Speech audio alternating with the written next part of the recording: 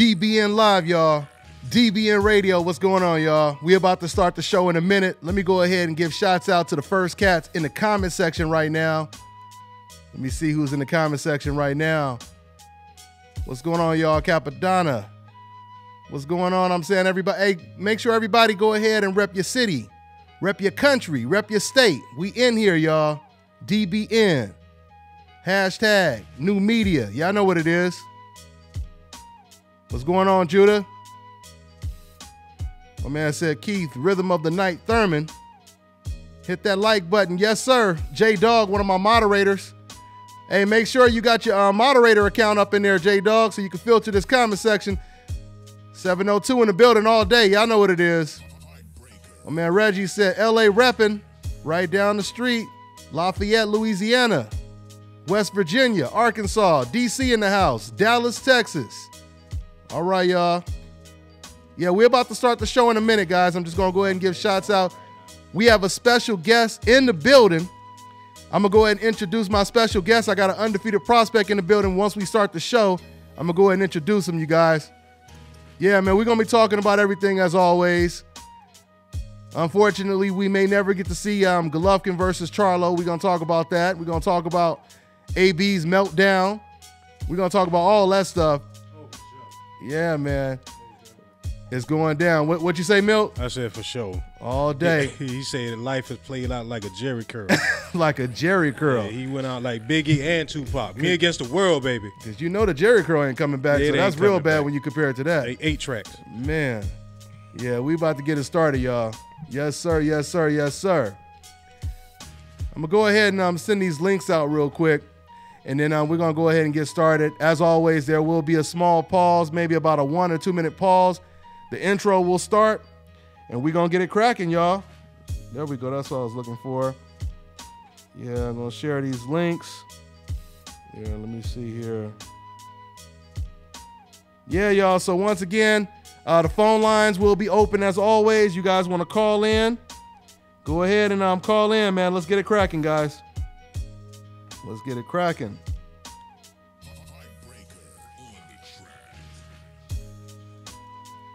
What up, though? Let me see here. Hold on. Let me go to the regular camera.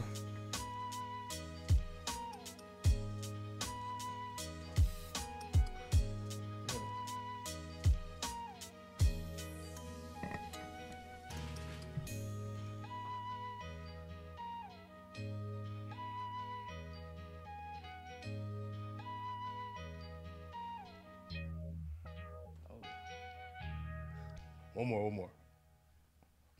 I'm putting this on my Instagram. All right.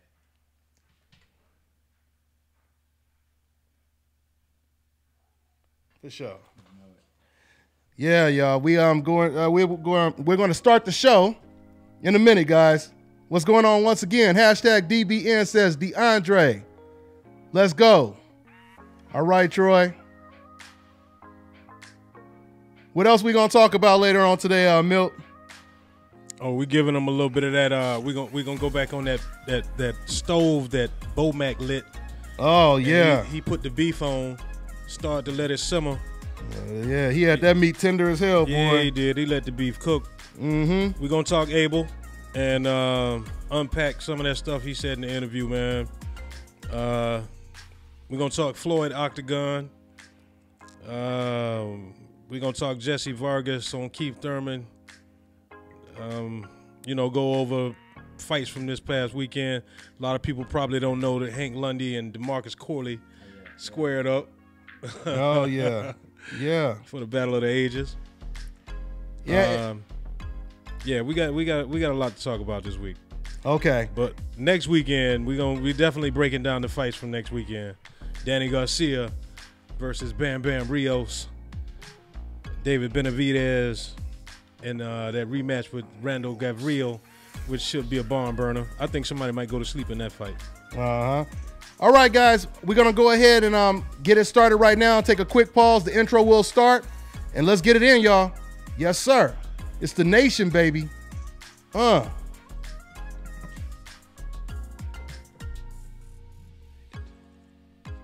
let me tell you something right now. If you guys are looking for the best fragrance products in the world, you need to go to ashkickin.com. That is ashkickin.com. Keep your home smelling fresh and clean with Ash Kickin fragrance products. Treat your skin and hair with Ash Kickin all-natural health and beauty products. Everything you need to create a comfortable home living environment and create a comfortable space for entertaining. The best incense burners in the world, home fragrance products, and health and beauty products. Go to ashkickin.com. Brothers and sisters! Brothers and sisters! I don't know what this world is coming to.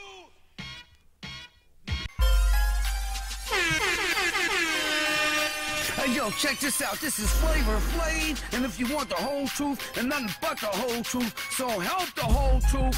Hey, yo, you better listen to Dante, baby. Dante!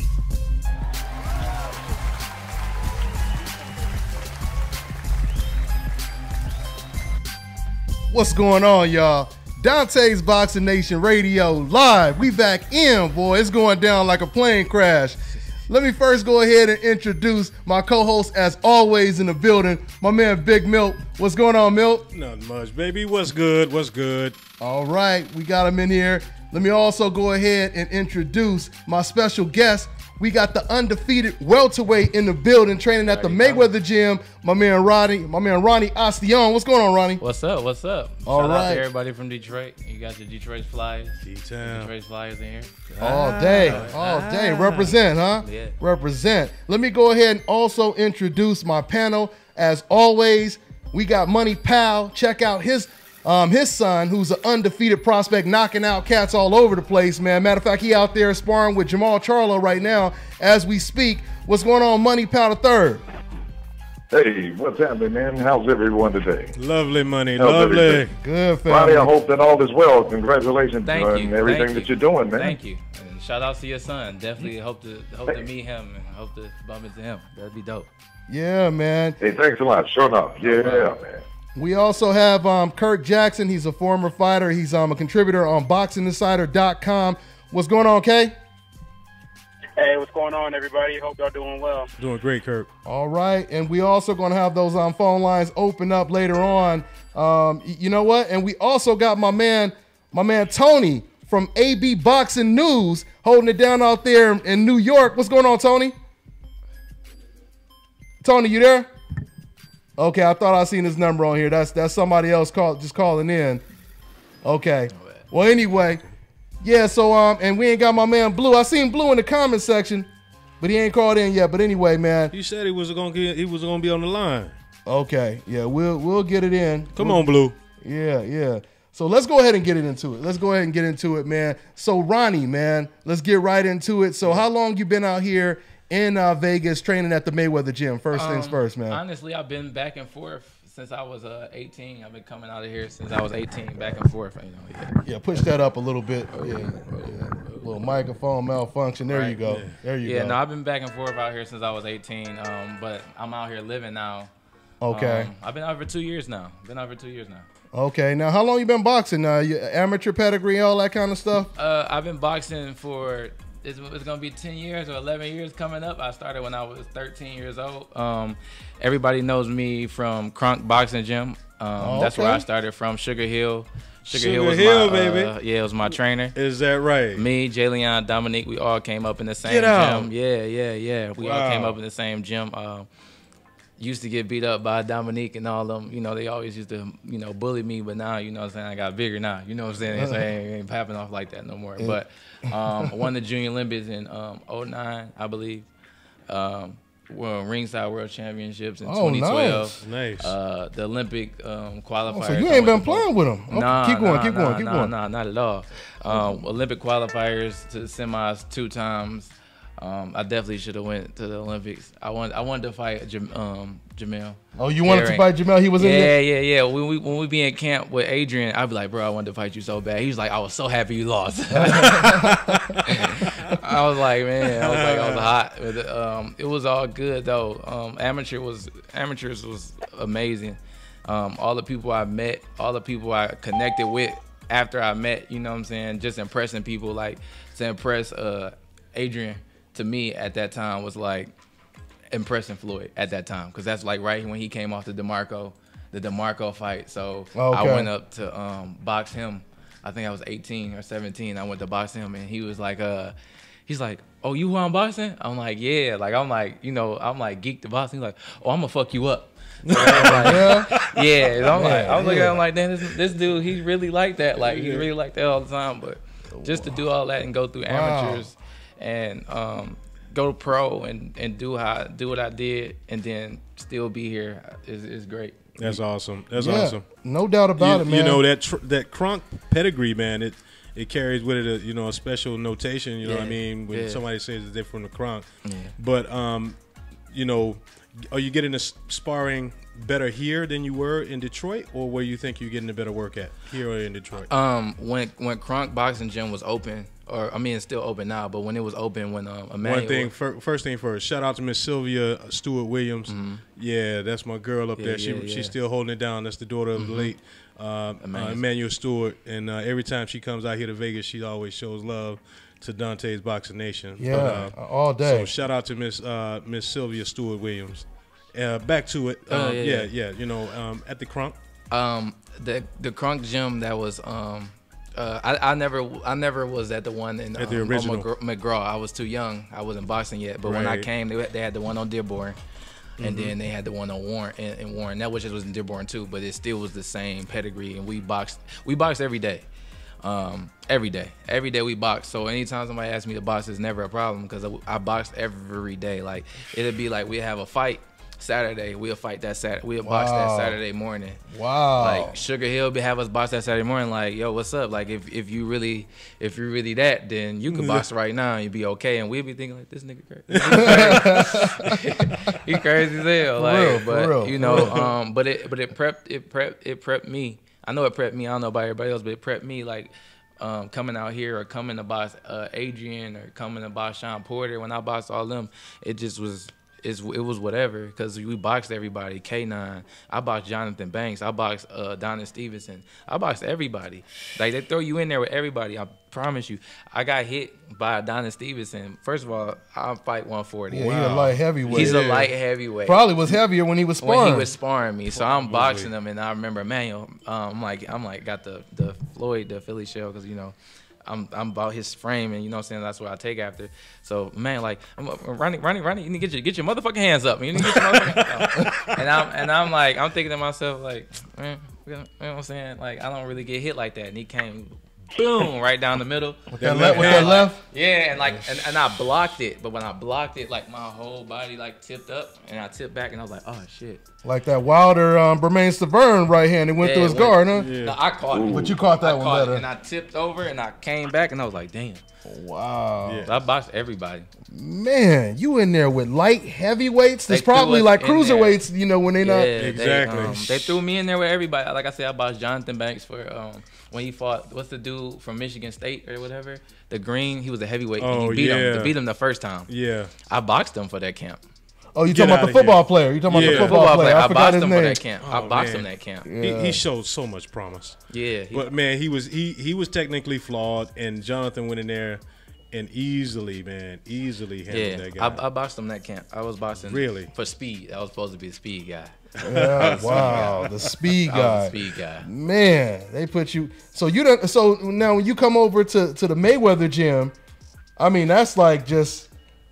I don't want to say a walk in the park, but you know, like he was just asking, alluding to, it was pretty much tougher when you was actually. I'm sorry. Yeah, I didn't answer the question. So the Kronk gym on Warren was way tougher than Floyd's gym, but I don't know. I've been to the new one, but I don't know. It's like it's in the church, so I really don't know how you can't even cuss in there and feel comfortable. The original one burned down a few months ago. Yeah, somebody burned it down. Yeah, I heard about that. Everybody was kind of heard about that, but I didn't understand why because it's closed. I know, right? But it probably should have been taken up by the city and become a historical landmark. Because so many great fighters came through the Kronk. Yeah, they definitely should have made it like a museum. But it should have been a museum. And I mean, I know Miss Sylvia. She said she has a lot of the artifacts, and a lot of people were wondering where some of the things burned. But no, I know she has. What was crazy was I was there when they closed the crunk when Manuel died. I was like there when they closed it, like when they was closing it. Like I was driving, and it was I think it was me and my little brother. We driving, and I almost passed it. Like I was driving, and I'm like, and like the banner was took down, so I'm like. Really? And I'm still driving, and I'm like about to crash into somebody. I'm like, oh, and people was taking stuff out of there and all that kind of stuff like that. Like but we, everybody I know, like me, Theo, all the people that really came in there. We sat down in there for like the last time, like, and just like I guess remember, everything that went through there, all of the wars. I remember Jalen Love and Anthony Darrell used to go at it in there. Is that right? Yeah, they used to have some Andy Lee and Anthony Darrell. They used to go at it. I remember we used to get finished boxing. We'd go across the street, grab a pizza, and come back and, and get right back into it. Get right back into it. Wow. Yeah. For those of you guys just tuning in to the live feed, you guys are listening to Ronnie, Austion, undefeated prospect. Let them know your record. You 9-0, 6 knockouts? 9-0, 6 knockouts. Okay. And now I heard it's been kind of hard for you to get a fight as well. Yeah. It's been hard for me to get fights. First of all, I've been going for 2 years.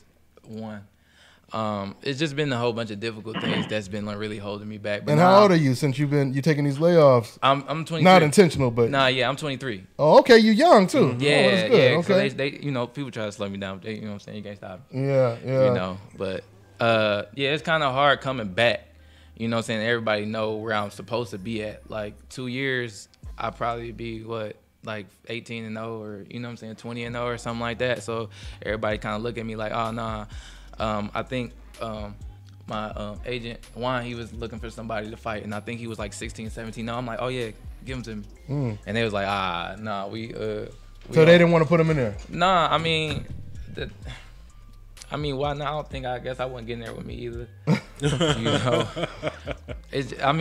But honestly, it's being smart. Like I understand. I understand it. I would do it when it makes sense. And at this point, it doesn't make sense. But maybe if I was at 19-0 and 18-0, it looks better for them to beat me, vice versa. Because it looks better for me if I come back. After 2 years, not smack you. It looked better for me, but they don't get nothing out of that. They just continue on what they're doing. So I understand. So I'm being patient. Just being patient as possible. Hey, that's what it is, man. So hopefully you get back in there. Let's go ahead and talk about some trending topics while I got you on here right now. So you at the welterweight division. I am. You pretty much are you familiar with the Charlo brothers at all? Yeah. No, I honestly who did Jamel, he fought Lubin. So I fought Lubin in Golden Gloves. Oh, really? In the semis. So everybody was like geeking that up. So I was like, when I seen them about to fight, I was like, what did you think going into that fight? I felt like Lubin should probably have waited maybe like three more fights, maybe. You heard what Lubin just recently said though. He said coming back. I like Lubin, so I know he probably can. But I just felt like maybe he should have tuned up just a little bit more. Yeah. I know he got the skills. Like I said, I fought him, so I know he got the skills. And I boxed him. We was going to Olympic training center. And he already calling out the best too. He said he don't want a soft touch when he come back. He said he want top 5. He said whoever he is the most dangerous. He said that's who he wants. So you wouldn't advise him to do that though, right? Who's top 5? Yeah. Who's top 5 though? Well, I mean, you got Hurd, Lara. Okay, that's a big guy. You got your boy Saddam. Yeah. He's floating 147, 154. He says he's going to remain at 154. He said he's going to stay at 154? That's where he said he was going to campaign at, from what I understand. All right. So now let me ask you what you think about I just did this interview because this is what we're going to talk about. Okay. We're going to talk about a whole lot of stuff, but I just did an interview with Golovkin's trainer, Abel Sanchez. Right. And from what he's telling me, he says Charlo don't deserve a fight with Golovkin. He said that he said a whole lot of stuff. He said he's not a gentleman, and that's another reason why he don't deserve a fight. Okay. But he said he don't deserve a fight, and he's going to make them wait as long as possible. But what he basically implied is they're not going to fight him at all. Just because of. Well, he said a couple different reasons. Like I said, he said he wasn't a gentleman. Yeah, he said he also didn't deserve. Yeah, he said he also didn't deserve. I feel like that's the reason to fight him. Yeah, exactly. Exactly, right? Like, what's going on, Miss Boxing Baby? We got Miss Boxing Baby on the line right now. Whoa. What's going on? They got Miss Boxing Say what's up to my boy Ronnie over here. Hey, how you doing? Yeah, Miss Boxing Baby, she hold it down. She out there in New York. Oh, that's what's up. Right? That's She a writer. She do everything. She PR. She all kind of stuff out okay. there, man. I think I've seen her in some of the groups before. Yeah. I don't really be like too active in the group. I just kind of peek my head in and see what everybody talk about and not fall out. Yeah, yeah. Well, she usually be at a lot of the fights, but she ended up getting busy though. But yeah, welcome to the show, Miss Boxing Baby. But going back to that situation, you got Andrade there. You got Charlo there. Danny Jacobs is there. It's a lot of big guys. Yeah. Billy Joe Saunders. And Billy Joe Saunders. Canelo Alvarez is there. You know somebody Darren Yanchenko and some of them new dudes from Eastern Europe, descent, former Soviet Union. The Japanese guy that knocked off Indom. I know what you're talking about. I can't think of his name right now. That name I can't think of. What's his name, y'all, in the comment section? If is we it can Murat? Murat? What is it? Y'all give it to us, man. And you guys can call in. We'll take a call in a minute, guys. I see you guys filling up the phone lines. Murata. Good looking out, guys. Boxing Corner. It's Murata. So what's up, Vanessa? Yeah, man. But anyway, that's pretty much what it is, man. So like I said, my question is, and we'll just float around here. Let's go ahead and bring Money and my man Kirk into the show. Now, Money. So what was your thoughts on this situation? Abel Sanchez, he basically just said, that they're pretty much not interested. I'll put the link in the description box, guys. So if you guys missed the interview that I did with Golovkin's trainer, Abel Sanchez, I'll put the link in the description box. So your thoughts, and once again, your son is sparring with Jamal Charlo right now. So you got that inside, view of definitely what Jamal's all about. But how unfortunate is that, Money, that we may not see it? Or do you think we are going to see it?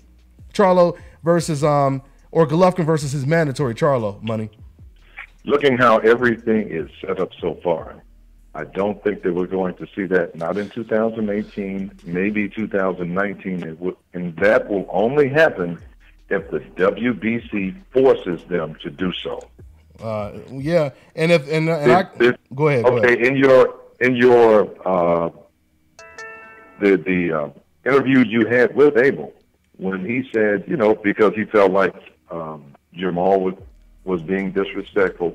Prior to that, I think months before that, he said unless the WBC forces, him to actually Triple G to fight Jamal, it's simply not happening. So I personally don't think that the disrespect part has anything to do with it. I think it's just very simple and plain. This guy is high risk, no reward. Yeah. I mean, I truly believe from what I heard, Abel Sanchez, he personally has a lot of admiration. He has a lot of respect for Jamal. I mean, he just can't say it now because, the guy is targeting his fighter. Because once again, when I interviewed Abel like over a year ago, and we were talking about when Jamal was still at 154, Abel was actually praising Jamal, and he was saying Canelo's not going to. I don't think Canelo's going to beat that guy, and he's certainly not going to beat all of those, Andrade, Charlos. Those are, very good fighters down there. So now, that he's the #1 mandatory for his fighter. Of course, the tune has changed, So, but that's just unfortunate because only in this sport of boxing, Ronnie, do we get something like this? Because Ronnie, in football, NBA. You have a conclusion, by the end of the season. We know who the best is. But exactly. In this sport, it's like the Patriots owner can say, you know what, we really don't want to play against the Eagles. Can we play against that team we beat in the first week? We're gonna keep our championship. Yeah, we're gonna keep the championship. That's a good way to put it. Yeah, instead of, having a Super Bowl this year, we'll just have a Super Bowl next year. Exactly. And we'll keep the ring. You know what I mean? That's pretty much what Golovkin is saying right now. And I mean, right, Ronnie? Yeah. If you was in that situation, how would you respond if you were the champion? You the unified middleweight champion. Well, you kind of answered it, but reiterate. Elaborate on what you said earlier. So if I'm Golovkin and Charlo's pretty much disrespectful. I mean, I don't know. I never really take disrespect too much in boxing because it's boxing. First of all, we fighting. So I really don't, really get into the disrespectful thing. I like to talk about myself. Because, I know what I'm going to do. I don't really know what they're going to do, but I know what I'm going to do. You know what you're going to do. So I'm going to talk about myself. But I definitely got to fight that guy. I mean, first of all, he just been coming off wins and wins and wins. He's been looking better and better, honestly. So you talking about Jamal? Jamal, yeah. So it's like the pressure is on you. You know what I'm saying? It's like the pressure is on you to like pretty much just like Jesus, what's the guy name?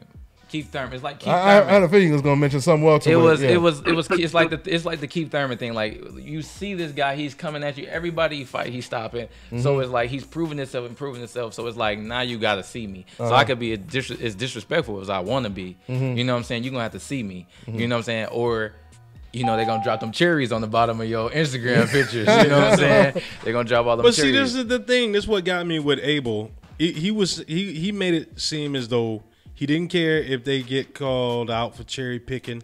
He didn't care if they, he didn't care about his fighter's legacy. Didn't care about the legacy. He said it's about money. It's about money. And I'm like, hold on, how are you making the money if you fight nothing but cherries in the first place? Yeah. Now, you can't tell me that Jamal Charlo wouldn't be a big money fight. There's no way you could confuse me.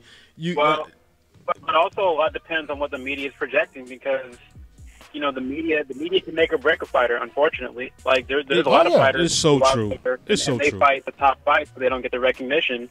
And there's a lot of guys like Golovkin, for instance, who's fought a lot of guys who may not be, top shelf elite fighters, but they have that narrative that they're the most productive, the most avoided, they're top pound for pound fighters. And it's like, if you want to be pound for pound, you have to prove yourself and fight top guys time after time and show your skill against the best in the world.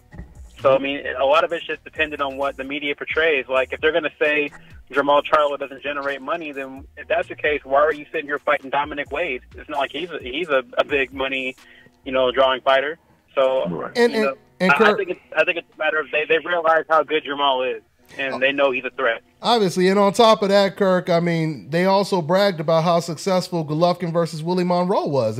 Filled up the arena out there in the Forum in LA, and obviously, just like Wade, we know that Willie Monroe was not on the level of a Charlo, and that's no hit and dig, that's no shot at Willie Monroe. It just is what it is. But it's just, once again, it's unfortunate that you could just hold those belts hostage like that. And right when we wanted to see him tested, something else, Milt, I truly believe, and this is just my own opinion, but I believe because Golovkin, he said right after Andre Ward knocked out Kovalev, he said it right after that, he was thinking about retiring.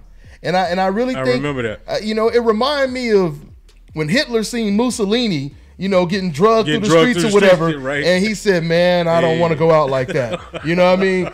And it's like, I feel the same way. I feel like Golovkin, he's seen Kovalev get knocked out. I don't want to go out like that. I would rather retire. And that kind of speaks to the point Ronnie was making earlier, because I was going to ask you, Ronnie, on top of that, do you think sometime when it comes to maybe a Keith Thurman or someone, they say to themselves, you know what, I don't mind losing, but I don't want to get knocked out. I don't want to get embarrassed. I don't want to get drugged through the streets of Italy. Because you know what? It's not. Back then it wasn't that bad, but now there's the social media and this internet now. You done for a good month. It is true. You done for a good month, so I understand it. You done for a good month. Everybody who take L's, they good. They done for a good month, but man, I don't know. I just. This is what we doing. This is what we get paid to do. So and then you about to get paid. You about to get paid. So and Al Heyman makes sure he brings you back. Look at how many chances AB done got. Oh my God, man! Al Heyman structuring this more like the, but I think Al Heyman is structuring this more like the NBA, the NFL. You lose 1 week, no matter how bad you lose, you come back the very next week. I know. Because a lot of promoters, they don't do that. They done with you, and they put pressure on you too to keep winning. Like even with some of them HBO contracts, right? We gonna give you this deal, but you got to keep winning, right? Exactly. Or else it's over with. You know what I mean? So that. But with Al Heyman, go ahead, Mel. Oh no, you can finish your point. No, that's it. I was just saying the same thing. This is it, man. And I got to come out and I got to come clean with Dante's Boxing Nation. Listen up, Nation. It's your boy Big Milt. I've been riding with Golovkin for a minute now, and y'all know I can attest to that, y'all. Y'all know this. Y'all know I've been riding with this dude. I'm a fan of all fighters. If anybody get ready to lace him up and step in that ring, I'm a fan of you. But I really admire this dude's style. I didn't think he was the boogeyman that they made him out to be, but I thought that the guy could fight, and I thought he was underestimated as a fighter, and I thought he was pretty good. I thought he held his own against Jacobs, even though initially when we watched that, I thought Jacobs won the fight. Watched it again. It could have gone either way. The Canelo fight, I thought he beat Canelo. It could have gone either way, but I was still riding with dude, and I was like, hey, man, he's not the boogeyman that they make him out to be, but the dude is a solid fighter, so I'm going to ride with him. But let me tell you, man, I got to get off the Golovkin train. If this dude is not going to fight Charlo, not going to give Jacobs a rematch, not going to fight Andre, not going to fight, if he's not fighting one of these top guys, man, that is going to, you know, challenge him and make him fight, I can't ride with him, man. I cannot ride with him anymore. I mean, I mean, good luck to him in the Canelo rematch or a trilogy that they already talking about. It might be a trilogy. We're gonna take a call in a minute, guys. We appreciate you guys holding. I'm Go like, ahead. you know, this is what I'm like. Hey, man, I don't understand how Abel can get on, and it is not like you know, people. This man doesn't have a fan base that looks for him to prove them right. You know what I mean? So go out there, man, and do that. But if you talking about, I can answer that. You're not concerned about this man's legacy. You're not concerned whether or not he goes down with Hagler in the name of with Hagler and Hearns and B-Hop. You know, great middleweights. And I got to tell you, Mill, man. The reason why the fans are not saying, you know, we want to put pressure on you and come on, Golovkin, prove us right. They're not saying that because the truth is, deep down, they would rather him stay undefeated and not risk losing to somebody like that. I think that's just the casuals, though. I don't think it is the casuals, but unfortunately, the majority of fans are casuals. His fans are casuals. Yeah. I will admit that. They want him to stay winning. They don't care. That's why they celebrate a Willie Monroe fight, and they're not complaining about a Willie Monroe fight. Right. But you have some decaps in the comment section when I interviewed Abel Sanchez. They was like, oh, you know, he doesn't have to fight that bastard and stop, stop licking his balls and, saying crazy stuff. I know. How is that liking Jamal by just saying, why don't you fight him? I mean, who is it do you actually like? They don't leave that man alone. You better leave that man alone. You better leave him alone. Leave him alone. You better leave him alone. Leave him alone. Let's take a call real quick, y'all. Let's go ahead and take a call. We appreciate you guys holding. Let me see here. Let's go ahead and take a call. And we gotta get Miss Boxing Baby's thoughts on that too. You still there, right, Miss Boxing Baby? I'm here. Okay, hold on, Miss Boxing Baby. Let's take a call real quick. Here, let me see here. All right, let's go. Let me see here. All right, we got 443. What's going on? What's your name? Where you calling from, man? I'm Tyrell. It's Tyrell. What's going on, man? What's on your mind? Tyrell. I was calling you about Errol Spence like a couple weeks earlier. Okay. Where you from? Where you from, man? About, Maryland. Okay, Maryland. Oh, okay. All right. So what's on your mind about Errol Spence? I mean, I could go back to the Charlo thing. You can talk about whatever you want to talk about, man. What's on your mind, man? Yeah. I mean, like, with the Charlo thing, he didn't really deserve the mandatory he got, but he did get it. And Golovkin might fight him, he might not, but we got to relax a little bit saying he just won't fight him. We just got to wait and see. He might not, so. Well, this is my point with that. It's not like Triple G has, that many fights left in him. I don't think that he's going to be, Abel was even alluding to how rough camps would get, after 20, 25 years of going to training camp and, putting your body through that, right. He's 35, going on 36, a year from now, be 37. Father time gets to creeping in. I mean, if we don't make the fight sometime soon, then it's right. If Charlo beats him, then he was an old Golovkin. So, I mean, we don't have much time left. And on top of that, and once again, you can't really put words in people's mouths because when I just interviewed him, I didn't have to say he ain't never going to fight him. All we had to do is listen to what Abel Sanchez said. And what Abel Sanchez said is we're going to make him wait as long as possible. We may never fight him. We don't know. The question is, why would Golovkin fight Willie Monroe, Dominic Wade right away? And why, when it comes to what was different And this is a rhetorical question, obviously, but what's different about Charlo?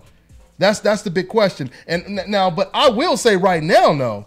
What did Kell Brook do? Yeah, what did Kell? But I will say right now, I didn't say it before, but I will say right now that if I'm putting my money on it, he's not going to fight Charlo.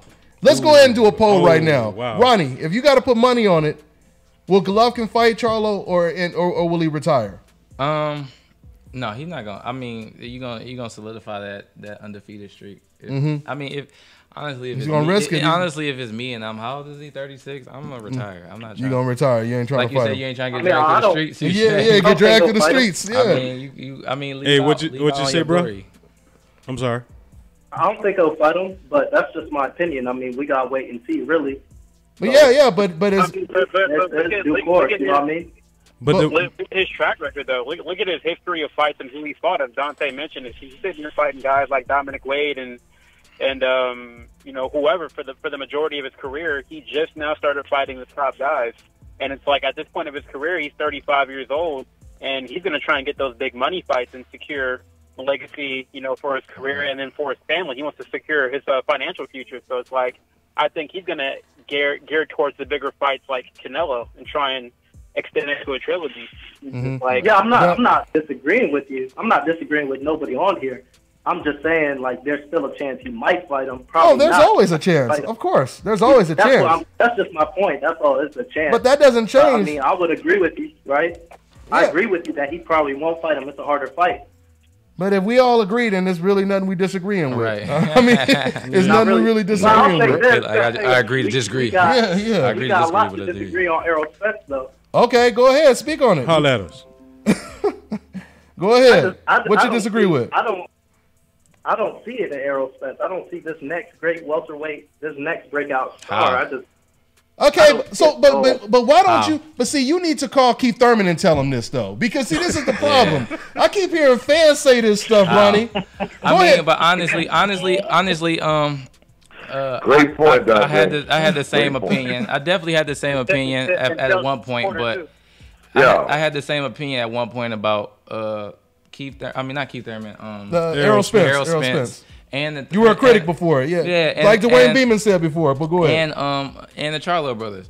But as time go on and they keep growing and they keep better and they keep stopping everybody. And it's not keep proving you wrong. Keep proving me wrong. I gotta be like, man, I chopped it up with him a few times. He's like, I'm like, man, dude, nice. You know what I'm saying? Dude's nice. Along with Badu Jack, another person. He just been I was like, man, he the Cinderella man. He the Cinderella man. But he's just been coming out and he's been performing excellent. Like, so you can't knock nobody who's really putting that work in. You really can't. And like you said, Keith Thurman said on camera, like, nah. Yeah. He said it on camera. Nah. He hit you with the nah. Keith Thurman said that, but I'm saying my opinion. I just don't see. Who do you say is better? Who would you say is better than him? Terrence Crawford. For sure. Who y'all talking about? But he's talking about Errol Spence. Who else? Okay, let's say Terrence Crawford. But it's nothing wrong with saying Terrence Crawford, man. That we don't know. I said on this dude's day, Danny Garcia's day, he beats him. Danny Garcia beats him. You just trying to get a headline, boy. That's all you trying to do. He just want me to put up a video. He want me to put up a video. He want me to put up a decaf video. That's what. Danny Garcia's day, he beats him. Oh my goodness! Hey, I think. Let me see what the comments. Go ahead. You've been hating on Danny Garcia for years. Hating on him how? Hating on him how? You wouldn't give him a shot. Wow. But I know. But what did I say in particular that was hating? Because to me, I look at hating as when they call somebody gay weather running. Instead of SOB, they call him son of a bitch. That's hating. What did I say about Danny Garcia that was hating? You said that he doesn't want to go out and face Errol Spence. That he don't want to take no. That's real not challenge. hating. Thank you, Ronnie. How was that hating? That's not. How was that hating? I've had hate before. Yeah, but you never gave him his due about the fighters he did fight at 140 and 143 when he fought Lamont Peterson. But I gave you an opportunity. Did you just say 143? Yeah, he don't even. Did you just, bro? Come on, man. At a catch weight. I give Danny. That's why I was very specific. It was a catch weight. I understand that. I understand that. But you said 143 like it was a weight class. That guy just say, I know that. Come on, man. But it's a headline. Man, yeah, he did it though. He did it though. He did that should kind of wrap it up right there, right? The media, Hold on one I think second. the media as a whole kind of hates on Danny to this point. I don't think he gets the credit he doesn't. No, deserve, Danny is but cold. I haven't witnessed Dante. I haven't witnessed you hate on him or anything like that. I've never really seen you discredit Danny for. Of course not. I do think the media as a whole, for the most part, I don't think they recognize what he's done for his career. I think they kind of nitpick on certain fights. They chant hang up on old dude. He was a beast at 140. Everybody knows he was a beast at 140. I'm gonna be honest with you. Brandon Rios was a soft touch. Rod Stopper was a soft touch. Mauricio Herrera was soft touches. People know that, but he went off. He must be real talk. And Mauricio Herrera, he lost to people him. need credit for that, but Dante, sometimes you act like he's not even a factor. Yeah. At 147, he really isn't. He said really isn't at 147. Dante act like he's not a factor, right? But once again, when I asked him what was hating, your first response was, well, because you said he don't want to fight Errol Spence. That right there that just messes up your whole, your whole argument. He said 143. That's yeah. Okay, but anyway, man, we got to get to some more calls. I would love to keep you on because you really keeping it, you keeping me a buzz right now. You definitely keeping me awake. I appreciate that, man. But I got to get to another one, man. But hey, call back in. Seriously, man. I'm going to do you a favor, man. I'm going to make that a separate video, what you said about Danny Garcia. So congratulations on that, man. Yeah, we got to give these decafs some love, man. Hey, Miss Boxing Baby, your thoughts on what your man just said right there, man? Or one man. Go ahead. Is that my man? Yeah. Is that my man Marcellus? Yeah. What's going on, Marcellus? Yeah, my man Ronnie got Marcellus. Is that the boxing goon? Yeah, the boxing goon. He done got Michael Jackson. He won't come in the studio and hang out with us, So yeah. That's the undefeated heavyweight, my man Marcel. What'd he say? He said Big Milk was talking crazy. What I say, Marcellus? Come on, man. What I say, man? Show some what? He said Seth Mitchell. No. Not Seth. Jonathan Banks against Seth Mitchell. Seth Mitchell. He did. He showed some promise, man. Come Marcellus on. Williams over here clowning right now, y'all. Huh? No, go ahead. I was just telling them because they can't hear Marcellus, so I was just telling them what Marcellus just said. Come on, bro. I can't say that, man. I'm not gonna call that man no bum. That man showed some promise, man. Hold on. Talking about, I don't want my guy to fight Charlo because he's rude. He's disrespectful. Man, it's boxing. It's the fight game. What the fuck you talking about, man? You guys scared, man. They don't want that L. They know what's going on in Texas. It's something in the water. Them boys killers. Y'all hearing it? I got Marcellus Williams on the phone right yes, now. Indeed. Yeah, yes, indeed. Them boys some killers, man. It's some killers. For real. So look, man. Look, Gennady, for what he was, a power puncher, cool. But when he fight anybody who had a little bit of skills of boxing, and he got to get them out in the 11th round, in the 10th round, go to distance with Danny Jacobs in the fight he arguably lost. He say, oh, well, they more box, I more fight Mexican style. So you saying you got outboxed. You admitting you lost. You can't mess with no dude who can box and punch like me and Charlo, man. Yeah. He finna lose to Canelo. Cause ain't nothing. Again, yeah. Abel Sanchez said again. He said, oh, we're not gonna adjust. You gonna see the same Gennady from last time. Dante asked him, what you gonna change something? He said, no, we're gonna have the same game plan. Y'all lost already. Canelo, only thing he got a little gas. He outboxed him, was better than him, smarter than him, faster than him. He finna lose. So he might retire. He might not fight. Yeah, he ain't fighting again. He don't want that L. He's not trying to get that. That's what Abel Sanchez basically said. He said it's not gonna happen. So that's his daddy. Well, because Abel not saying nothing. Because Golovkin ain't saying nothing, and he ain't saying. Let me speak for myself. He ain't saying. Come on now. What he said, we don't agree with. When y'all want that fight to happen before the Canelo fight? When he said that he'll fight anybody from 154 to 168. Oh, Ward said, "What's up?" Yeah, when that Ward thing was like, whoa, like he ain't want that smoke. He ain't want that Ward smoke. He'll take that L. Yeah, he took that L. Yeah. He took there it go. Hey, well, y'all just heard it from my man. Y'all heard it from my man Marcellus Williams, the undefeated prospect right now, who be spitting that truth, man. You say Jonathan Banks.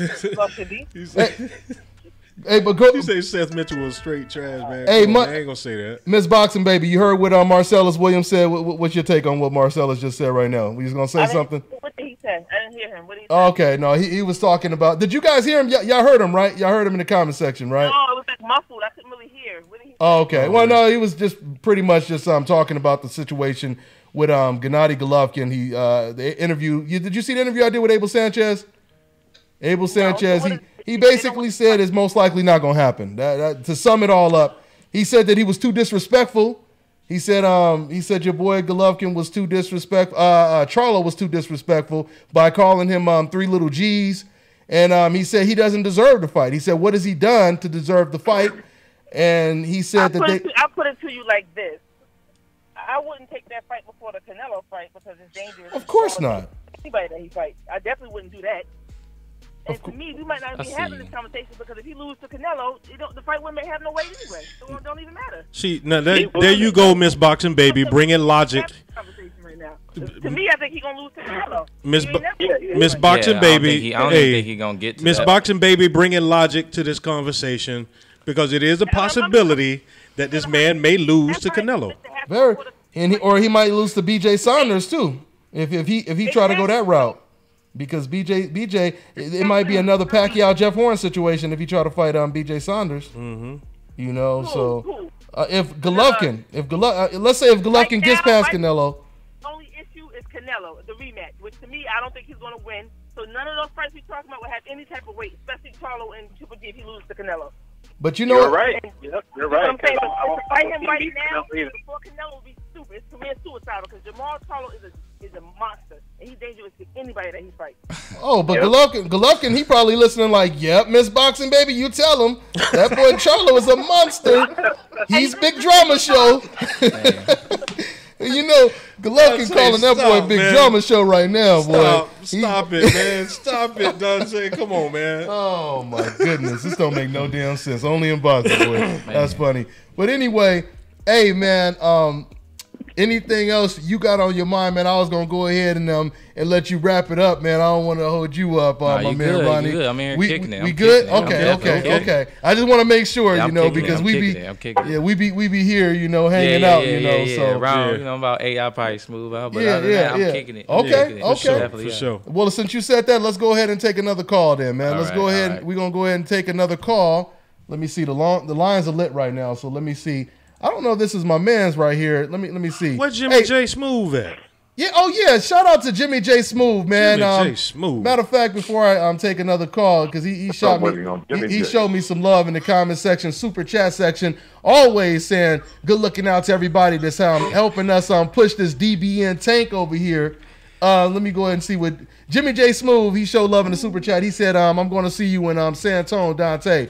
Shout out to Jimmy J Smooth Network, man. Let's go ahead and take another call. Like I said, I don't know if this is one of my. Okay, we got 631. What's your name? Where you calling from? Sound familiar?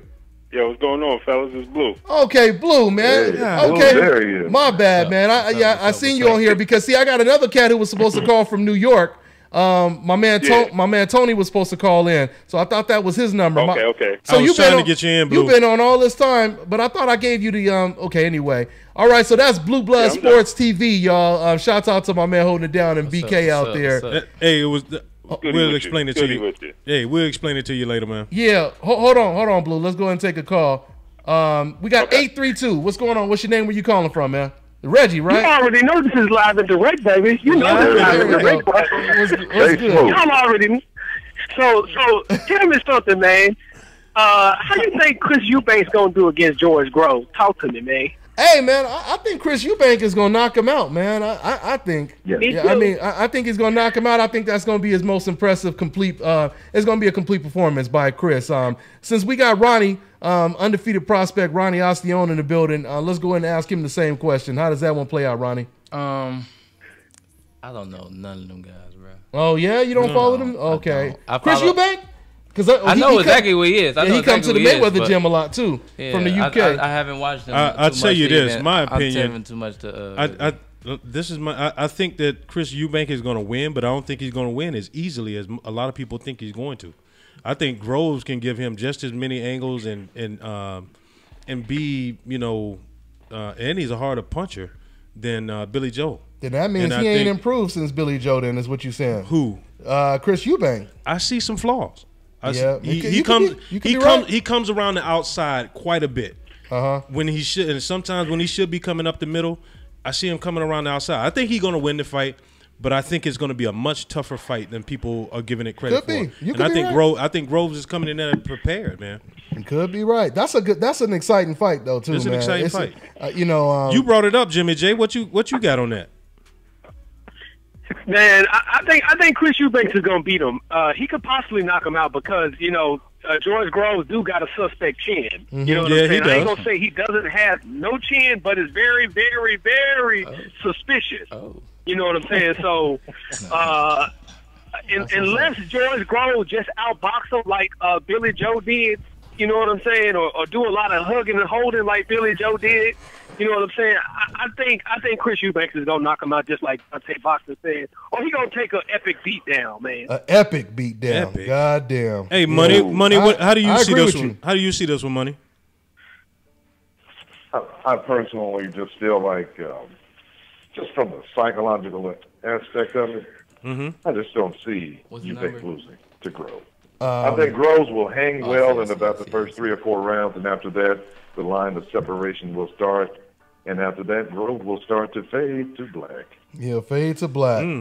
Yeah. What you say, hey, Blue, we haven't heard you on here tonight, man. We apologize for the mix-up, but what you got on that, Blue? Nah, man, I'm here. I'm chilling, man. Yeah. Yeah. What you think on Groves and Eubanks? Hey, and good video. Good video you did, by the way, on the response to the Abel Sanchez interview, man. Good video, Blue Blood. Yeah, that was good stuff, man. Yeah. I had to take a day, man, and just let that marinate, man, before I just. It was a lot to unpack. I like how you started the video off. You started. He was like, man, I don't know where to even start with this, man. It's like boy. It was a lot to unpack. It was a lot to unpack. A whole lot to digest, boy. I tell you, man. That was funny, man. He started off like, God damn, it's so much to say. I don't know where to start. You know. Yo, man. That was so like, oh man, that was deflating, man. Yeah. Oh yeah. It's like the year. You know, we got so much to look forward to. Yeah. And then you go ahead and deflate. He like the Grinch that stole Christmas. Oh man! Oh my goodness! By humbug like a mug, huh? Scrooging it up, huh? We all want to see Charlo in there with Canelo or Triple G, just with a big name. You know what I'm saying? It's almost like you stunting his growth. Yeah, they say. Yeah, I can't stand when they say, who has he fought? Well, listen, if you ain't going to give him a chance to fight. Yeah, give him somebody to fight. Give him somebody to fight. How's he going to get a name in there? Hey, how can he prove himself? It's jacked up like that. It's like when you're trying to get credit. You know, if you ain't got no credit, you can't get credit. If you can't get credit, you won't ever get no credit. But come on, man. You know how crooked the government is with that? Exactly. It's exactly. the same thing. Exactly. Keep you paying rent. Keep you living in the projects, paying rent.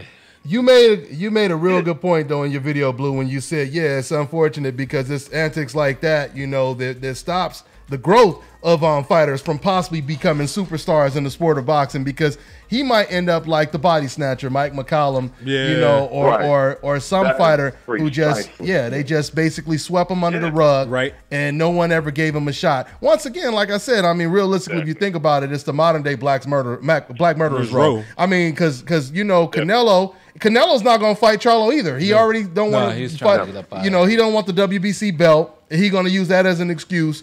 So neither one of them are going to fight Charlo. Why do you think he went down when he came back? He picked on Liam Smith. Yeah. He went and got Liam Smith when he had both the Charlo brothers, and who else was it that was holding the title? Charlo brothers. Andrade had a belt. Yeah. You know, well, actually, he waited until Andrade vacated the belt. Right. And then he fought for the belt that Andrade vacated, which was Liam Smith. Right. But see, and that contradicts another thing that Abel Sanchez said in the interview, because Abel was like saying, well, he was talking about Canelo, because I was asking him, what do you think about Canelo saying he ain't gonna fight BJ Saunders? Now Abel Sanchez said, well, it ain't, because Canelo said he don't like his style. Right. Canelo said, I don't like his style. He fights like Lara. We don't want to fight him. But Abel said, oh, no, that's not the real excuse. It's a money thing. And I said, well, if it's a money thing, why did they fight Liam Smith? You see what I'm saying? Because BJ Saunders is bigger than Liam Smith. So it's like, once again, when you try to use these emotional ass excuses. See, there you go. There you go, using the truth. Speaking too much of the damn truth, which is illegal in some states. It's illegal in some states. Cut his mic right now. Too much sense. Cut his mic. Get rid of his mic. Hold on, y'all. Let me go ahead and. I was like, he was waiting on them shoes. Yeah, let me go ahead and sponsor. He waiting to flash some shoes. Yeah, let me promote the shoes, Box Runners. Y'all make sure y'all cop some of these Fresh Fly shoes right here. You could train in the ring with them. You know, you could run in them. They pretty dope, man. These are the high tops right here. Yeah, they pretty high. Look like they get skiing them. Yeah. These are high tops. The low tops is a little bit lower, you know. And also AssKicking.com, man. Shout out to AssKicking.com. That's a dope ass website. So check that out, guys. But anyway. But let me get one more insight on hey, hold on. Yo, guys. What's up with Disabled, a.k.a. Sable Sanchez, trying to play Captain Save a little G, man? God damn, boy. Wow. He just came out with a verse, boy. Right? Jesus Christ, man. Damn sure did. Plug after plug, boy. Jesus. Punchlines, boy. I know, right? Freestyle. This is Freestyle Sunday. God damn. Hey, he had the cape on extra tight. Abel put the cape on. Oh, man. The cape was on tight. The cape was on tight. Y'all better leave my baby alone. Don't let me come up to that school. You know, don't let me come to that school. True story, man. I used to box. I used to box in L.A. Right. And I was at a continuation school. You know, and they had a boxing. You know, the whole boxing organization little setup. You know, my grandma came up there one day when I stayed at home in front of the whole class. She said, my boy coming home with headaches. Y'all better stop hitting my damn baby up in the head and this and that. And I didn't even know about it until like a week later. They was like, yeah, you know your grandma came up here and she stood in front of the whole class, you know, and she was like, you know. Oh my God. But come yeah, on, man. Come on, man. That's funny. Yeah, but anyway though. Repeat game. Go ahead. Repeat game, Dante, man. It was okay when Triple G was the basic bomb beater, a.k.a. the basic Putty Patroller beater, but now when he get in there with the monster, you know what I'm saying? Now he one of those Power Rangers that's gonna start running from the monster. The Power Rangers couldn't save the world without fighting the monster, man. Oh, you know, wow. Putty Patrollers get you prepared for the monster. Yeah, every hero needs a villain, right? You watch Power Rangers a little bit too tough. Yeah. So, you know what I'm saying? You know, it's fair, man. Every hero needs a villain. Ain't that what Samuel Jackson said in Unbreakable? You know, I mean, once, but who was that? Yeah, somebody in the background talking, I guess.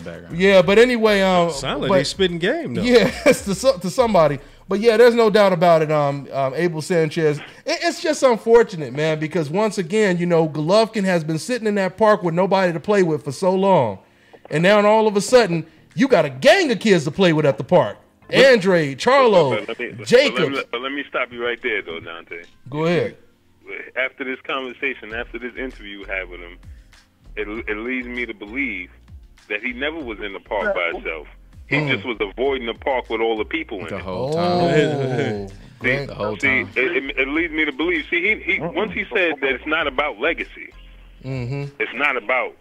It's about money. So now you're leading me to believe that when they saying, "Oh, listen, nobody wants to fight him." Well, how do we know that for sure? Yeah. So I'm starting to believe everybody was trying to fight him. They just was picking and choosing. They was cherry picking. Well, to go even further, Blue. Yeah, everything good. To go even further, Blue, you had Laura, and you had Laura that had been calling him out forever. Like I don't know if it was Ronnie that said it, but you had Andre Ward. Yeah, Andre Ward. Because that was gonna be a big fight. That was gonna be a real big fight. That was gonna be a real big fight, and I figured Andre Ward was gonna beat him, just like how Andre Ward beat Kovalev. Just you know, I feel like Andre Ward just was that adapt to that the guy who could adapt to anything, and then him being bigger and being smarter and being wiser, that strength. Honestly, it's a lot of dudes could beat him. You know what I'm saying? When Floyd said he could beat him, I remember sitting back talking to Floyd, and Floyd was like, man, he gonna definitely get exposed. And every fight, like, you know, he got exposed. And slowly kept getting exposed. Right. I don't even think he would have fought Floyd if Floyd was a natural middleweight, and let's say Floyd was the #1 contender. No. And he was 24, 25 years old. I think we be hearing the same thing right now. You know, they like, oh, Floyd don't deserve to fight me. Exactly. Give me Wade. Floyd don't deserve it. You know what I mean? So, but this is the thing. Unless it was still path of least resistance. The thing, if Floyd still had the status he had at this point in time, they wouldn't have had no choice. Yeah, they was able to avoid Andre Ward because of the status in the game. And Floyd was two weight classes smaller than him. He had already moved up 5 weight classes. Like I said, if once again, if it was a natural, you know, if it was his natural weight, that'd be different. That'd be completely different. But do y'all realize we have the potential for this turning out to be the exact same thing that we was dogging Canelo for? We were talking about Canelo vacating the WBC belt rather than fight Triple G, or either push that back on the timeline.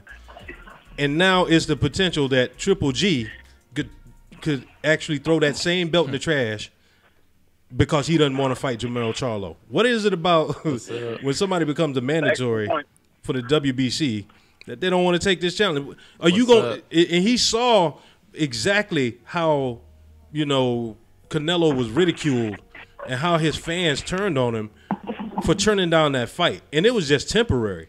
If you saying you never gonna fight this man, how can you still, you know, look your fans in the face, man, and say, hey, yeah, you know, I just didn't want to fight him, so I gave the belt to him. Yeah, man, get out of here, man. Which is why I believe that what he's gonna do is he's gonna retire though, instead of fighting him. Like I said, I mean, Abel Sanchez and Golovkin, they know who they want to fight. You know, they have never said, you know, we don't know if we're gonna fight him. You know, when it came to Canelo, they knew they wanted to fight against Canelo. Exactly. When it came to Mayweather, they knew they wanted to fight against Mayweather. Now, when it comes to Golovkin, are you going to fight the guy you forced to fight? I don't know. Well, you know, are you going to give up the belt or fight him? I don't know.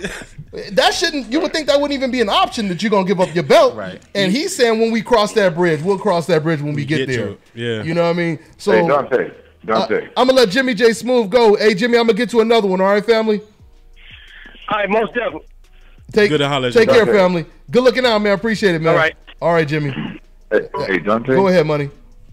Hey, Dwayne Beeman is trying to call in. Okay. Yeah, I'm glad y'all looking at the comment section because I'm just all over the place over here.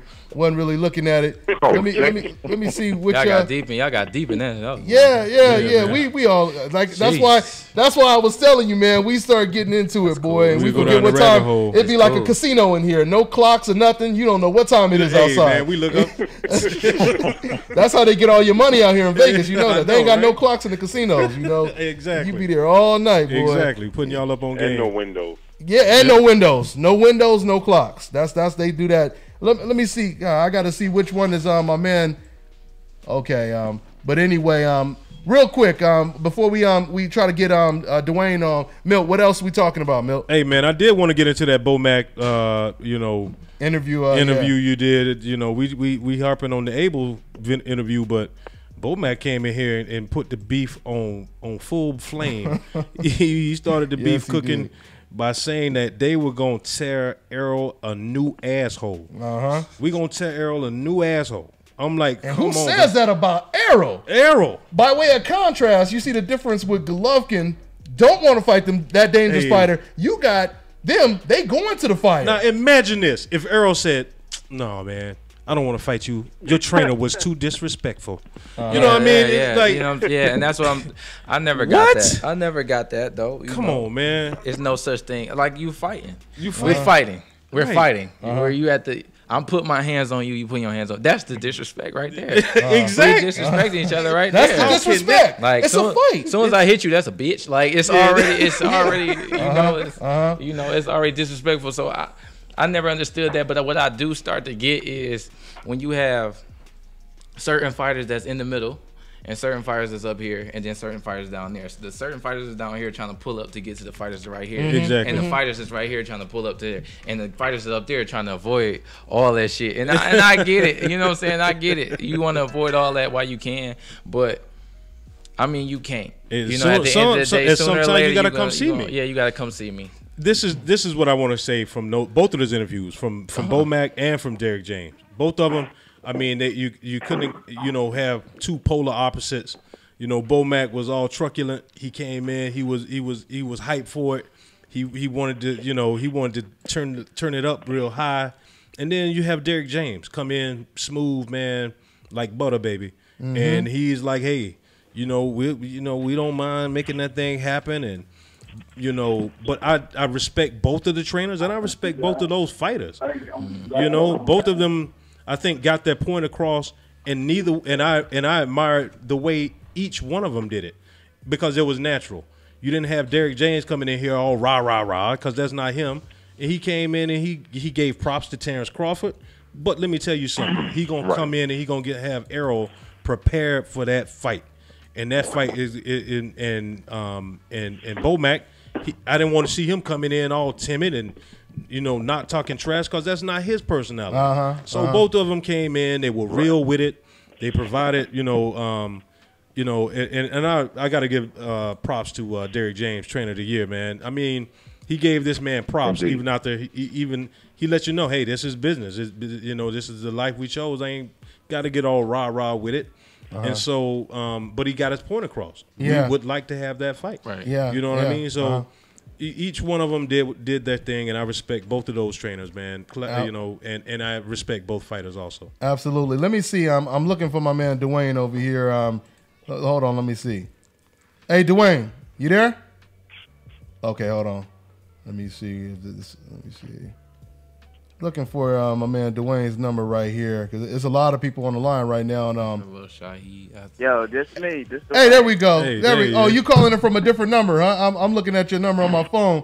Okay, what's going on? Hey, no, I got two numbers, man. One personal number, one cell, or one on business number. You know. Okay. All good. All good. Hey, y'all, we got the undefeated. I'm going to still call him the super flyweight champion in the building. Speaking of another fighter who's been calling out everybody, he another one of them go-getters. He been calling out all of the fighters that you usually don't call out. Hey, Dwayne, say what's up to my man's in here. He in the studio with me, undefeated prospect, Ronnie Austion, man. Oh, what's up, Ronnie? How you doing, man? How you doing, man? All day, all day. Good. Hey, and Dwayne got a fight. I'm going to be out there in Mexico repping with my man Dwayne. Dwayne, he bringing the heat to Mexico. It's coming, boy. The earthquake coming to Mexico this weekend, boy. Yeah, so, I got to do. They had me on Tuesday. They had me on TV, Azteca or something like that. One of the biggest networks in Mexico and stuff. And just to promote the fight that I'm fighting Angel Romo, who's 22-1. And I'm excited about that. And just had me a little burger. How many fighters you know can eat a burger 4 days out before that fight? Hold on, how much he weigh again? He buck 10. Super fly. He's super fly. He's super. But he looked like a welterweight. Yeah, he does. I wish I was that way. I just eat what I want to eat. Nah, I'm on a super diet right now. I'm gonna pull up Dwayne's picture right now. Hey, but I will say this. No, man. I was listening to what y'all said, and I said, man, let me call in. And then when I commented, I saw a bunch of people saying, Dwayne, call in. So I guess they like hearing what I got to say. Oh, of course. Not everybody. Oh, do, yeah. I guess they do. Yeah. No, I just pulled your picture up. Go ahead. What's his name again? Dwayne Beeman. Dwayne Beeman. Yeah. Oh, you say, I put your picture up. Ronnie was like, oh yeah, I know, dude. Yeah. That's what's up. Okay. That's what's up. Hey, but I will say this. Abel did speak the truth about something in that interview, and that was when he was talking about Dwayne Beeman. I do believe he is going to be a world, world title holder. Right now he's the Intercontinental, right? Yeah. Intercontinental champion, and I do believe you're going to be a world champion someday. I do believe. Yeah, shout out to Abel. Abel gave me a lot of love. It's not even Abel yeah, he's been spreading my name a lot. Like, not even just through like social media. Like, he's been telling people like, hey, look, man, this guy's like a Triple G or the super flyweight. He's a beast. So I want to thank, I definitely got to thank Abel for that, man, because that's what it's about. It's about the right people saying your name to get you in positions to fight. Exactly. Definitely. So I got to take care of business. I got to take care of business Friday. I got to knock old boy out. Do your thing, man. Do your get thing. him off the radar, and then hopefully I can get me a bigger shot, man, because that's what it's about, man. I don't want to be playing around fighting guys that shouldn't be in the ring with me. I want to fight the best. But I was listening to what Abel was saying. Abel is a jokester now. When I was just at Big Bear training, he a jokester. He say a lot of things, but one thing Abel is about, he's about protecting his fighters too now, and making sure what's best for them. So I think, and this is my personal opinion, even though he said a bunch of good things on me, I always keep it real. I think he don't want Triple G fighting a Charlo right now. Like I don't think he ever wanted to fight Charlo. He too fast. He too strong right now. I believe he too fast, too strong. I mean, as he's been proven again and again and again, and you know, just watching him. Like I said, I was really never a fan of the Charlos, but as they kept doing, you know, like you said, you prove yourself to people, and they've just been proven. Errol's just been proven. You know, everybody's just been proving themselves, and that's why I really feel like boxing is really getting back to where it's supposed to be, because everybody proving themselves. You know what I'm saying? Like for the most part, right? For the most part, everybody's doing their part for where let me ask this though. Don't be afraid. Hey, and Money. I'm gonna ask Money Powell. You know, and you very, and I know you're close to the game. You know how the game goes. You know your son is in there too. But what do you think about what Abel had to say about, you know, should a management team, promotion team attempt to protect their fighter when they think that their fighter is going to lose, or what's their job in that? You know, it goes right back. Yes, to shortcut right to it. Yes, look, their job is to make as much money as they possibly can. Amen. Without risking, you know, a major pay cut. Okay, because he's at the end of his career, and so when you're in a situation like, let's just face it for what it really is. Okay, Canelo, Triple G. These two can fight next time and then make a lot of money, and then potentially fight again for a third time because it's acceptable in that house that they're in. Okay, so they can make as much money as they possibly can because they both know after that the opportunities of making that kind of money will diminish somewhat. Okay, so try to keep it in there as long as you can. When you have someone like Charlo to come along, and as strong-willed as he is and physically strong on top of that, no, that's a major league threat. All right, it is what it is. So it is what it is. People can go out and say whatever they want, but until you've actually been in front of Charlo and been around him, you know, for the short amount of time, I'm sorry, man. I can understand why Abel probably would not want Triple G in there. I can see that. And look, if you don't mind, if y'all don't mind, I want to take it a step further and say this: the truth is, all y'all that's wanting Dante, you named like a bunch of fighters to fight Triple G, and you notice all those fighters you named was black, right? Mm-hmm. And let's get cutthroat with it right now. It's simple as this: we want those black fighters to get those world title fights and get those shots, and blah de blah. But it takes fans. It takes fans to get those guys in those kind of fights. Because if they see the max dollars, that if Charlo fan base was as big as a Triple G or Canelo, yes. But it's sad that as Americans, we will support. Yeah. We'll support foreigners more than we support our own. Yeah, no, that's kind of always been the hardest. That's always been the hardest thing. Only in America. Yeah, at the end of the day, because look at with the people I beat. If I had Roman Gonzalez appearance or Quadres or them guys, hey man, I'd be the top super flyweight in the world. Oh, yeah. You know what I mean? So it's different. It's different. So if we really want change, that means we got to go out there and start paying and start supporting our fans, our fighters that we really want to see. But that's what fight on the stage. But you know what? But I will say this real quick. But we are doing that because when you go to Brooklyn, you go to the Barclays Center, you see all the support in the world because no matter what fighter is fighting at the Barclays Center, it's always packed and the atmosphere is always electric. You know, I've been there when Deontay Wilder fought, when Lara, Charlo, and Hurd fought. The atmosphere was electric. You know, people coming out more to fight. But again, that's the Barclays Center. That's just the Barclays Center. Yeah, but I'm saying, but I mean, but that's where. Dwayne, this is the thing too, man. You got to remember, familiar faces in mainstream media push those fighters.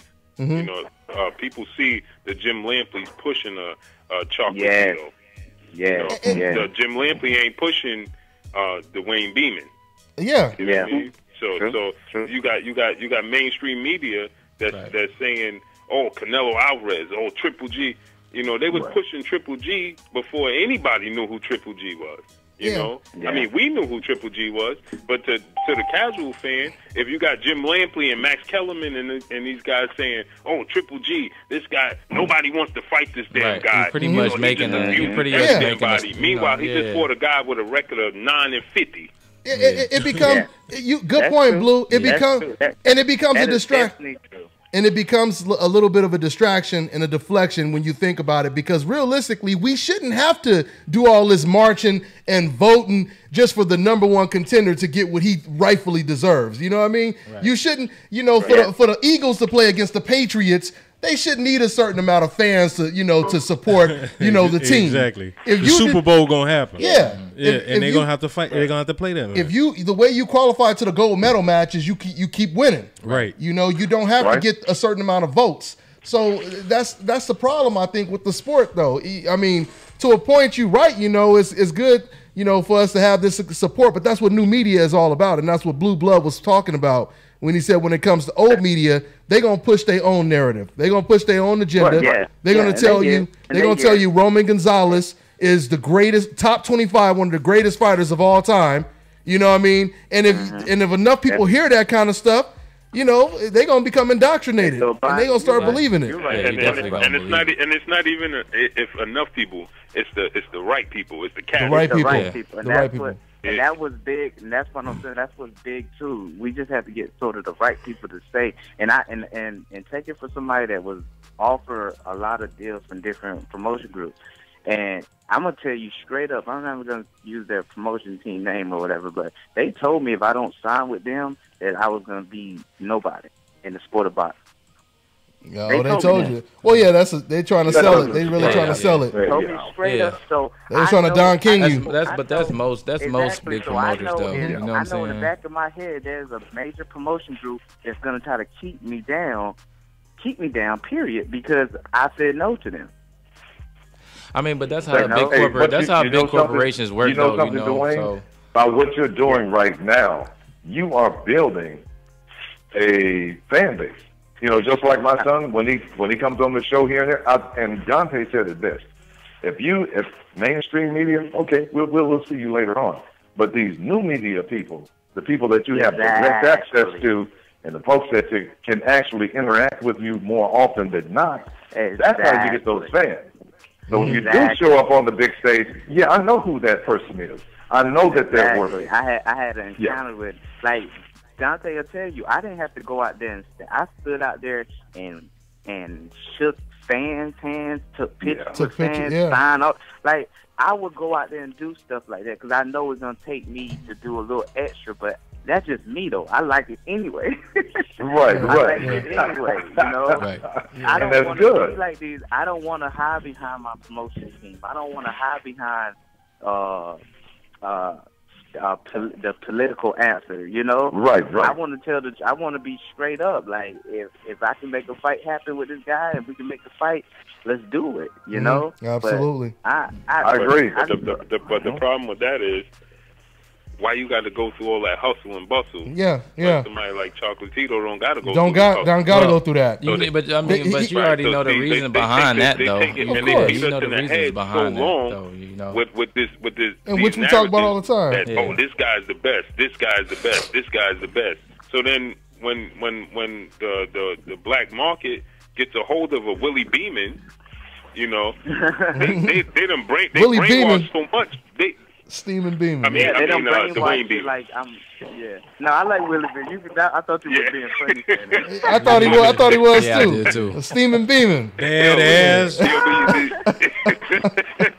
Hey, let's take a call though, real quick, guys. We these guys been on hold for a long time. Let me go ahead and take another call. I think I know this. Okay, we got Reggie. What's going on, Reggie? LA, right? Yes, indeed. What's happening, nation? What's man? good? All What's right, good, man. Reggie? All right, what's happening? What's good, family? What's on your mind, man? Everybody proud. What's happening to all the fighters, man? What's up, Ronnie? man? What's up? Smart move, you coming up on here.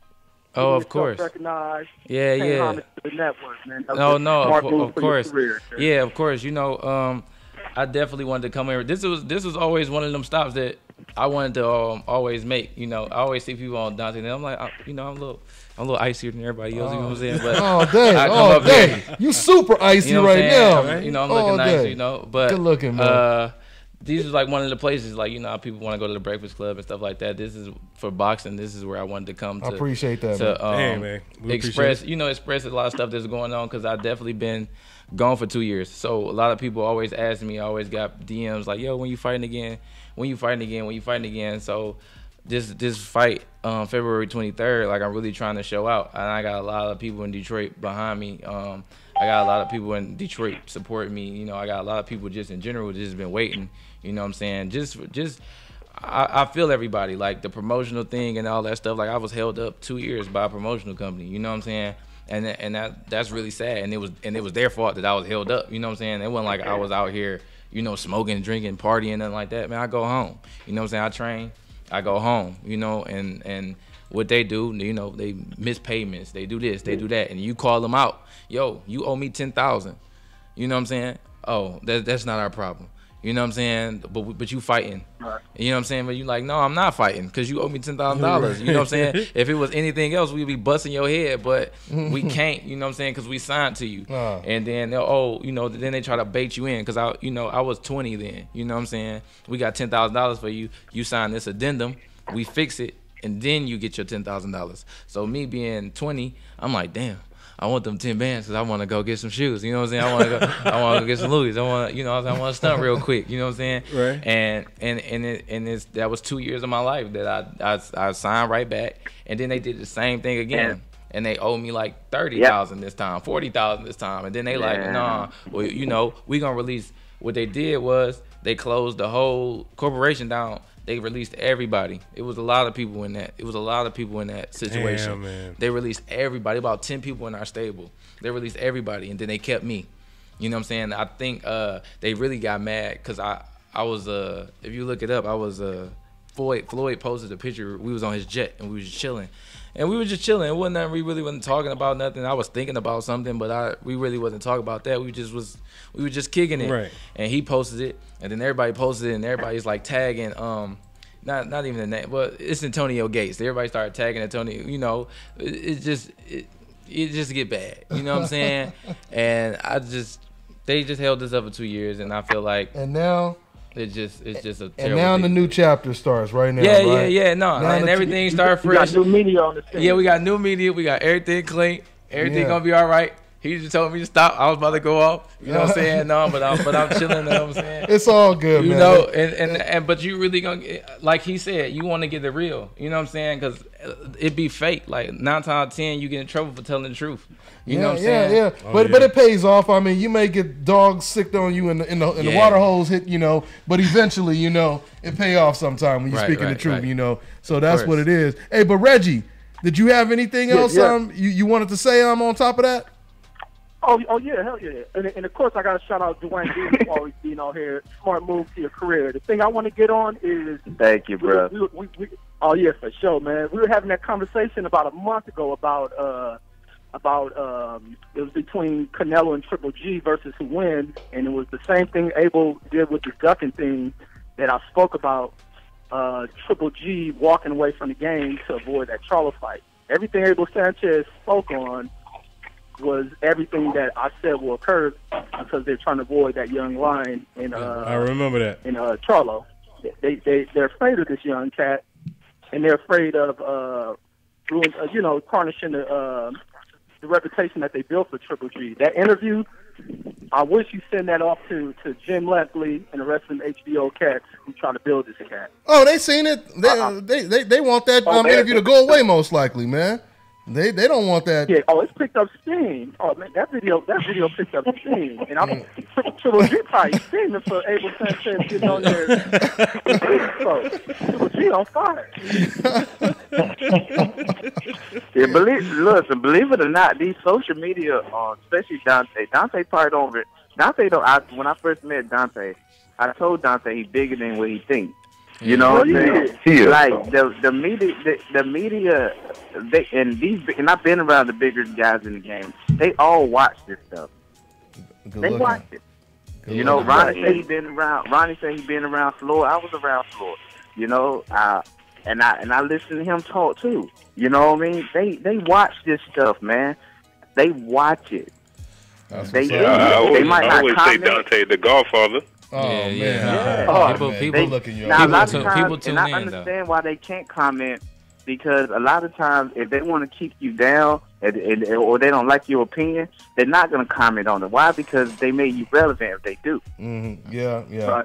But the other main factor that's crucial about new media is because everything done with anything in business is about shaping the behavior of the consumer. That old stream media shape the behavior of consumers to where they attract, especially American consumers, to where they gravitated towards supporting all these foreigners and rejecting American fighters are only black. So we pretty much foreigners to them. You know what I'm saying? Yeah, in our own country, we pretty much foreigners to them. Yeah, you know what I'm saying? And if we don't behave how they want us to behave, we really not gonna prosper. Obviously, you see Sean Porter. Sean Porter is supposed to be way bigger than what he is right now. Mm-hmm. You know what I'm saying? Andre Ward is supposed to be way bigger. Like if I talk to, I was talking to people, you know what I'm saying, like in the streets, and I'd be like, yo, yeah, my man Andre Ward doing this. And they're like, who is that? Yeah. And I'm like, you know what I'm saying, my man, blah, blah, blah. They're like, who is that? But if I like AB, you know what I'm saying, my man, like everybody asks me about AB every time I go around. What's up with AB? What's up with AB? Because you know what I'm saying, it brings that edgy factor.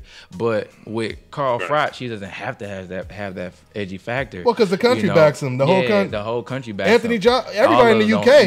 You know, but you have a country. You know what I'm saying? And everybody everybody gets on Floyd's case about how he picks everything, but he's smart about it. He always says it. They got a country behind him. You know what I'm saying? Shane Mosley's not the draw because he don't have a country behind him. He don't. You know what I'm saying? So it's just how you make it. And I've just been seeing that, and I've just been kind of peeping and stuff. And I was telling people, that goes to exactly. That's smart. That goes to what I was saying when it's the Americans don't support Americans as much. I know Jim Lempley can say whatever he wants, but it's still at the end of the day, like I'm gonna just tell you a quick story. Just for example, one of my when I promoted myself. Everybody know that I promoted myself. My 4th pro fight was my biggest payday. I mean, I walked away with a big check, everything. I went and bought me a house.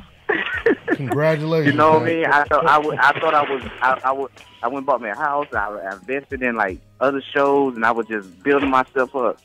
The moment I did a little reality video thing, you showed my house, bruh, that was it. My freaking fan base, like my fan base got higher, but I'm talking about attendance for shows kept going down. I'm telling you, man, and I don't want to just say black, but I'm just saying we have this crab. What's the crab? What, the crab in the bucket mentality? Yeah. Once we start seeing somebody, once we start seeing somebody, we'll pull down. With my and also, I think in regards to the old media with like not representing Americans, I think that the ideal American they want to promote is not us. The Tom Brady we're the ones, like the black fighters are the ones representing Americans for the most part, and they don't want to promote us. They don't like how we carry ourselves. I mean, they'll try and copy certain things, but for the main part, they don't like what we represent, so they're not going to promote us. Now, if we were on some Rocky Marciano type stuff, then they would. But unfortunately, that's not the case. But I don't. But they would promote us if we would. They would promote us if we act the way they want us to act. Well, I don't. You gotta act like Tim Duncan. You gotta act like Tim Duncan. I wouldn't even say that because you got Andre Ward that you know his name is Son of God. You know, I mean, he's squeaky clean image. I mean, you could kind of say, you know, he has the brown bomber, the Joe Louis. He wasn't humble enough. He wasn't humble enough though. But either way though, they promoted. Listen, you can say what you want, but they promoted Floyd because Floyd had that mentality that he acted the way that they want. They had their little perspective on how black people are. Like we arrogant, we egotistic, we da-da-da-da. All the stuff that Floyd kind of displayed, they was cool with that. Floyd also, they also wanted Floyd to lose. And, you know, and the more you watch him, that's why, how you think a lot of people who love Golovkin, if they had, you know, $60 or $80 to spend, but they could only pay for one pay-per-view, they're gonna pay for Floyd's pay-per-view before they pay for their favorite fighter because they want to see Floyd Mayweather's face expression when he loses for the first time. Right. You know, so that's what because at the end of the day, you would rather watch his face expression. I remember, you know, before I was even, you know, covering a lot of these fights, we threw a fight party, had a whole bunch of people from the gym. And the majority of them from this gym, I ain't gonna mention it, but he brought his whole family and all his friends. They filled up my whole house. They hated Floyd Mayweather. They was hating. This was the Mayweather-Miguel Cotto fight. So you remember at the end of the fight, the buffer, he said, and knew. And they thought that meant that Floyd Mayweather lost. So they all jumped up celebrating, and man, it was like they had won the Super Bowl or something, right? Yeah. And then they seen Floyd Mayweather get raised or whatever, and they all looked at each other like, "What the hell is going on?" So this is what I mean. Their eyes was glued to the TV, wanting to see him lose. Right. So it wasn't necessarily like they liked him and that. They wanted to see, just like Muhammad Ali. They still promoted him. That's what I'm saying. All I'm saying, they promoted him still. No, I agree with you to a certain extent, but I think Floyd promoted himself he did. well he definitely too. Promoted himself you know, very well. He did an amazing job himself. Like he said, it was his deal with 24/7. You know, he go and they had never seen a black guy just come out of nowhere cussing out the Golden Boy. You just didn't do that. You certainly wasn't supposed to be a black dude with that type of arrogance cussing out the Golden Boy. No. You know what I mean? They all of a sudden he come out of nowhere. I'm gonna kick his ass, and he doing the electric slide on TV, and they ain't never seen that kind of stuff before. You know, on 24/7. So, but listen, but you promote, but it was what they wanted to see though. Right, and that's my point. Acting all like that. I'm telling you. I agree with you, and you do, and Dwayne, but you do a good job at promoting yourself too, though. You know, which you should start. Yeah, I know. You should start giving out lessons. You ain't seen nothing yet because I just heard Roman Gonzalez got put on that Mayweather. Canelo Golovkin undercard. Yeah, he's on the undercard. I think they're gonna make him co-main event. So who they look at? They need an opponent, right? I'm about to get real ignorant on this motherfucker. You don't have to. You don't have to. I'm gonna have to. I'm gonna call out the whole country, man. Like, hey, y'all hear that? So everybody listening to this, put some pressure on Roman Gonzalez to bring to fight your boy Dwayne Beeman on that undercard. That would be huge, man. The only American doing it, man. Like he should fight. Like they have. Look at the main event. Look, tell me this won't sell. In the main event, they have a Mexico fighter. They have a Kyrgyzstan, whatever Triple G from Russia or whatever he's from, and then you have Quadres, not Quadres, but Roman Gonzalez from Nicaragua. They need an American. Come on. Of course. You know they're going to make Roman Gonzalez co-main event. They need an American. Yeah. I don't have a world title. His excuse for not fighting the world champion because he said he wanted to fight with a good contender and then go back for a world title shot. Why not fight me? He got to take this Keith Thurman route. He can't take a hard fight. Yeah. Hopefully he don't try to Jamal Charlo you though. That's what we hoping. Hopefully you don't get Jamal Charlo. You know. I'm gonna try to go that route. I'm gonna say I'm an easy fight then. Yeah. Oh man, this is the best tomato can you could get, Roman. So yeah, man. We're gonna have to do some fake knockdowns in your sparring. You know, Dwayne. Yeah, we got to save. Oh my goodness! Hey, can I get on the flip of one conversation before I get off with you guys, so I can jump into the. Go ahead, Reggie. Yeah, what's up? I want to get in on the Mayweather McGregor UFC match. I got Mayweather in there. I don't look too highly of UFC fighters. A lot of people, Dana White hyped a lot of people into thinking that MMA is some elite level of combat sports. A lot of these guys people overlook come from collegiate wrestling backgrounds. A lot of them are used to taking the kind of punches a boxer delivers. Any boxer with still good mobility will go into UFC and dominate it. And I think McGregor doesn't have the attributes to last for the Floyd. If Floyd's going to take it serious, I see him going in and stopping him in a UFC match. People talk about this kicking stuff. Kicking is always the most lethal way of ending the fight. I think Floyd got good movement, good rage. A kick ain't going to do nothing. I think Floyd would need to at least do at least a year of wrestling. Because if you notice in the UFC, some of the most dominant athletic fighters, wrestling background, great stand up. Yeah, you know what I mean? Like them, you're still getting grabbed. Like at the end of the day, you still getting grabbed. At the end of the day, you're still getting grabbed. You're still getting kicked. I got kicked. It's a dude who boxed at what's the Syndicate or something like that, and he was like, "Hey man," I'm gonna teach you how to kick you in your thigh. Yeah, he was like, "Let me kick you." Yeah, he was like, "Let me kick." You know what I'm saying? Let me show you. Let me show you this move. And he's like, "Go bow," and I'm like, "Oh, my hip locked up." Yeah, my hip locked up, and I was like, "Damn." Yeah. It ain't no Slow down. It's no joke. But Floyd can move well in the ring and in the octagon. But to block them kicks, though, yeah, he would have to. It would take. The crazy thing is if Floyd, because McGregor really isn't, a guy on the ground. But in this one special instance, he just may change up, and you have to be ready for that. Right. Yeah. I hear you. Well, go ahead, Reggie. Does anyone think doesn't Floyd turn 41 pretty soon? Do you think that he's gonna train himself? I mean, he's talking about his show on Instagram for this fight.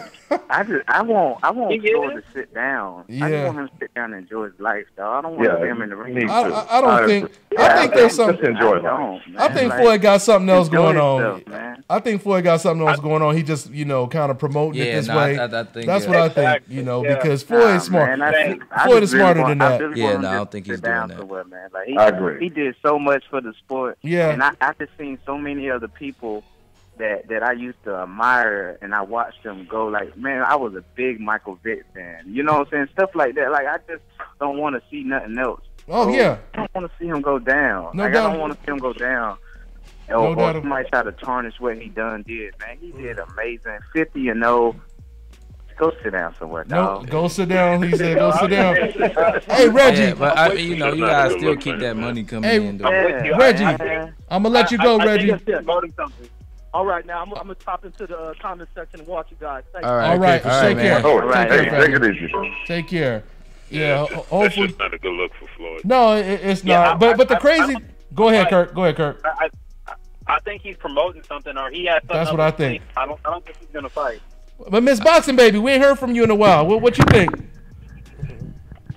Miss Boxing Baby, don't worry about it. Just push it back. Yeah, I'm here. What you think about what you think this news is going to possibly be? I mean, you got Floyd Mayweather. He keeps hitting that he's going to be doing something with UFC or MMA.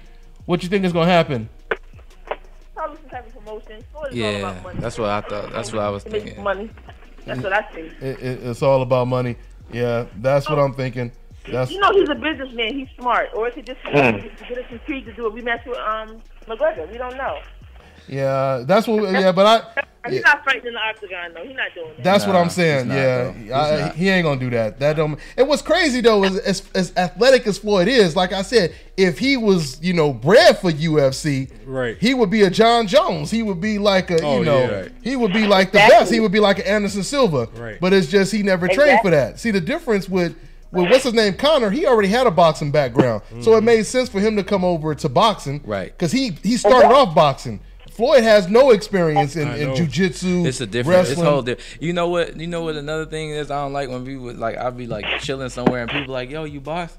And I'm like, yeah. And we just had this whole conversation. And they be like, do you ever think about going into MMA? Like that is like they always worst question. like, bro, it's totally different. Yeah, It's two different different things, sports. fam. Two Like, different it's sports. not the same thing. And they be like, are you scared? I'm like, what am I scared of? It's just totally different. It's two different It's sports. just two different sports. Yeah, you don't ask somebody who tell you they play football. Like, how come you don't try basketball? You try basketball? Yeah. You know, it's totally different. You scared you gonna get dunked on or something or what? Yeah, it's a different. It's a whole different thing, man. Speaking of going to have a seat, somebody that's going to be having a seat for a long time. Roy Jones Jr. Got a shout out. Got a shout out to the legend, the man, the myth, the legend. Roy Jones Jr. Finally retiring. But he did leave the door open. Yeah, he talked about wanting to fight in Florida. He said he wanted to fight Anderson Silva. Oh yeah. He says that he would. That is the one fight. What I'm talking about. I come don't back like. for. I don't like seeing our stars. No. go down. I know. No, he 'cause said that's that's the a one down. fight. The one fight he would come back for would be to fight if Anderson Silva says that he would fight him. So he can get kicked in the chin. Yeah, he could get kicked in the chin. So he can get kicked in the chin. Are you in boxing? He had though. Like I was scared for him for like 3 fights straight, 4 or 5 fights straight. Like I'll he just say more like than that. he's supposed to retire about 10 years ago. A while man. ago, man. 10 years ago, he supposed to be gone, 10 bro. years ago. 10 years ago, bro. Yeah, easy. man. 10 And years. he'd have been cool. Yeah. You know what I'm saying? He'd have been cool. Glad to see what he brought. And now he can retire. He should have retired when Glenn Johnson knocked him smooth out. No, he should have retired when he won the heavyweight championship. When he won the heavyweight championship, he should have left it he in. should have left in. Then he'd have been good. He'd have been good, though. Yeah. His legacy I think a lot of been, people were smooth. calling for him to retire then. His legacy, But he didn't do it. And after he, got by Antonio Tarver, when he got past Tarver the first time, I was yelling out, this is before we had all of what we have now. Please do not fight this guy again. I mean, you could just see what you can see the level of hunger inside of Tarver. I just said, let it go. But and Also, you can see the slippage in Roy. And some people and some people got your number, man. Just some people. Some got people your do. Number, and they say that. Even in the first fight with Tarver, you could see the slippage. You could see the clear slippage in that fight, man. His reflexes wasn't there. I sincerely believe. Hey guys, but I want to make sure before we wrap it up, we get everything that we had on the list covered. Yeah, Milt. So let's. zip to that. The only fights that we had recently. Dante and Milton about that list, boy. Hey, Right. Oh, yeah, we gotta get all the news out. Hey, man, it's just I gotta address. Hey, as my man, Mr. IOTBA says, I was scrolling up the articles and I gotta address the BS, man. I don't know what's up with AB, but man, somebody, reach out to that brother and put an arm around him, put a hedge around him, put a shield around him. Somebody pray for him. And that's my guy too, though. Hey, man, my man sent out a message the other day. We sent out several, but this is one. This is just an example, and I try not to. I don't know if I can read it on here without cussing. Read it. No, you can read it, man. Read it. I know, man. I'm just tripping. I'm just tripping. Hey, man, y'all hide your wife, hide your kids. AB says, "Fuck everybody. Don't nobody call my phone. Fuck family. Fuck my baby mamas. Fuck kids. Fuck y'all kids. Fuck my daddy. Fuck my mama. Fuck everybody. Wow. And if anybody got a problem, he didn't say that. He said, hey, unless he got hacked. And if anybody got a problem with me, holler at me in the streets. Everybody will die. I'm out here by myself. I'm out here by my motherfucking self. His kids, though? He say, fuck everybody. Hey, fuck my mom, fuck my girl. My life is played out like a Jerry curl. I'm ready to die. He say, hey, okay, that was an ad lib. That was a little bit of Biggie Smalls ad lib. I ad libbed that part. But hey, But I was saying to Fred from Fred Barbershop, because he was saying that Shout out to Barbershop Conversations. Yeah, shout out to Barbershop, man. He was saying that he don't feel sorry for this doing stuff, man. But on a serious note, man, mental illness is a serious thing, man. It's serious, man. It's not. He has a mental illness, man. And what he mentioned, what AB mentioned in there, he said, I'm not gonna kill myself this time. Yeah, I'm gonna he kill did. a bitch. Yeah. You ain't never kill yourself to begin with. If that don't let you know that something is wrong right there, you know, right there, that lets you know that something is mentally wrong, man. Hey, Blue went Columbo on us, man. He solved that shit. It's not adding up. It's not adding up. Hey. Wow. I take him at his word. Yeah, man, I mean, he mentally, man, it's not there, man. You can see right after. I don't know if y'all know this. I don't know if you caught this, Milk, but right after he posted another post he did. right after that, right? He did. And then he went on the post and he said to his mother and his father, "Oh, I'm sorry, I posted that. He did. I miss y'all. I don't see y'all as much as I want to." You know, but as far as everybody else, it's still fuck everybody else and the kids. I did see that. But this is what I don't get. This is what I don't get. Everybody sent a long message before. I don't care if it was to an ex, or girlfriend, or boyfriend, like, or whatever. Everybody sent a long message before. When you send in that long message, you might make typos that you correct in. You can't apologize for a long message like that. No, some things you can't take back, huh? Make a good point. Like you can't flip like verbally. Like we can say some stuff that we don't mean in the heat of the moment because we said it out of our mouth. Like our mind works like that. We came out like, I'm gonna get mad and say, "Fuck Dante Boxing Nation," and I don't mean that. You get what I'm saying? Yeah. But for me to write it down, that takes time. That takes time. That means you sitting there thinking about everything you putting together. He was firing them off. Now he fired off quite a few messages. And the worst part about it is, it's almost like he don't realize what he did. Yeah, he don't even apologize. Hey, you know, he don't realize what he said. I was half joking. That's what's alarming. Hey, gents. That's what's alarming. Exactly. That's what's alarming. I was half joking and half serious, but I was like, man, does this brother have like Aaron Hernandez level CTE going on or some shit? And I'm like, it's possible, man. This cat is like, he does not have, he doesn't have perspective, but he doesn't have the ability to just censor himself, or either if he can't censor himself, he can't stop from engaging in whatever activity he's about to engage in. It just seems like he just go down that hole. You know, without any thought about what the consequences are. Yeah. And so I'm like, you know what else? You know what else? I could tell y'all a story, man, because I got a friend I used to play football with, and now he's gone, and he never did drugs. He never did anything. He played football. He even played for the Jets. You know, and the crazy thing about this is that people think that mental illness, you have this from a kid up. They don't realize you could develop this as an adult. Right. This dude developed this situation as an adult, man. One day I just went to his house. I saw him jogging with his Timbs on. He had on shorts. It was snowing out. He had on shorts and he was jogging with his Timbs on. Yo, I thought they did that in New York, though. Yo, I'm getting his road work in. Okay. I just took it as he was working hard. But then one day I went to his house. He said to me, he said, "Yo, you hear them?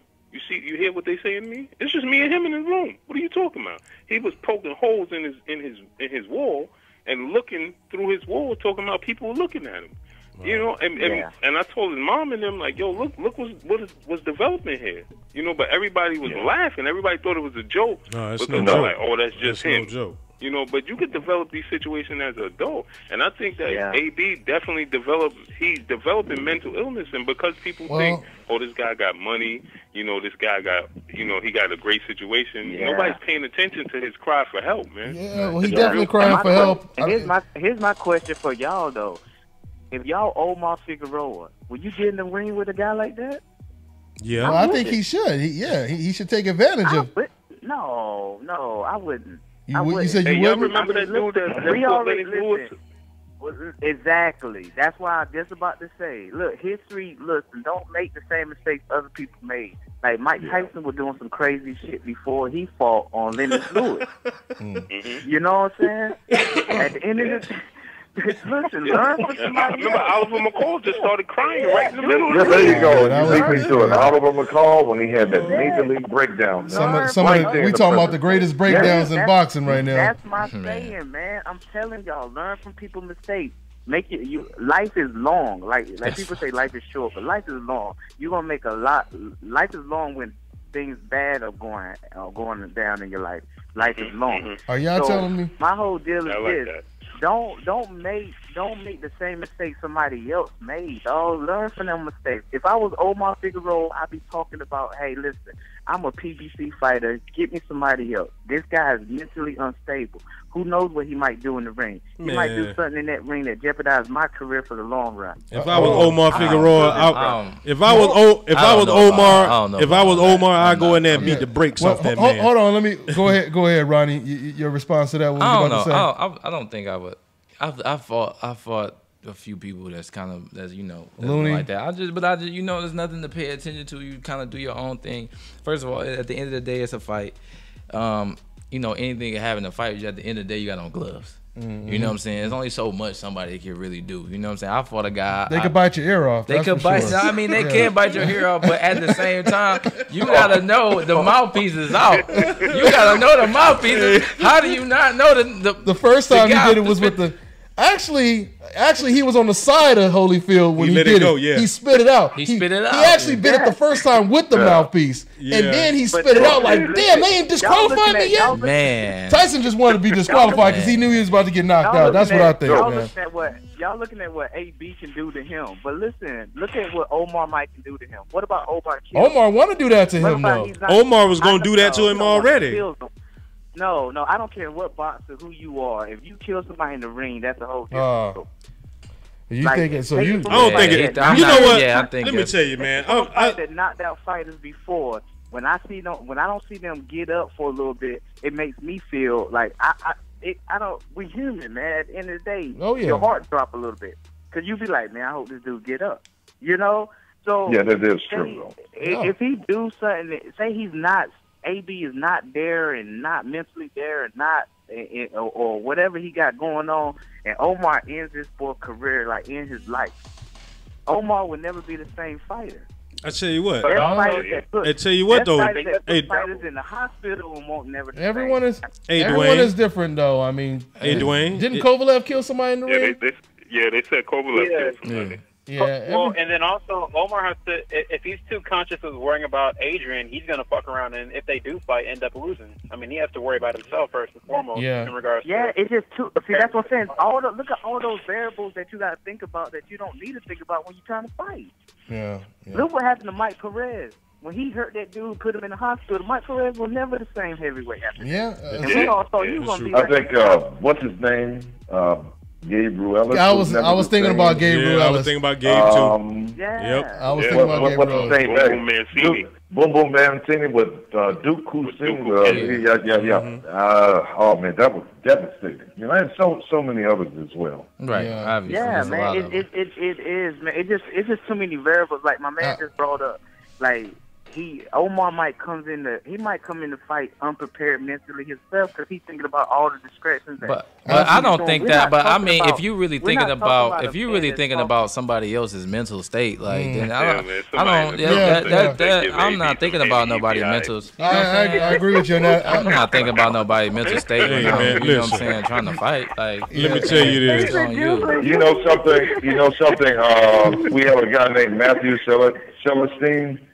That's in the comment box, and he said Nigel Benn, you know, with Nigel Benn, Nigel Benn. Oh yeah. Mm-hmm. I mean, I just every fighter is different too. You know, every fighter is different. Every fighter they react a different way. I mean, no fighter want to see somebody die in the ring, but kind of like I think what Ronnie is saying is, you got to be, and what Kirk said, you got to be 100% focused, you know, on yourself. You know, you got to be in there. You know, with the state of mind, I'm going in there to win. With the mindset, you know, I'm going to win no matter what. And afterwards, we can shake hands. And honestly, that makes you a better fighter. Regular trash talking, though. But it's not. I mean, not even the trash talk part. It's just. I mean, just anybody. That's like playing. That's like TV, playing with Ron Artest. Vaseline like Stephon Marbury.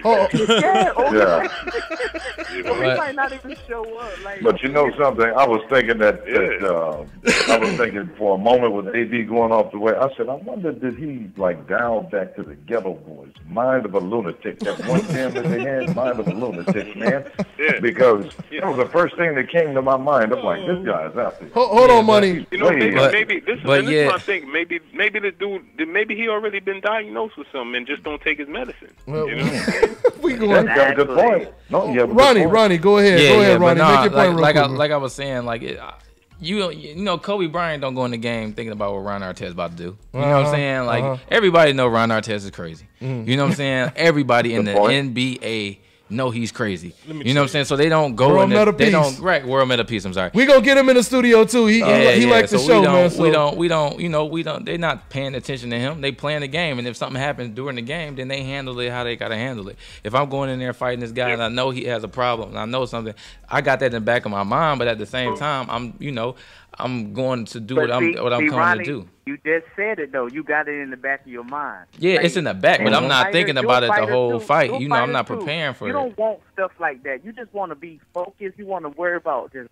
winning and all that stuff. This dude talking about fucking fuck kids and all this stuff. Like, come on, but man. I mean, but as a fighter, you're not worrying about what he's saying on Instagram. Yeah. That's him. When Kobe you know what I'm played saying? against the Knicks and Chris Childs, he was thinking about that next game. And something else too, Money. Mayweather psychologically tries to get in your head. Right. He tries to defeat you psychologically. So if you weak psychologically going in, I'm not watching Adrien Broner's Instagram because I'm fighting him. All I'm watching is his videos. You know Let me tell you, if this man go in, if this is it right here, I think that Omar Figueroa was gonna serve him up anyway.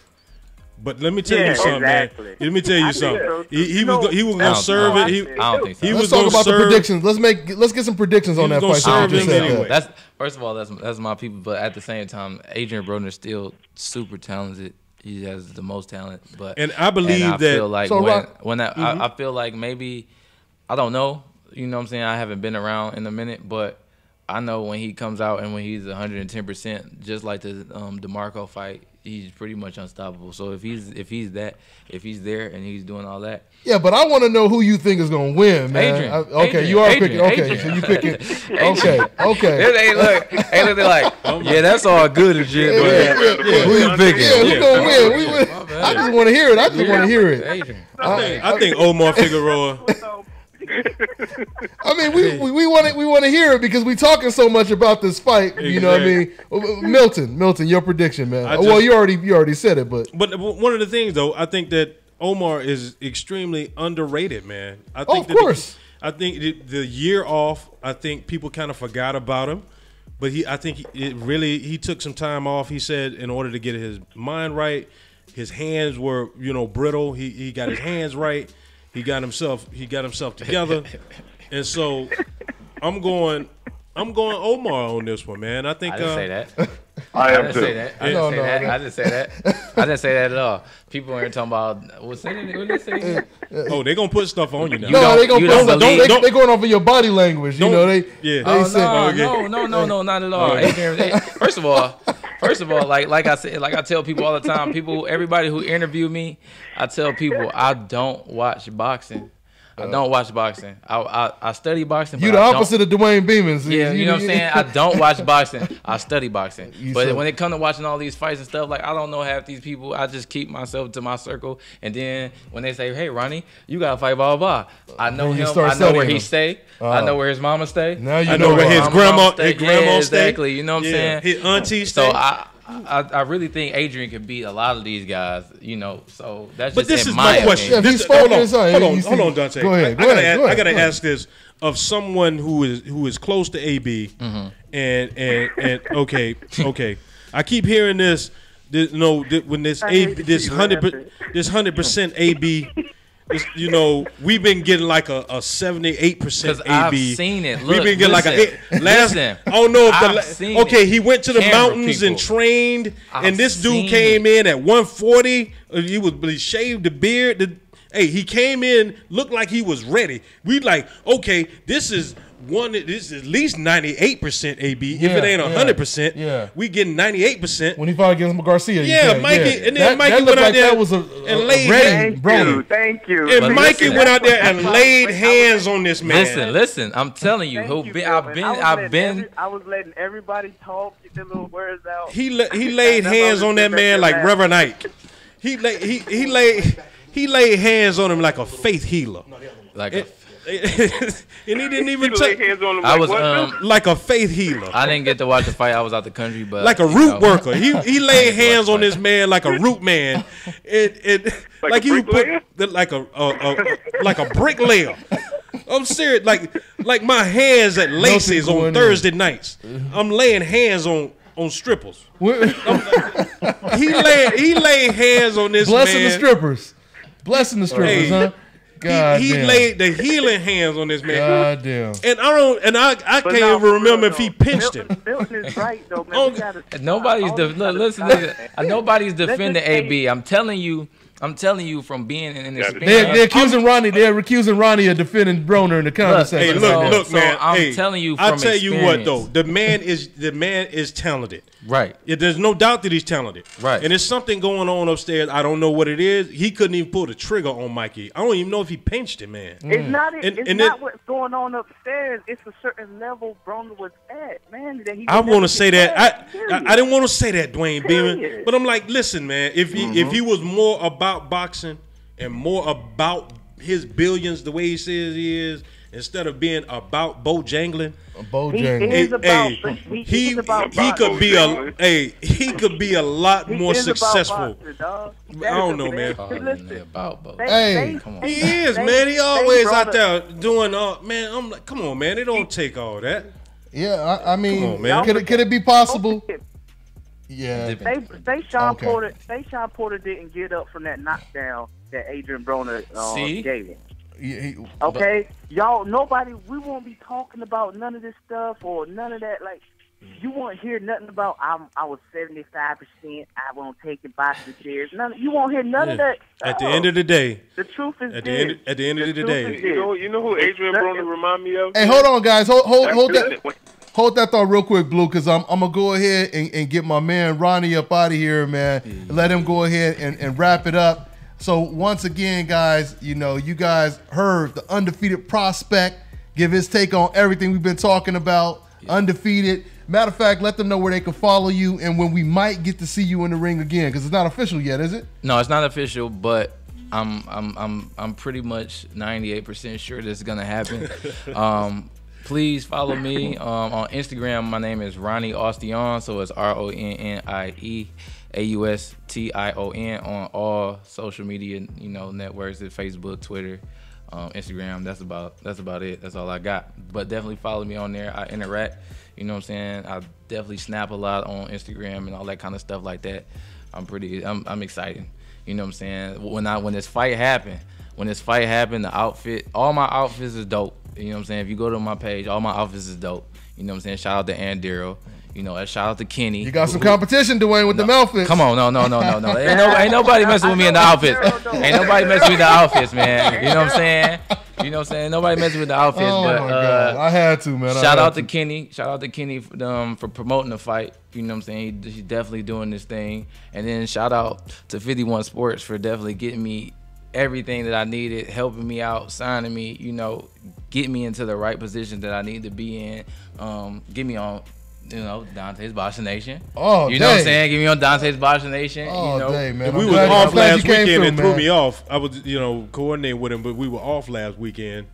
And I wanted to have you on last week. Okay. It was cool. It was cool. Hey, he here now, man. And I'm here now. And we're going to follow your progression, man. Yeah, I thank you for making some time to come to the studio, man. Of course. Because there's going to be some vintage stuff, once you become champion and everything. Yeah, of course. Now I'll come back and I keep coming back. Oh, that's how it's supposed to be. One thing about me, I'm pretty genuine. So I'm not a person who would just do something and then just disappear. I'll come right back. You know what I'm saying? Just a little flyer. Next time I'm gonna change my outfit every 5 minutes. Hey, and you know what I'm saying? You have every quarter. I've done it one time. You gotta up. You know what I'm saying? I got an interview out there where I just keep changing my outfit. Yeah. You know what I'm saying? I mean, because you might as well rock the DBN shirt for one quarter. You know what I'm saying? Exactly. What size them Ewans though? Whoa. Yeah. What size? He got the purple. He got the purple Ewans on. You know what I'm saying? The purple Ewans. This whole thing to be fly, but I appreciate you having me on. I'm fighting in Detroit, Michigan, February 23rd. I'll be fighting in Detroit, Michigan. It's on East 10 Mile. I don't know the exact location, but I'm fighting in Detroit, February 23rd. If you're in Detroit, definitely come out. Everybody in Detroit definitely gonna come out. We got Snap Dogg, we got GT, all the Detroit rappers is gonna be there. Everybody. I'm bringing everybody out. I'm bringing everybody with the furs, the minks, the coats. You know what I'm saying? The guns, the weed. You know what I'm saying? Everything. I'm bringing all of it out. Bring it all out. Bring it all out. It's gonna be like the Zab Judah Mayweather fight again. Huh? Okay. I ain't mad at you. Hey, well, I want to say once again, thanks for my man, special guest, my man Ronnie Austion. Y'all already know what it is, man. We're gonna take a quick little pause and we're gonna take some calls and get ready to wrap it up in a little bit. But let me go ahead and put everything on pause for a second, y'all. We'll be back in a minute, y'all. All right.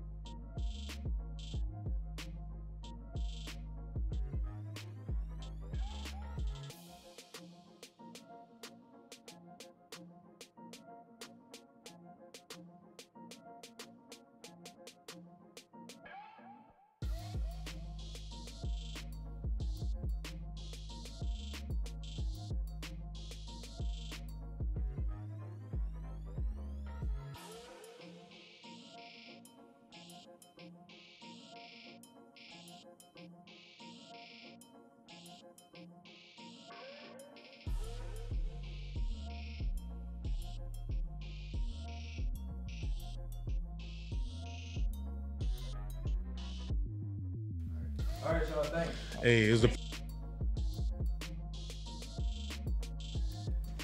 All right, y'all. We are back. We just let the special guest out of the building right now, man. So we back into it, man. Hey, what's up? Man. What's up? Y'all want to keep the party going, man? Hey, Should man. we keep the party going? Man, we having fun. We doing overtime like a mug. We 2 hours over in right now, boy. It's going down, man. Is it, man? Yeah. It does, man. Time flies when you have the fun. Yeah, that's what's up, man. So hey, you know what? Let's go ahead and take. Go ahead, Dwayne. Dante, you was crazy, dog. Like you and Milton. y'all boys threw like a couple punchlines in the dialogue, man. It had me over here crying like I had tears in my eyes. I was laughing so hard. Oh man. Oh man. What, man? What you talking about? What you talking about? Nah, man, you threw some lines in when Ronnie was talking, and Milton threw some lines in about the hands. Yeah, like you said. Lay hands on them like church. Freestyle Sundays, man. Yeah. But shout out to Ronnie. Man. I hope he do well and everything. I remember when I met Milton, and it's funny because he said something about 51 Sports. Mm-hmm. I thought that sounded like something I heard you say. Yeah, I thought. Yeah. 51 Sports didn't even know who Dante Boxing Nation was. They didn't even know who Dante Boxing Nation was. So I was actually gonna make a deal with these guys and work with them.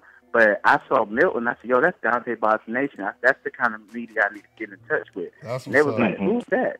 You know, they didn't even know who Dante Boxing Nation was. But now they still working and trying to get fighters. And look what they trying to do. They still trying to go to Dante Boxing Nation route. Because they know what I told them about you guys. We owe you a debt of gratitude, man. All we day, appreciate man. it. We appreciate it. Oh, yeah. Dwayne is getting the name out there, man. Getting the word out, man. That's what's up, man. Yeah. Because they didn't know who you guys was. It was me. I set that up. So now that was at the Boxing Hall of Fame. Every fighter they get, yeah. That was a long time ago. They get a fighter. Yeah, so whenever they get a fighter, it seems like they trying to go through that. They ain't never, even though I don't work with them, they ain't lose your number, did they? Hey, man, one good people. They part, one real good people. They part of the nation now. Yeah, they part of the nation. My man even copped the shirt from me, man. He was actually in the studio rocking the shirt right now, man. Yeah. So, yeah, man. They part of the nation now, man. Oh, yeah. They part of the No, nation. they part of the nation now. Yeah. And it's because Dwayne introduced them to the nation. Hey, let's take a call, man. These guys been on hold for a minute, man. I know, man. I appreciate you guys holding right now. So let's take another one, man. We got 410. We got 410. What's going on, man? 410. Oh man, what's going on, baby? Hey, thanks for not hanging up, man. What's good? What's your name? Where you from, man? Hey man, Dante, man. 410, baby, from B-More, man. Home of Tank Davis, man. Home of High Steam Rockman, man. That's what's up. That's B-More, what's up. Oh, that's my dog. Tank Davis. Hey, man, listen. Hey, listen, man. I was tripping off of y'all, man. I felt like I was looking at the 5150 show, man. That's how I was looking at Corey Oakland, man. Y'all the king of punchlines tonight, baby. Man, oh man, but listen, man, first off, man, you had me laughing this morning, man. I was listening to Abel Sanchez, and, man, that man was just copping all kinds of juices, man. One thing you gotta understand, boss, and y'all all know this, man, this whole racial thing, and I'm just gonna cut through all the bullshit, man. This whole racial thing been going on since Jack Johnson perfected it. Oh yeah. I'm saying it's been making white folks mad ever since, man. They don't want Kelly Pavlik to get schooled by a B-Hop. I remember in 08, man, ESPN, all these other magazines was doing stuff on Kelly Pavlik, and they just pretty much had B-Hop just, you know what I mean, done for. B-Hop went out there and schooled him.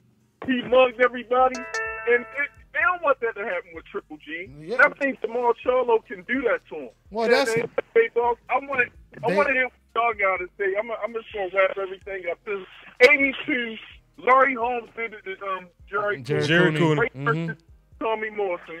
You know what I'm saying? Like this hopeless thing is real. They might ask Charlo. Oh, it's real. It's a thing, bro. They might ask Charlo. It is a thing. Hey, they might ask Charlo to move up to 168 like they asked Andre Ward to move up to 175. But go ahead, man. It's crazy, boss, man. Like this racial thing is real. Even in the UFC, dog. John pound for pound the best fighter of all time. Every time he posts something, every time at a weigh-in, all kinds of N-words are said in comment sections and stuff. And these are so-called UFC fans. This racial politics in combat sports is 150% real. And I'm glad cats like Dante, Boxing Nation, and the other cats out there, this new media been calling it out. Because the bottom line is, Abel Sanchez pretty much confirmed what we already knew. Curtis Stevens was real disrespectful towards Triple G, but he got the fight though. And I like Curtis Stevens. He's limited. Great point. Great point. Disrespect has been going on in the sport of boxing for a very long time. We just pick and choose who we support. The bottom line is the consumer that pays the money, i.e. the vanilla pigmentation, who pays the money, they want to see fighters they relate to. As far as they see fighters through themselves. It's like everything is going on with the whole Black Panther thing right now. A lot of Caucasian folks are butthurt about the whole Black Panther thing right now. It's like they don't want to see us uplifted in anything, dog. So at the end of the day, Abel Sanchez pretty much confirmed what we already knew. Black fighters are pretty much going to 1920 stuff. You know what I mean? Like the Black Murderers Row, man. Back in the day. You know what I'm saying? So this stuff been going on forever. I want to hear you guys, man, because I love tripping off you guys, man. I ain't gonna lie. I fucks with y'all, man. One love. I agree with what he's saying. But let me ask you this too, my bro. Don't you feel that he hung up? But go ahead. He hung up. Yeah, he man. hung up. Go ahead. I wanted to ask him how did he feel about us as black people though, because it's easy to point a finger, but we got to look at ourselves too, man. We pull each other down, bro. We do. You do have some, but the main thing is you can say people can say however they want to, but the main thing is who are you supporting? When that person shows up on the television, are you willing to pay pay-per-view for them? And but see this, and you know something, and I think it was thrown out there already about choice. People have choices. If you are you going to go out and support in your area? Are you going to go out there and support? Are you going to make it known? Are you going to support? Like, because I'm gonna be honest with you, talk about vanilla and all you want to. Don't white people stay behind each other. They stick together. Oh, of course they do. But the Hispanics, they stick together. They do. Okay, but this is my thing though. Let me say hold on. Let me just say this real quick. But this is the thing when it comes to like Pacquiao, when it comes to like Roman Gonzalez, when it comes to Edwin Valero. A lot of these fighters that come over here, they don't really have their country filling up the arena. It's our country that's filling up, their arena. And so what I'm saying is, once again, it goes back to what we talked about earlier. It's like, why do we have to have votes, for us to get the credit that we deserve? If we doing the same type of things that they're doing, and once again, if you go back to Brooklyn, New York, because there's a higher population and a lot of black fans out there, they're more into boxing out there. It's like if you look at the West Coast, the majority of fans are Latino fans. You go to Staples Center, StubHub, it's going to be a lot of Latino fans. You go to Brooklyn, it's going to be a lot of black fans, So no doubt about it, it's based on, what location, what area you're in. But we are, right. but I just got to give us more credit than that. I think we are supporting. I mean, it's just, it's not going to be, you're never going to have a Staples Center, filled with, half black fans when it comes to certain fighters. You will in Brooklyn, though. So I'm just saying I'm giving us more credit, but it still doesn't matter. At the end of the day, I'm saying the majority of the country should be supporting us, regardless if they black, if they not black, whatever the case may be. And not only that, but black people are not sitting over here posting comments, constantly calling black people runners and cowards and weight bullies and why don't you move up? Black people are not doing that. That's what non-black fans are doing. So I'm just saying, even if they don't support, I mean, you make a good point. You're right. Even if they don't support us, don't throw rocks is what I'm saying. And that's the problem. It's like they throw rocks on top of it. A little bitter about my area. Yeah. When I'm looking at like an American fighter, on a high stage, like Errol Spence when he went over to the UK and he fought Kell Brook. There is absolute. I like Kell Brook. I'm sorry, he wears. Errol wears our flag first of all, and I'm just like in my eyes. Okay, I'll just speak for myself. He wears that flag. He represents us. So I'm all behind Errol. Doesn't make a difference if, personally, if I like the guy or not. He represents the United States of America, whether people like it or not. And I'm with him all the way. If Floyd were to go over in the middle, deep in the heart of China somewhere, and he's fighting someone, any American fighter, I am with them all the way. Absolutely. Once again, it's a deflection, though. They pick and choose when they want to represent and respect the flag. I mean, and they don't. Okay, they're very selective. Like, do they care? It depends on what you're talking about too. Because do you really care about the flag? These people that say they care about it, or do they care about the ideals of what it's supposed to represent? It's a deflection. It's just so much shit, man. Yeah, I mean, look at Kirk. To just add on to what you just said, and I'll let you finish.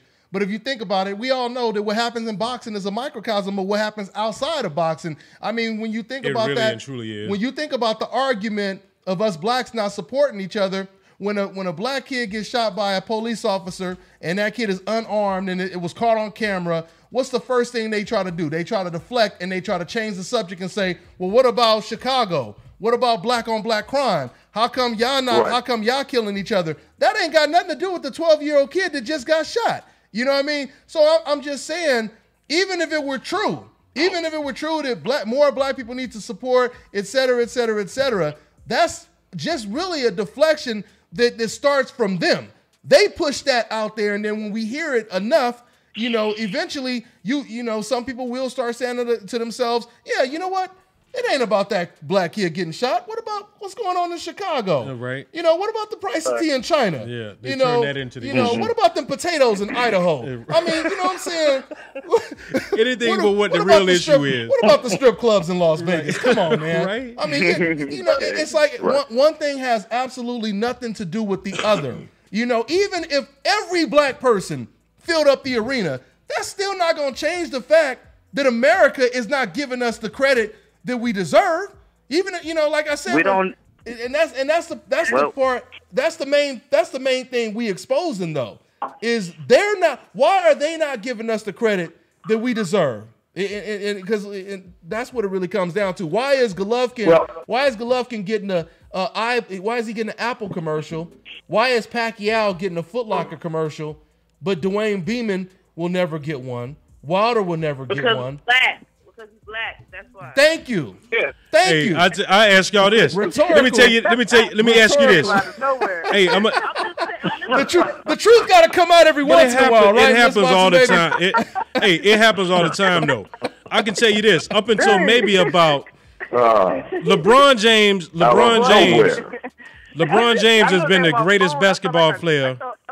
I thought I made a figure ask somebody on the line. I looked at my phone like, oh shoot, oh yeah, I forgot she was up here. Miss Boxing Baby. Oh man. Hey, Dwayne, one of the things that I see that if you have a lot of these, man, it kind of hurts to say this, but I think when you see some of these black fighters here on this side of the water, when you go to the UK or any part of Europe and you represent the country, and you just feel. I mean, it makes you feel like a god almost. Oh, and it makes you wonder, like, what's going on back here? Hey, and it's bad. Dwayne can tell you guys about that when we was in Mexico. The Mexican fans from Mexico, complete different fans. They didn't care. Mm-hmm. They didn't care what color you were. Dwayne will tell you they was rooting. They was rooting for whoever looked good in there. It was black fighters and they're fighting against Mexican fighters. Those Mexican fans were not biased at all. And also, when I got invited to 2 shows to go in Mexico and see other fights, and man, me just walking in the arena, people taking pictures with me. I couldn't understand all the things they were saying, but they kept saying, "Yo, you, that's the best. He's gonna be a champ. He's gonna be champ." And it was just like, wow, like they had TMT hats. They had TMT hats on. Yeah. I still see from last year when we went to Paris, France with my son, and he had a sensational first round knockout over his opponent. When he walked, just to hear how that crowd just lit up. I mean, man, I was so fired up. I wanted to put on some boxing gloves, And I was like, man, I had one of those Rocky moments then. And just to watch him walk out of the arena, and all of these people, some that could speak, English, many of them couldn't. It was amazing, man. It was like, wow, they treat this guy like a god here. Now all of a sudden they're like, we like him so much, bring him back, and so he's like headed back now. Mm-hmm. But it's sad. That's awesome. It's like to see the same thing back at home. That goes the construction of the company. Like look at the construction of this country, and look at the Revolutionary War, for example. If you fought for the UK, if you actually fought for them, if you're a black person, they were going to pay you, and when the war was over, you had freedom. If you fought for America, once the war is over, you went back to slavery. You were still slaves. Right. Like, we didn't have shit. So, I mean, that pretty illustrates like what we're witnessing now. It was a different. Yes, it was different. Thanks for bringing that up.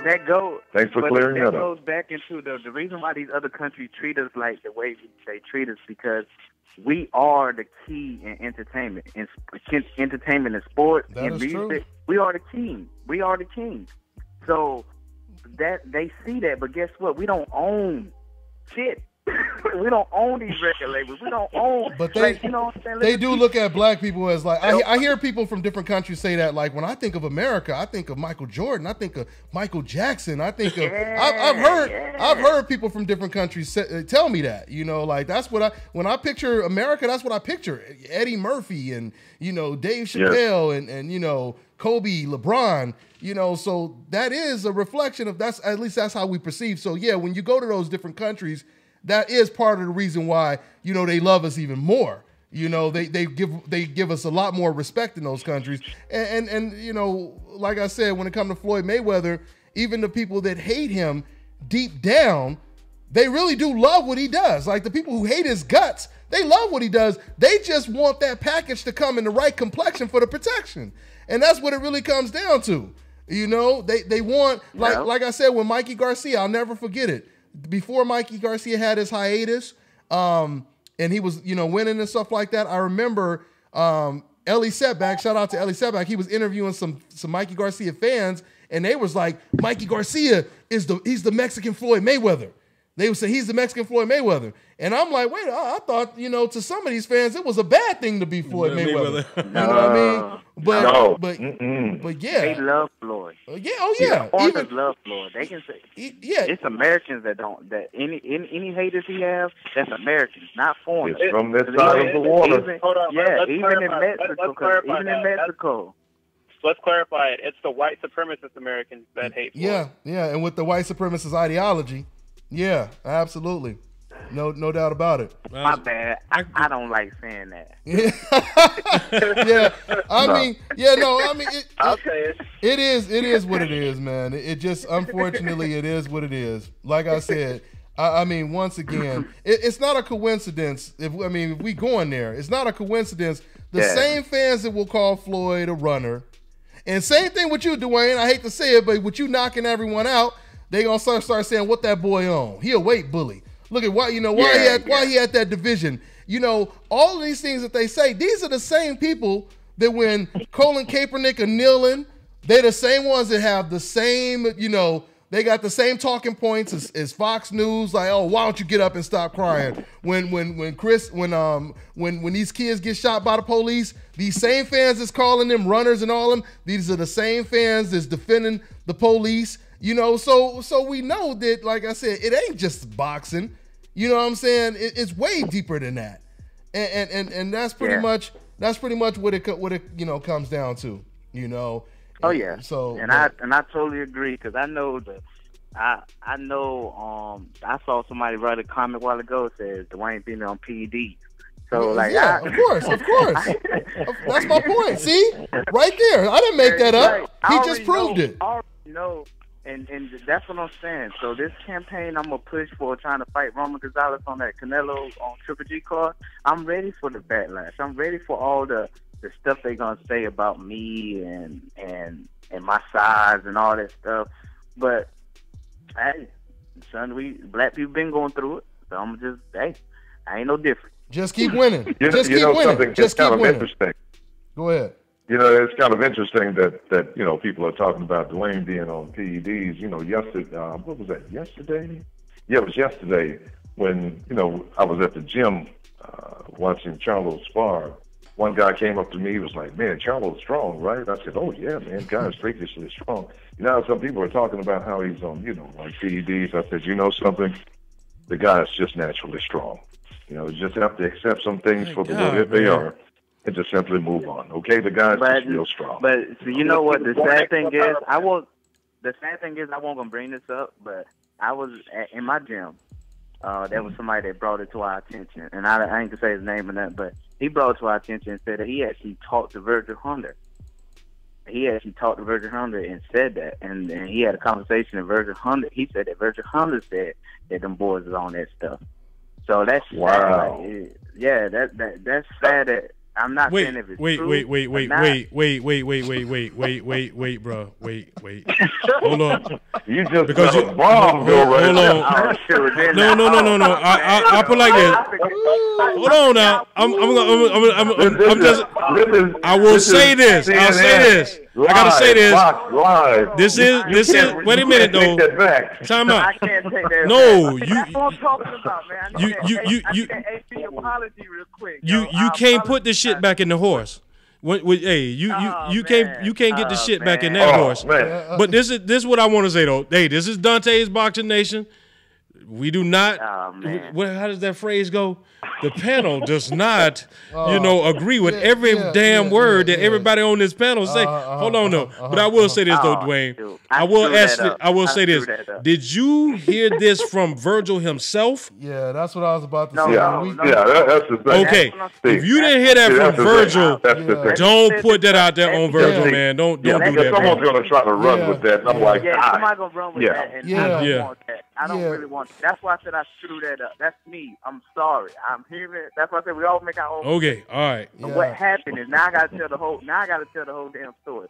So what happened is. Yeah, you can't unring the bell. There's what happened is we were told by a guy that he said he had a conversation. He said that Virgil Hunter was telling, and I hate to add these names. Oh, I'm screwing up so bad. Yeah. But okay.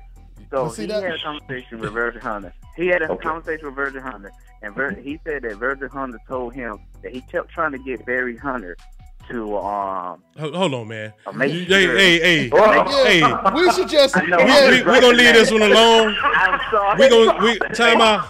No, what we should do is we should get all the facts straight. Matter of fact, it's probably better just to have the horse actually say it himself, though. Realistically, yeah, man. We should just. I mean, it's probably better just to go that route, because you naming some names.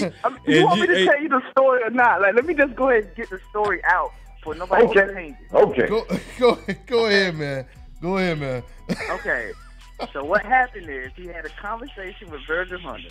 He said that Virgil Hunter was contacting Barry and said, make sure Spence take them drug tests. Because them boys with Spence and Charlo, them boys he believe they own some stuff. So he said that's what the conversation was said. That's what happened. Okay. Okay. Nobody can change up what I said. That was just gym talk, rumors that probably ain't true. I'm just saying that's what was said. Okay. And I'm gonna say the same thing we said when somebody called in and they asked what somebody asked something like if you think somebody was cheating or taking something, and I was like, I'm not gonna just remember we was like I can't just go out there and just say that. Yeah. I would have to have some kind of I gotta have a smoking gun before. I'm just saying me personally before I say it, I gotta have a smoking gun, or it gotta be something suspicious. And the guy that told the guy that told me and my coach, he probably never even had a conversation with Virgil Hunter. He just told us he did. Yeah, you get what I'm saying? That's why I'm not gonna say his name. Or not, you know what I mean? And I hate it because I hated that I put that out there, but we was talking, man. Y'all made me feel like it was the barbershop. You know what I'm saying? Like, we had a conversation, baby. No, I mean, you know what I'm saying? It's like extended version of a that just ain't no light stuff. That's not like saying, well, my buddy said that Floyd Mayweather is probably pound for pound the best fighter in the world, or when we say something like that, that's a big that's a big accusation right there. Because the thing it is, man. Because these now I'm looking at the comments. Because up there and shots. Oh my God. Yeah, we see them same comments. Yeah. I'll tell you what. You're learning firsthand on the political side of damage control. It's okay though. Yeah. But I would say this though. Let me say this though. This is my first, but it won't be my last. I'm going to say I speak my mind. I just say how it is. Yeah, nothing wrong with that. No, nothing wrong with that. Nothing wrong with that. Go ahead, man. But I want everybody to understand though. I can't co-sign on that. I don't. It's not been verified. I'm not even co-signing it. Oh, okay. We were talking about me being on PEDs. I don't even take vitamins, so I ain't on that. I know, man. Believe it or not, as big as my ass is right now, at one point somebody had accused me of being on PEDs back in the day. What's her name? Back in the day? Boxing baby? Why you ain't come save me on that one? I'm hearing crickets and frogs from Boxing Baby right now. Crickets and frogs. Miss Boxing Baby said, you got Miss Boxing Baby speechless, man. Go ahead, man. Now Boxing Baby is a heavy Charlo supporter, so. I mean, but like I said, it ain't even about, support, because like I said, even if somebody told me that they heard, Kovalev was on something, or they heard that Golovkin was on something, I've heard conversations where people said they thought certain people was on. I'm just saying, me personally, I gotta have the DNA, the smoking gun. You gotta have it. Yeah, I gotta have you on camera with the gun in your hand, taking a picture of yourself.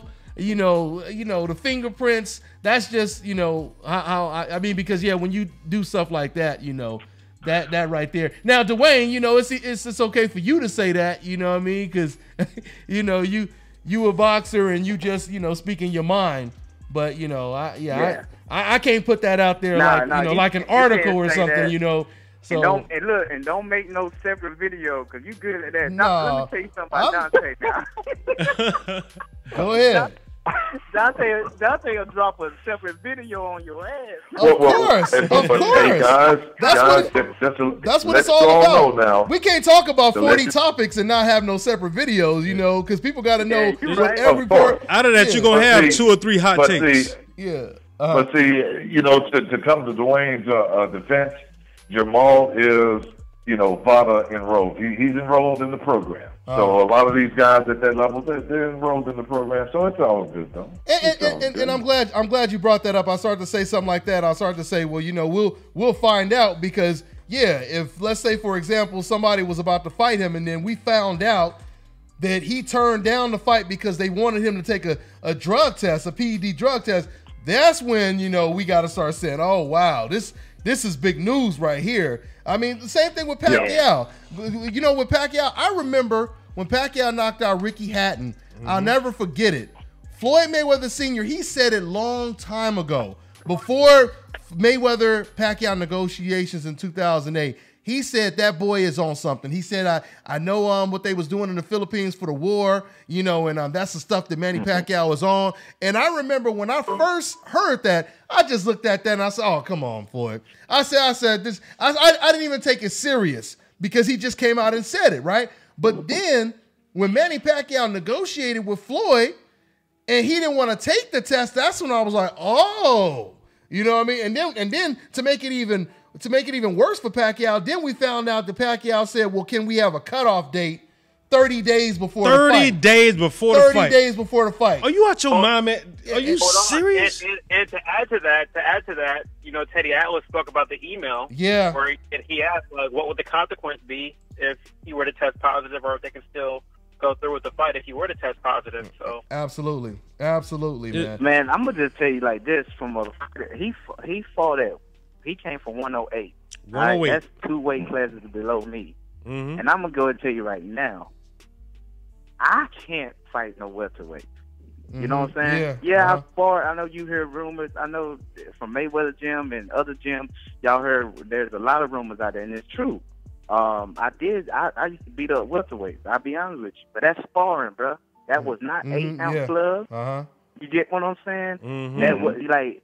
These guys, these guys was not on weight. So a lot of times them welterweights and lightweights I was beating up, and them junior lightweights and I was beating up, they actually were a little off their weight a little bit. And were they world champions? Like that. Were they world champions? Okay, well, let me just come at a different angle, okay? Because I'm gonna say something a little different here.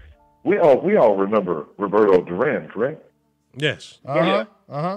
Now, what weight division did he start out in? He started at lightweight, right? He started at lightweight. We'll take a call in a minute. Go ahead.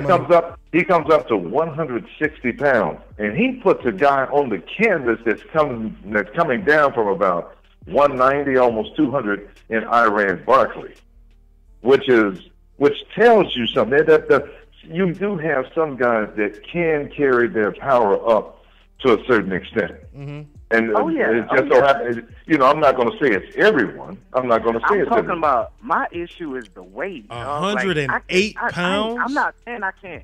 I can eventually, make 140 as the weight, but I'm talking about to be a trained, to stay on my regiment, you got to have an amazing strength conditioning. You got to have something out of this world. We're smaller guys.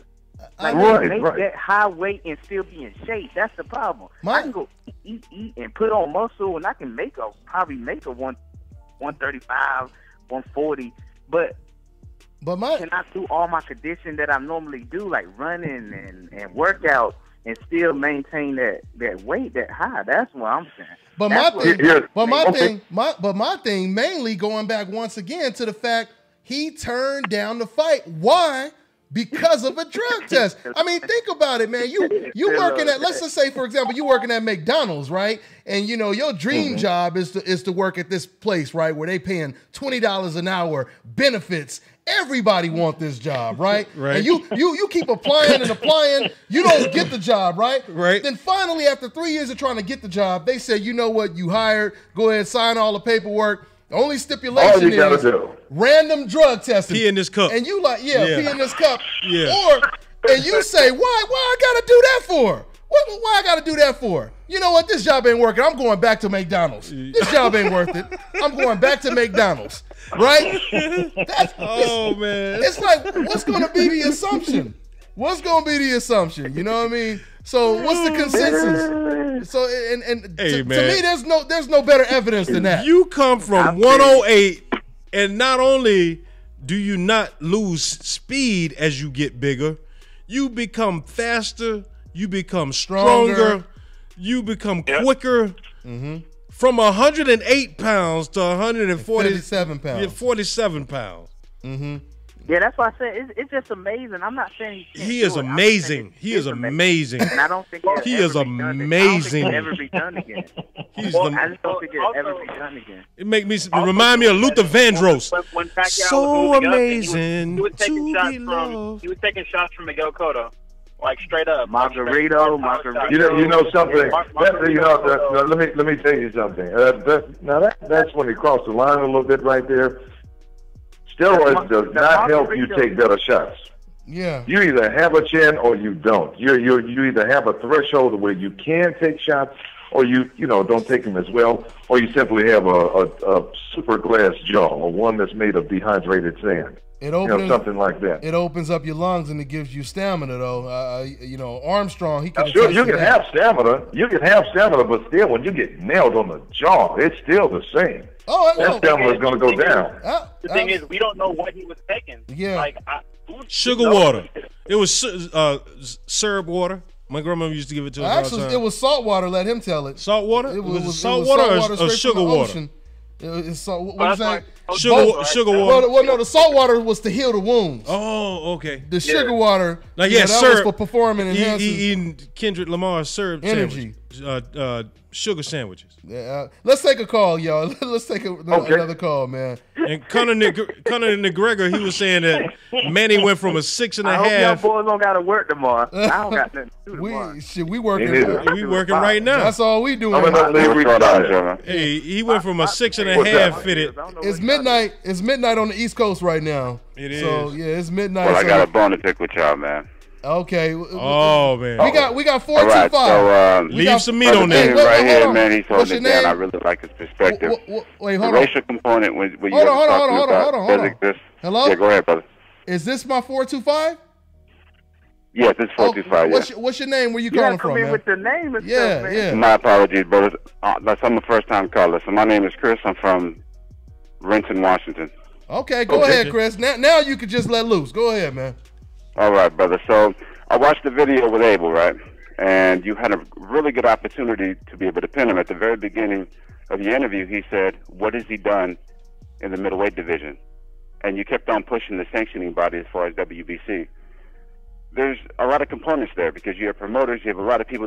It's also a business. You've seen the WBC and other sanctioning bodies pivot when they knew that they couldn't sell a fight, right? So when he said, let Charlo prove himself, I guarantee you right now, if Charlo were to go off against Jacobs, fight the top 3 middleweights in that division, by the time Canelo's done and Billy Joe Saunders is done, now he has no excuse, right? So now you have an actual fight, just like Spence or Earl Spence and the brother from Florida, Thurman, right? So Thurman says, I fought 2 hard fights in a row. I fought Danny Garcia, I fought Sean Porter, right? So now, since I have 2 titles, I can chill right now, right? Earl Spence just fought Kell Brook, just fought Peterson. So then you could say, out of really good fights, that's 2 against 2, right? So while I'm listening to you guys, I hear a lot of different components being added for the reason why certain things are happening. I'm looking at Abel's perspective at that point, and I'm saying, Abel's saying, hey, we'll fight the guy, right? But let him prove himself. And then you mentioned something about, well, he said the 3 little G's. Well, I think what Abel was really saying at that point was, well, that's not helping the matter. Hold on. Let's just, before you keep jumping to a whole bunch of stuff, I want to respond to the first thing you just said. Now, you said that if Charlo were to fight B.J. Saunders and fight all these other guys, then, it would make more sense for Golovkin to take the fight. So why didn't Willie Monroe and Dominic Wade, why they didn't have to do that? In a dominant. Yeah, all right, so then when you're looking at Dominic Wade, the whole position from what Triple G was made up to be was nobody wants to fight him. Absolutely nobody. Everybody was making excuses. I didn't hear Danny Jacobs standing up to say, hey, I'll fight you right now. Actually, Danny Jacobs said, wait, you got to make it worth my while, right?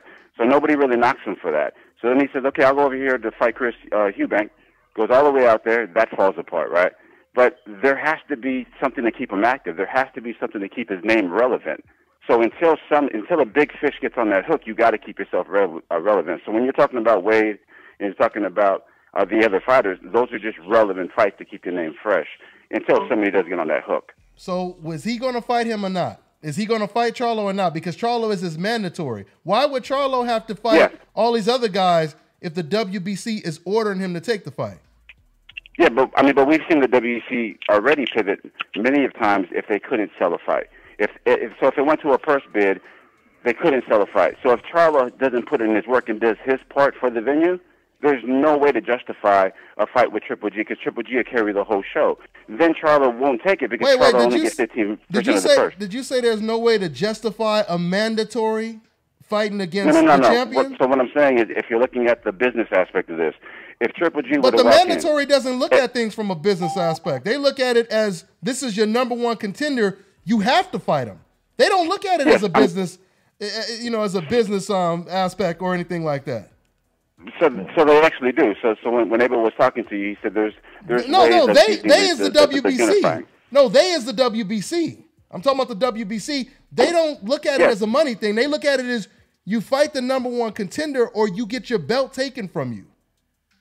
All right, so then my question to you would be the first time that Canelo's name popped up against Triple G and that Canelo was stalling, they both had a couple of fights before it even got to that point. It got to the point where, okay, Triple G earned his position here, and you have to fight him now. That was a road that Canelo couldn't avoid because Triple G wasn't losing.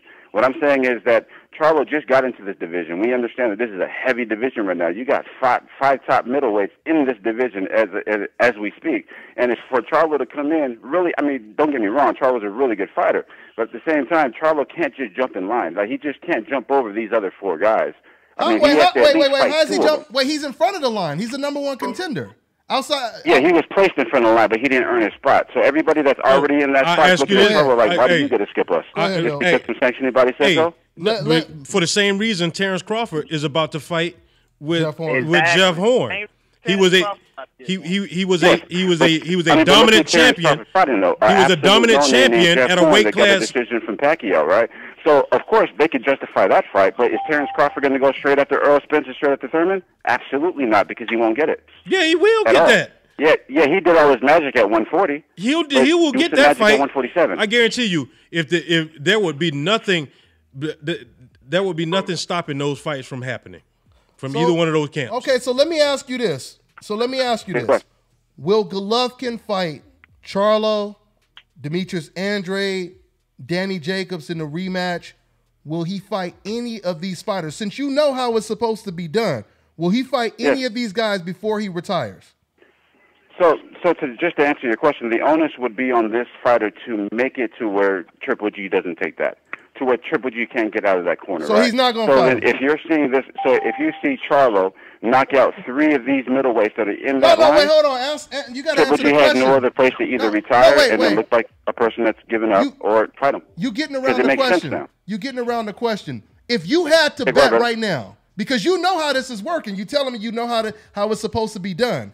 If you had to bet with all the boxing knowledge you have, will Golovkin fight any of those guys that I just mentioned, or will he retire first? He would fight him. He's going. Okay, so your money is that he will fight him. Okay. Yeah. Well, you know what? That's all we got to say. Because at the very beginning of your interview, he said, "Let him do something first, and then I'll talk about it." So if he don't fight them, then you know you was wrong.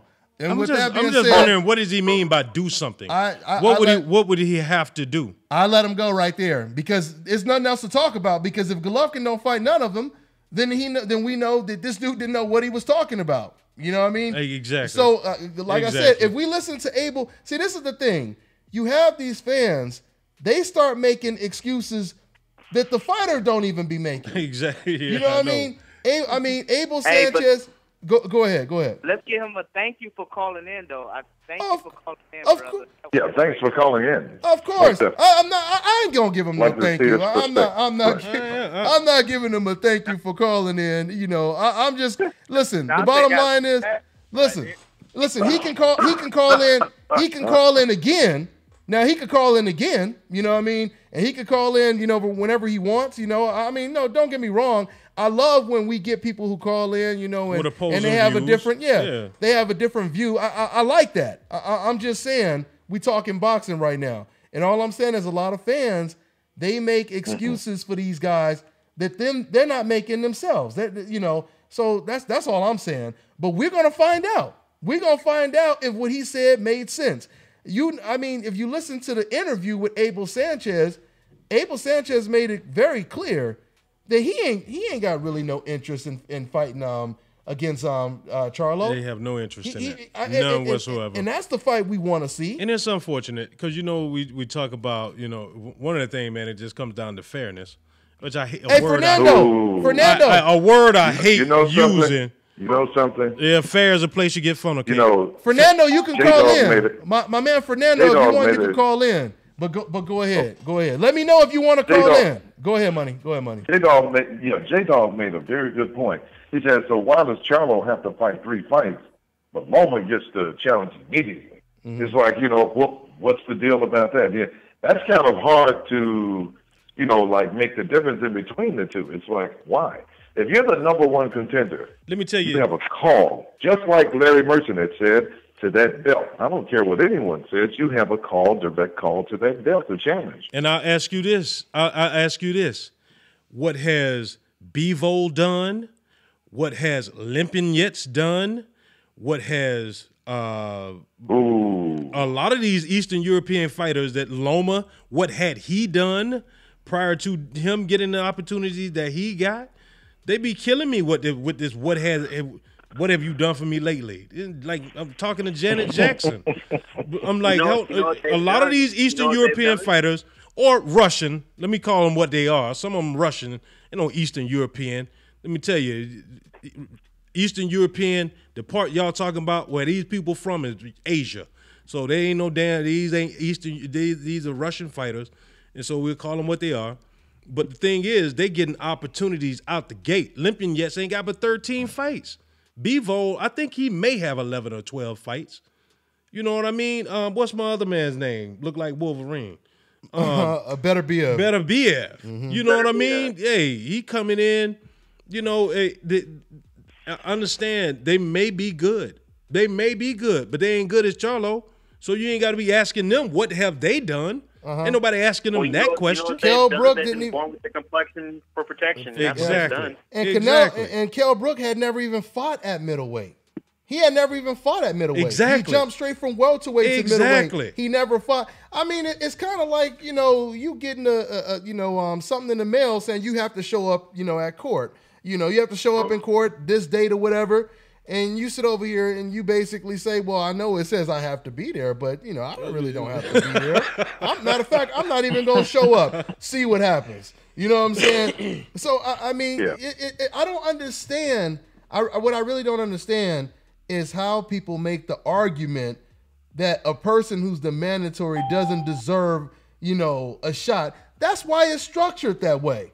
That's the whole way. That's the reason why it's once again, it's like saying that the guy who keeps winning in the playoffs doesn't deserve to play in the Super Bowl or the championship finals. he needs to do more. Exactly. You know what I'm saying? I mean, yeah, just like somebody was saying, Canelo, what had he done at 160? Yeah.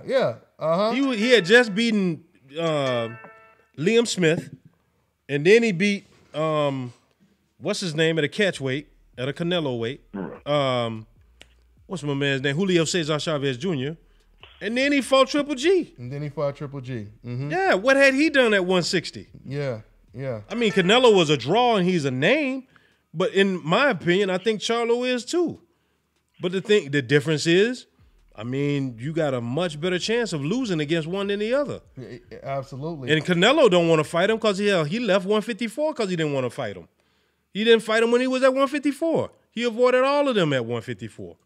So, I mean, they can make all of the excuses that they want, man. Let me tell you, I'm telling you, I was a huge supporter of the guy because up until this point in his career, the competition was not there. It wasn't there 2 years ago. It's barely been there for a year or so because Charlo just moved up to 160. Andre just moved to 160. Canelo just moved to 160. Yeah. The competition. You can't hide from these guys. He can't hide from them now. You cannot hide. You cannot hide from them now. And I'm just saying, a couple, 2-3 years ago, especially when I thought the Triple G, and he may be moving into that past the prime time. He may be. But the thing is, don't say no one wants to fight him. Or don't say, hey, I understand you got to have your fighter save face as well. But don't come here with that. Hold on. And somebody in the comment section said nobody had a name like Canelo, though. Let's be you real. Gotta be joking. Let's be real, guys. I saw that. So listen. So then why did he fight Willie Monroe? Why did he fight Adama? they didn't have a name like Canelo. Why did he fight Wade? He didn't have a name like Canelo. See, this is why What's my man's name he beat out at to sit over here and protect What's my man's name he beat at StubHub?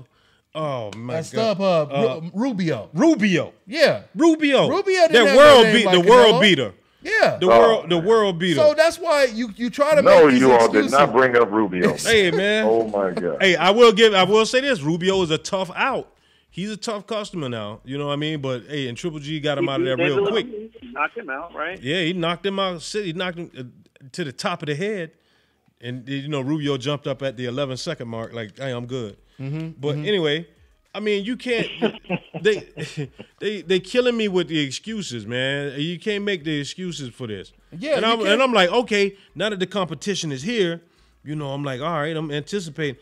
I understand y'all want to, give him a couple of easy ones out there, man. I ain't saying that he got to go directly to Charlo if he wins against Canelo.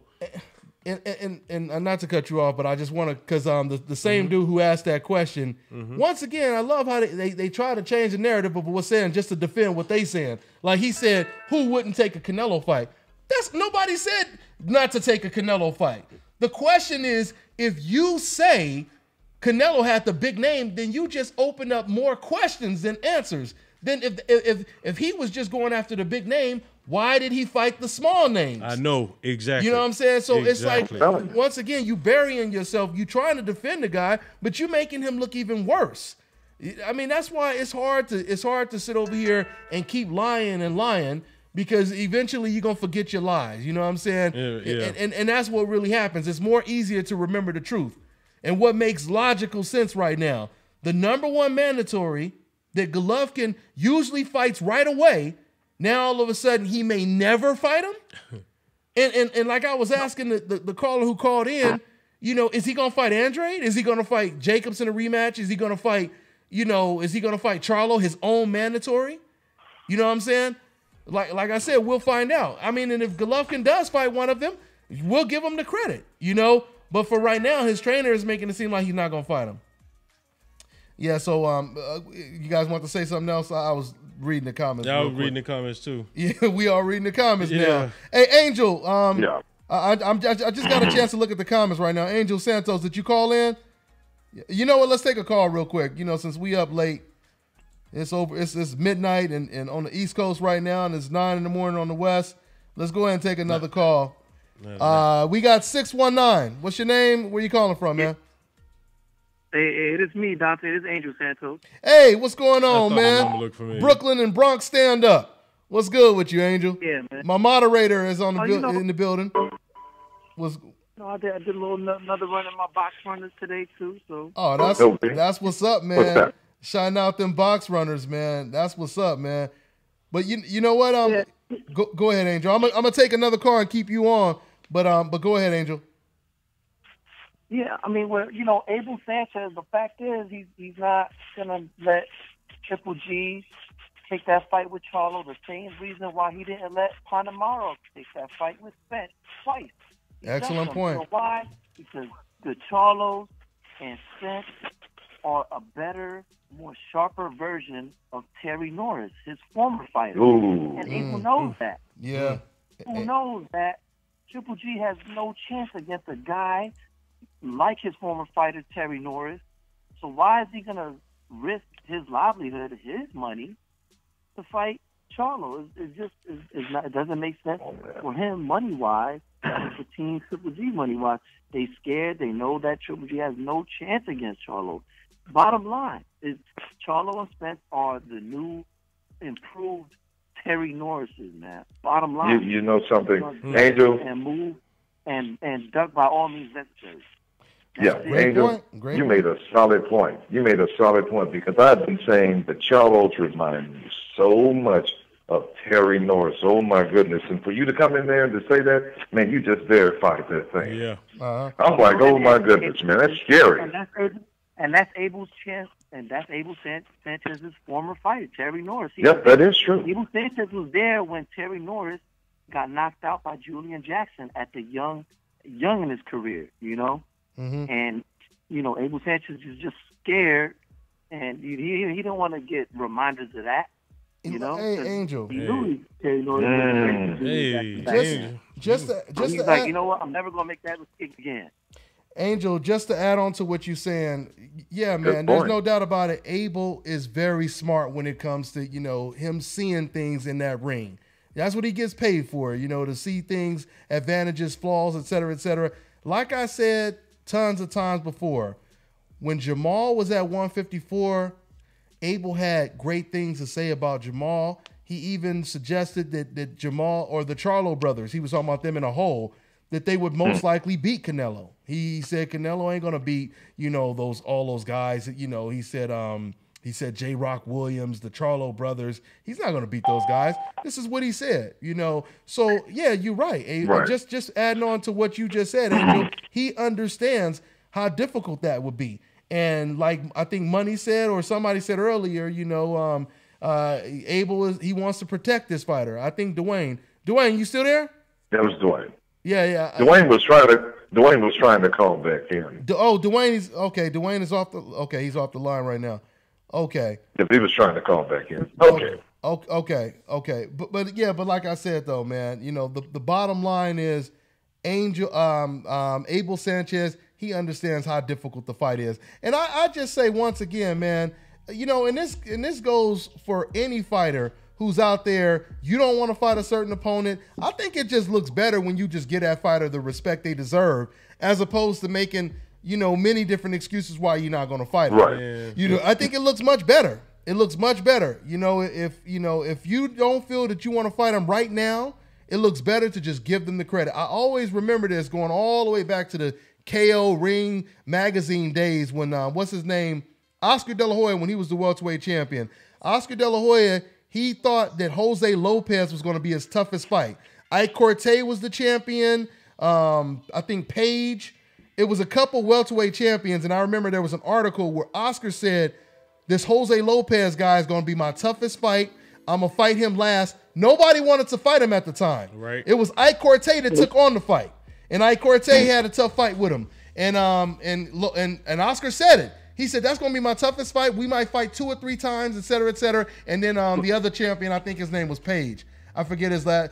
It was another welterweight champion who ended up beating Lopez. But I know who you're talking about. His name was Greg. I think it was Greg Page. It was Greg Page? Okay, it was Greg Page. Okay. So, yeah, so Greg Page beat him, and then, you know, that pretty much ended those talks. But my point is, Oscar, you know, basically admitted, and it's like you had to give him more respect for admitting the guy that was being avoided he thought was going to be the toughest fight. You know what I'm saying? So, yeah, you got to respect people when they give, you know, opponents that kind of credit. I agree. Yeah, when you make all those excuses, you know, it just, you know, it's not a good look. You know, it's not a good look. And one thing I wanted to we got point Dwayne out, back on the line. Dwayne, is that you? Yeah, I'm back. Okay. Yeah, I didn't. One thing that I wanted to point out was it about a month ago? We were sitting here and you just called Abel up just out of the blue. Yeah. Abel said something in that conversation that I keep going back to, and he said, "It's always up to the fighter." Thank you. Do you recall? That's why I was trying to get back on hold so bad. Do you recall that? Yeah. So how is he saying that he's, you know, what Triple G's gonna do? He even said he gonna talk to the managers and make sure that's what that I'm saying. Charlo That's waits right. as long as possible. So I'm saying, hold on. Are you speaking on behalf of Triple G, or is this something that Triple G is expressing to you that he doesn't want to fight Charlo? Which one is it? Good boy. Are you speaking for this Thank man, or you. is you know what I mean? Because but that's what That's what I'm saying. Take it from a fighter, yo. I'm telling y'all, any fight can be made as a fighter. I don't care. Trust me. I've been around, and I know any fight can be made if the fighter really want to make the fight happen. Right. Absolutely. At the end of the day, I don't care what a coach say. I don't care what a promotion team say. If a fighter go on social media and say he want this fight to happen, especially when he in a position of power, like Triple G is, if he say he want the fight to happen, they'll have the fight be made. The fight be made whenever he wanted to be made. And that's what I'm saying. The guys, the A-class fighters have that position. They have that power. Yeah. And y'all hearing it? Y'all hearing it from, you know, a super flyweight champion, Dwayne Beeman. You know, I'm telling you. I kept calling out Inoue. Everybody say Inoue's just this monster that nobody can fight, nobody can beat him at 115. Blah blah blah blah. It seemed like the moment I started saying I want to fight him, that gave, you know what I'm saying, oh, that's a voice. Somebody actually saying they want to fight him. All of a sudden, he leaves the weight class. Like, it's just like, now he going to probably push that narrative at 118. You know what I mean? It's just, that's how it's going to go. That's how it's going to be. Yeah. It's fake. It's fake. Do not believe, the people out there, do not believe that there's nobody that want to fight a certain fighter. Even with me, I believe there is a fighter that want to fight me. Yeah. There's one guy that been calling me out. He's 7-5, but ain't nothing I want to entertain. Yeah, I'll be honest with you. Why? Yeah, ain't nothing to gain in a situation like that. Okay. Ain't nothing gonna gain. And I would destroy him. And Dante gonna write and do a story about it. Like, well, Dwayne did what he's supposed to do. Next topic. You know what I'm saying? Right. Hey, like, nobody's gonna care about that. Right. Nobody's gonna care about that. But I'm telling you, that is fake. That is all this. I knew that from the start when they kept saying Triple G, nobody want to fight Triple G. It's phony. No, there's you're top right. guys that do want to fight. Laura wanted to fight him. Andre Ward wanted to fight him. And Andre Ward, that fight made all the sense in the world, because if you wanted to prove you were the best, you had a fighter who was considered pound for pound #2, right behind Floyd Mayweather, the best fighter in the world. And that's what Dwayne Beeman been doing. Whoever they say is the best, Dwayne wants to fight. So Golovkin did the opposite. He had a guy that was the best saying, you can fight me. You want to prove you the best. Right. And he was like, no, I'd rather fight Adama. I'd rather fight Rubio. I'd rather fight, you know, this guy and that guy. And that is the difference. That is the difference. And I'm sorry. I gotta address this one question. Somebody just wrote, Inoue don't know. He wrote, Inoue don't know you, brother. Be honest. But let's keep it real. If you're in the division, boxing world is small. You don't think Inoue know who the fuck I am. He does. You know what I'm saying? Excuse my language. Of course he does. Excuse my language. But how many people know who Inoue is, though? Yeah, I know, right? Exactly. So whoever go to Walmart right now and ask somebody who Inoue is. Yeah, that was stupid. That was stupid for you to say. Fanboy. That was stupid for you to say, because the boxing world is small. Everybody just about know everybody. And especially in your division. And then to be an intercontinental champions, belt Yeah, holder. especially in your division. Yeah. My name don't. And personally, I tag him in posters. Yeah, there you go. Like, so come he on, definitely man. know who you Let's are. Be honest. Everybody know. They know who I was before I sparred Quadris. Quadris already said he knew who I was. He said when he met me, he was like, "Wow, it was true. You are bigger than what people, you know what I mean? He said it is true. He said, but you're not as big as what everybody said you was. Everybody keep telling. Before Quadris sparred me, they told him I was like a welterweight. I looked like a freaking welterweight. Like they told him these fictional stories about how big I was. Hey, let me William Wallace. And let me just say this real quick. I want to go back to because it's once again, and this is exactly the point that I'll be making. You got somebody in the comment section. They keep saying once again, Charlo is Golovkin's mandatory, right? But you got somebody in the comment section. They keep saying Charlo. I want to see Charlo versus Andrade. Charlo versus Danny Jacobs. Charlo versus this guy versus that guy. Gotcha. That is the modern day black murderer's role right there. I know. Because this is what happened back in the 50s and the 60s. And I'm not just making these terms up. And it was actually a Jewish writer that came up with the term black murderer's row. He wasn't even a black guy. He came up with the term black murderer's row. And what it was a group of dangerous black fighters. Charlie Burley. Charlie Burley, Coco Kid. Yeah. Nobody wanted to fight these guys, including other black fighters, Sugar Ray Robinson, Jake LaMotta. Nobody wanted to fight these guys. So what happened is they had to keep fighting each other over and over. They even came up with their own tournament.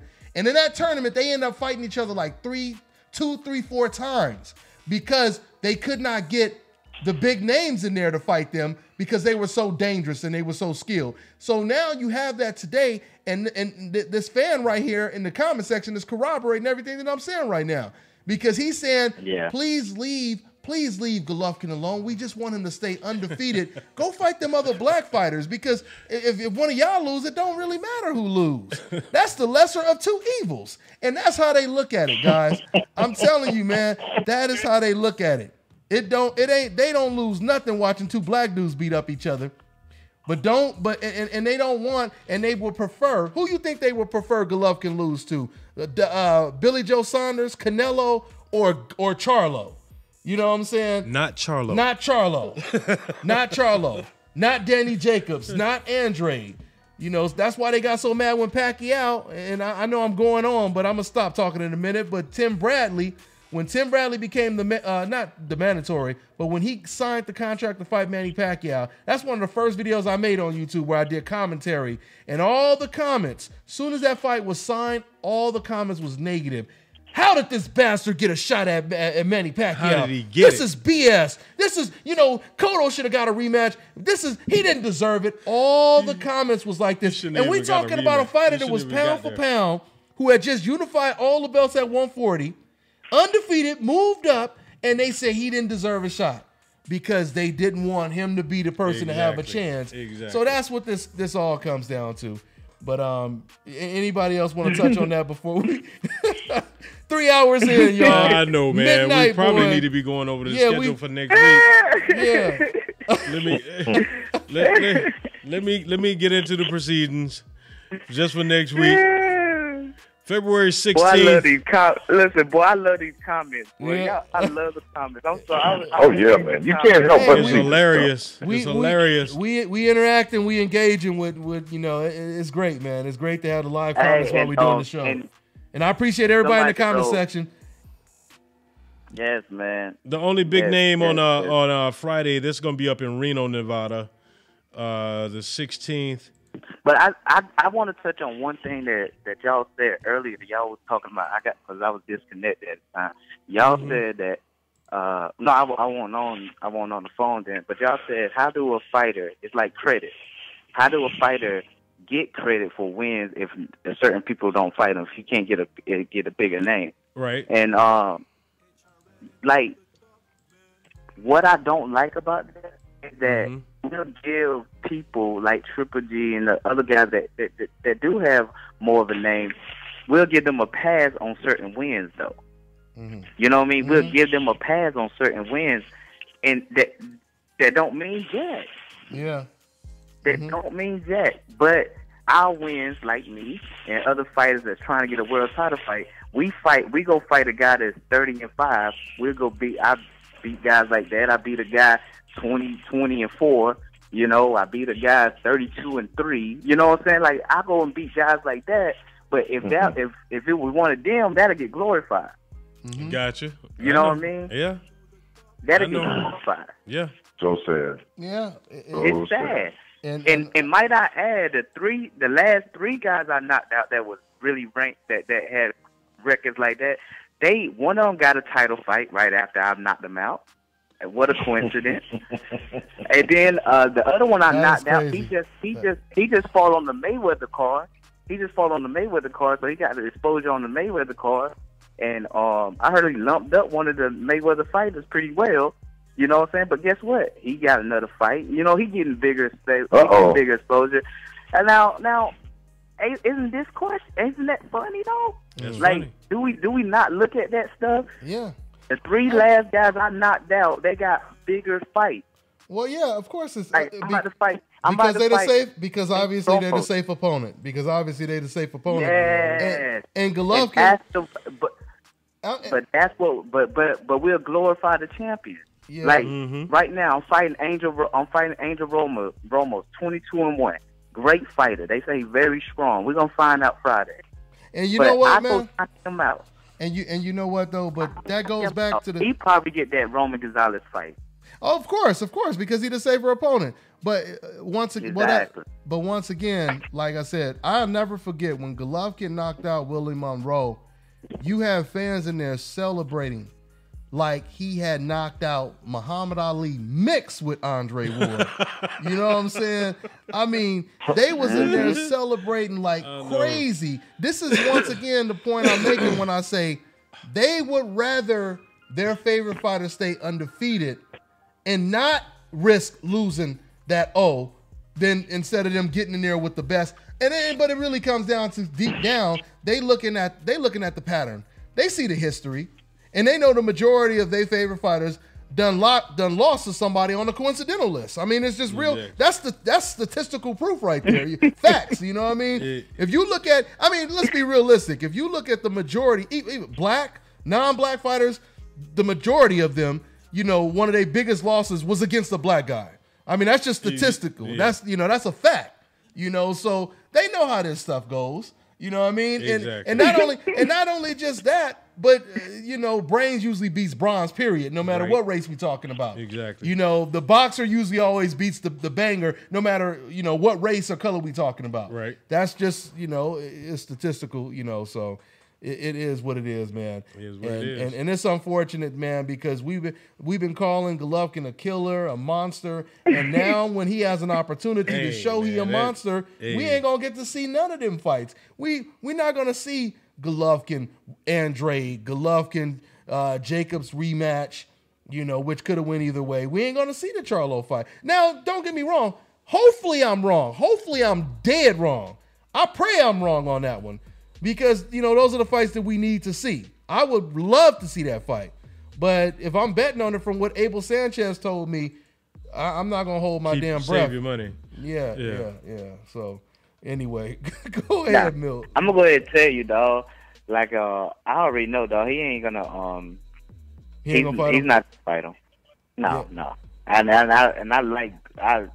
Right now, yeah, we'll take a call in a minute, guys. Thanks for reminding me. I got no reason to be biased. Falling asleep. Abel. I'm good. Because I told you, Abel said nothing but great things about me. But I just know, you know, talking and, you know, listening to them guys, they never fight. They're not gonna fight a Charlo.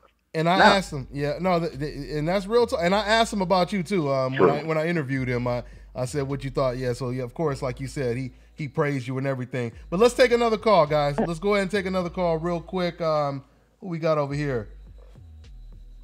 Okay, Reggie. Is this Reggie again? Yeah. Did I already have you on tonight? Am I tripping or what? Yeah, you did. I wanted to get in on that one caller. I think that was Abel's son or some shit. Oh man, he was. Oh yeah, man.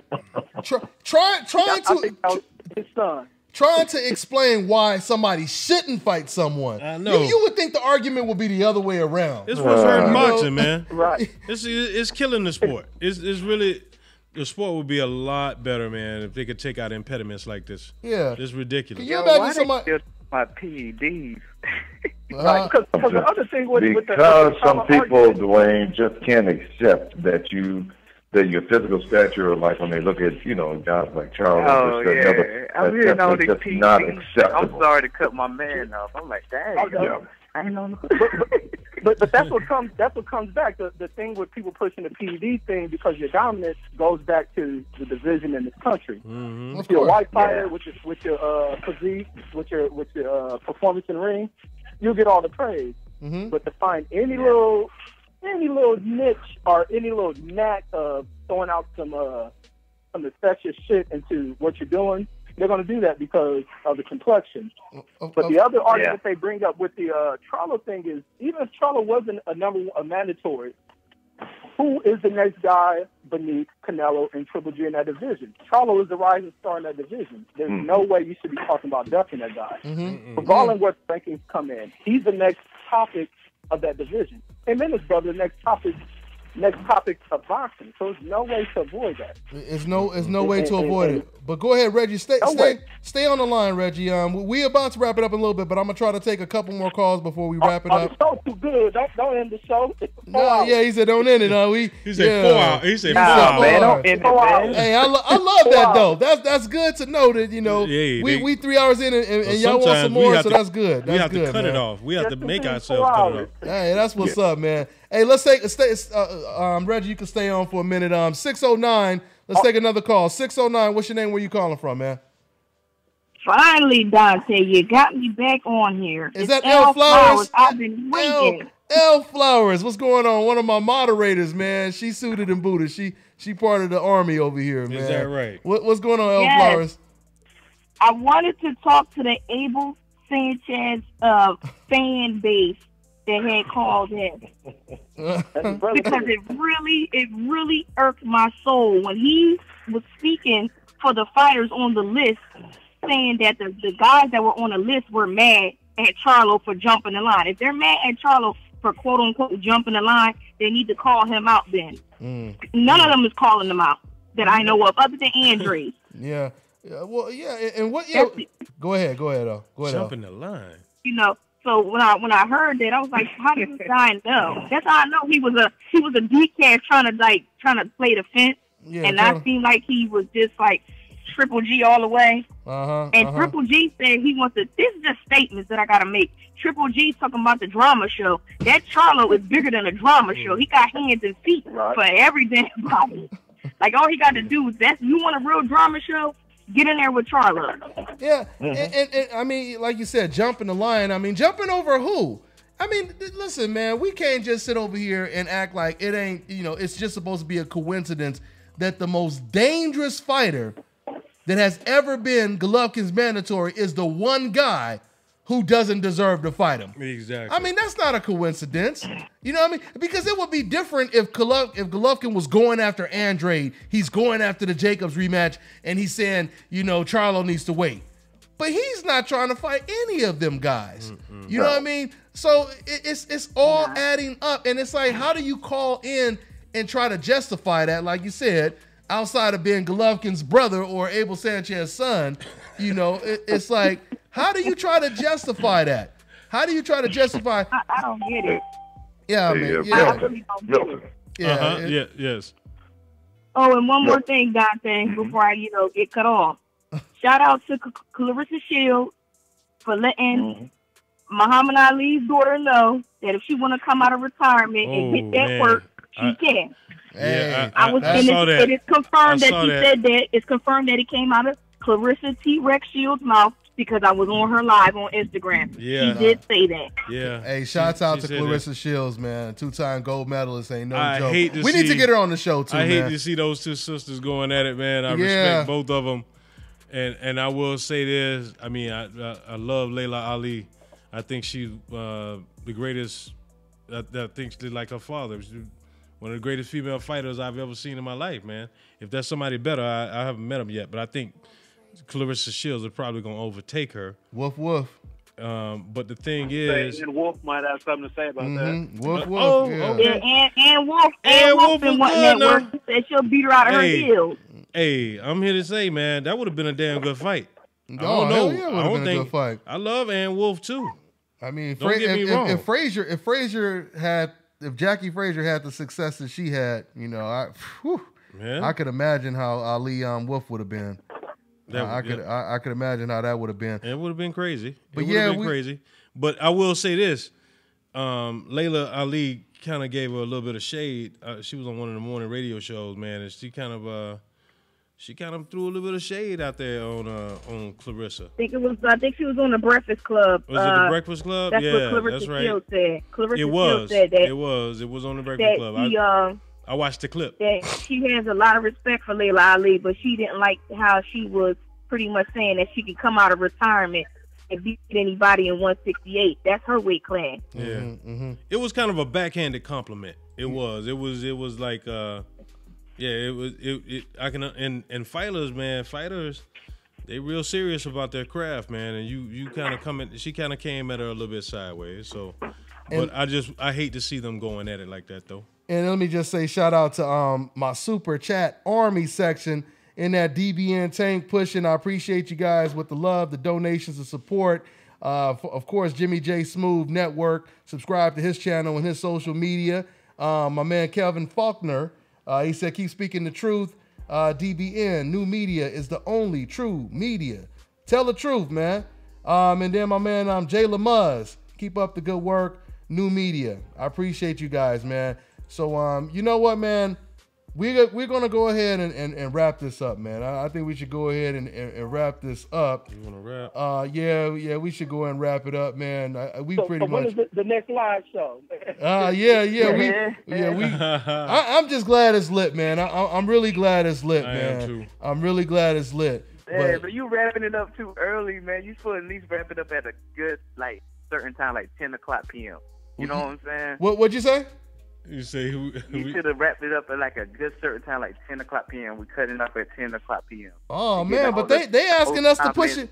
They asking us to push it further though. They asking us to go on. I know. I told you, I'm up, man. The show is dope, man. Don't hang this up, man. Oh man.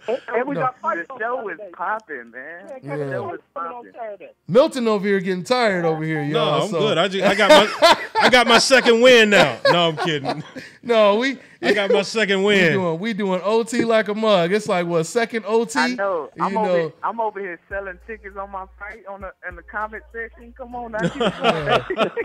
Yeah, they in the comment section saying 5 hours, Dante, 20 more minutes. I appreciate that, man. I really appreciate that because y'all could be saying the opposite. Yeah, I know, right? I really appreciate that, man. What messed it up was that Milton yarn, man. Milton yarn. And now I finally got my second win. Yeah. And I'm good to go. Yeah, because like we I said. fights on Saturday we ain't talked about, man. Oh yeah, we ain't even talked about the fights on Saturday. And Dwayne, and Dwayne. Shouts out to Dwayne. Like I said, Dwayne said we should go, to at least 10 p.m.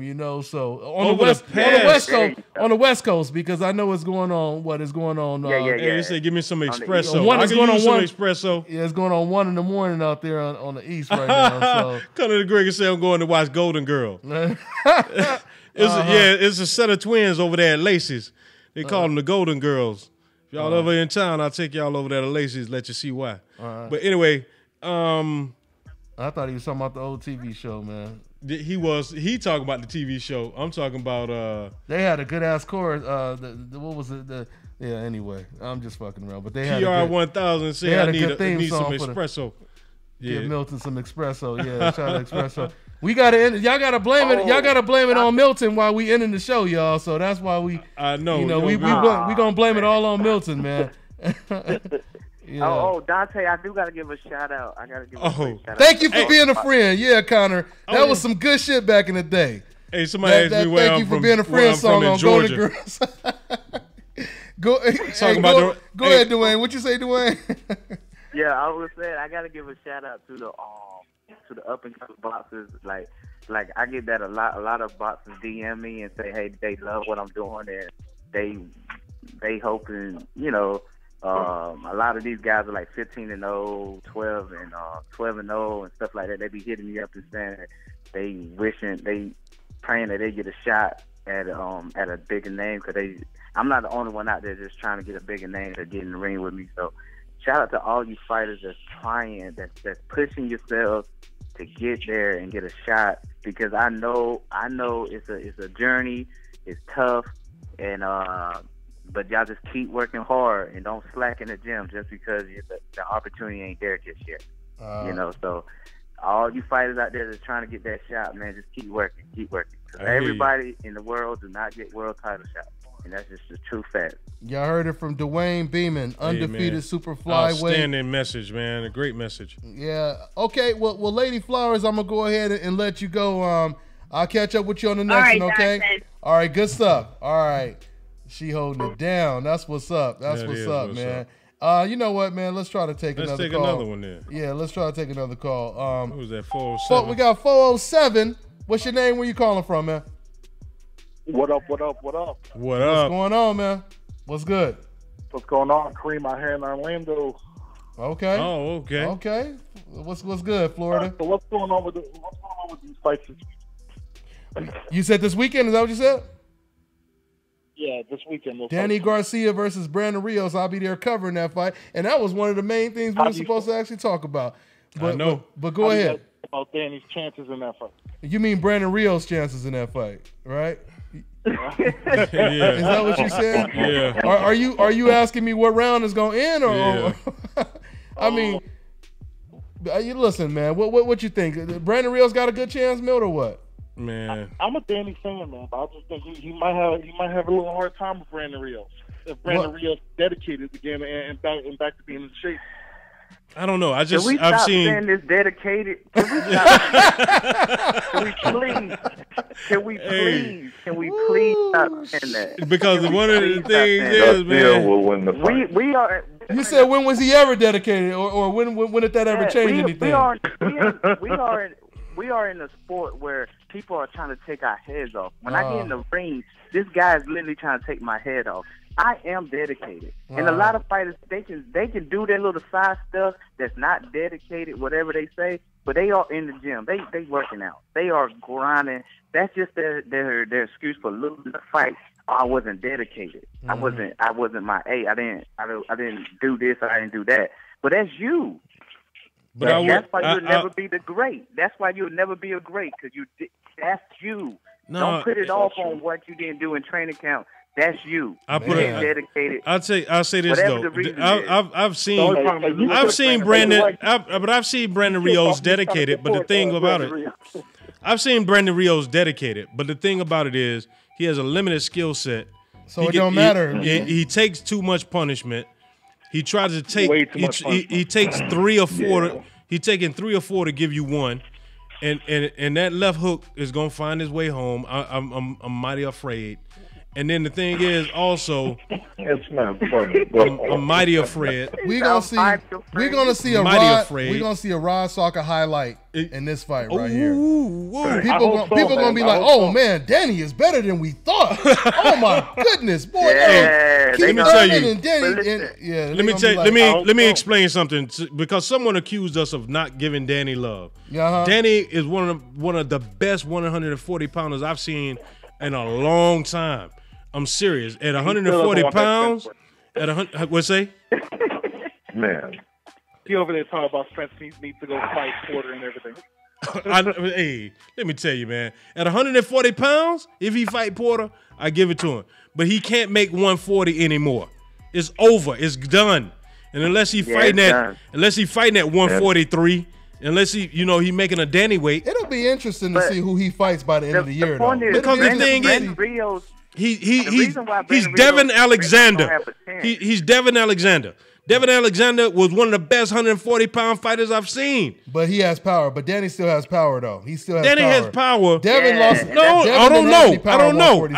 I don't know. Hey, Keith Thurman started dancing. Keith Thurman started dancing after like the 3rd round, so he must have respected his. I think he respected him. But then also, I saw him go toe-to-toe with Ghost Guerrero.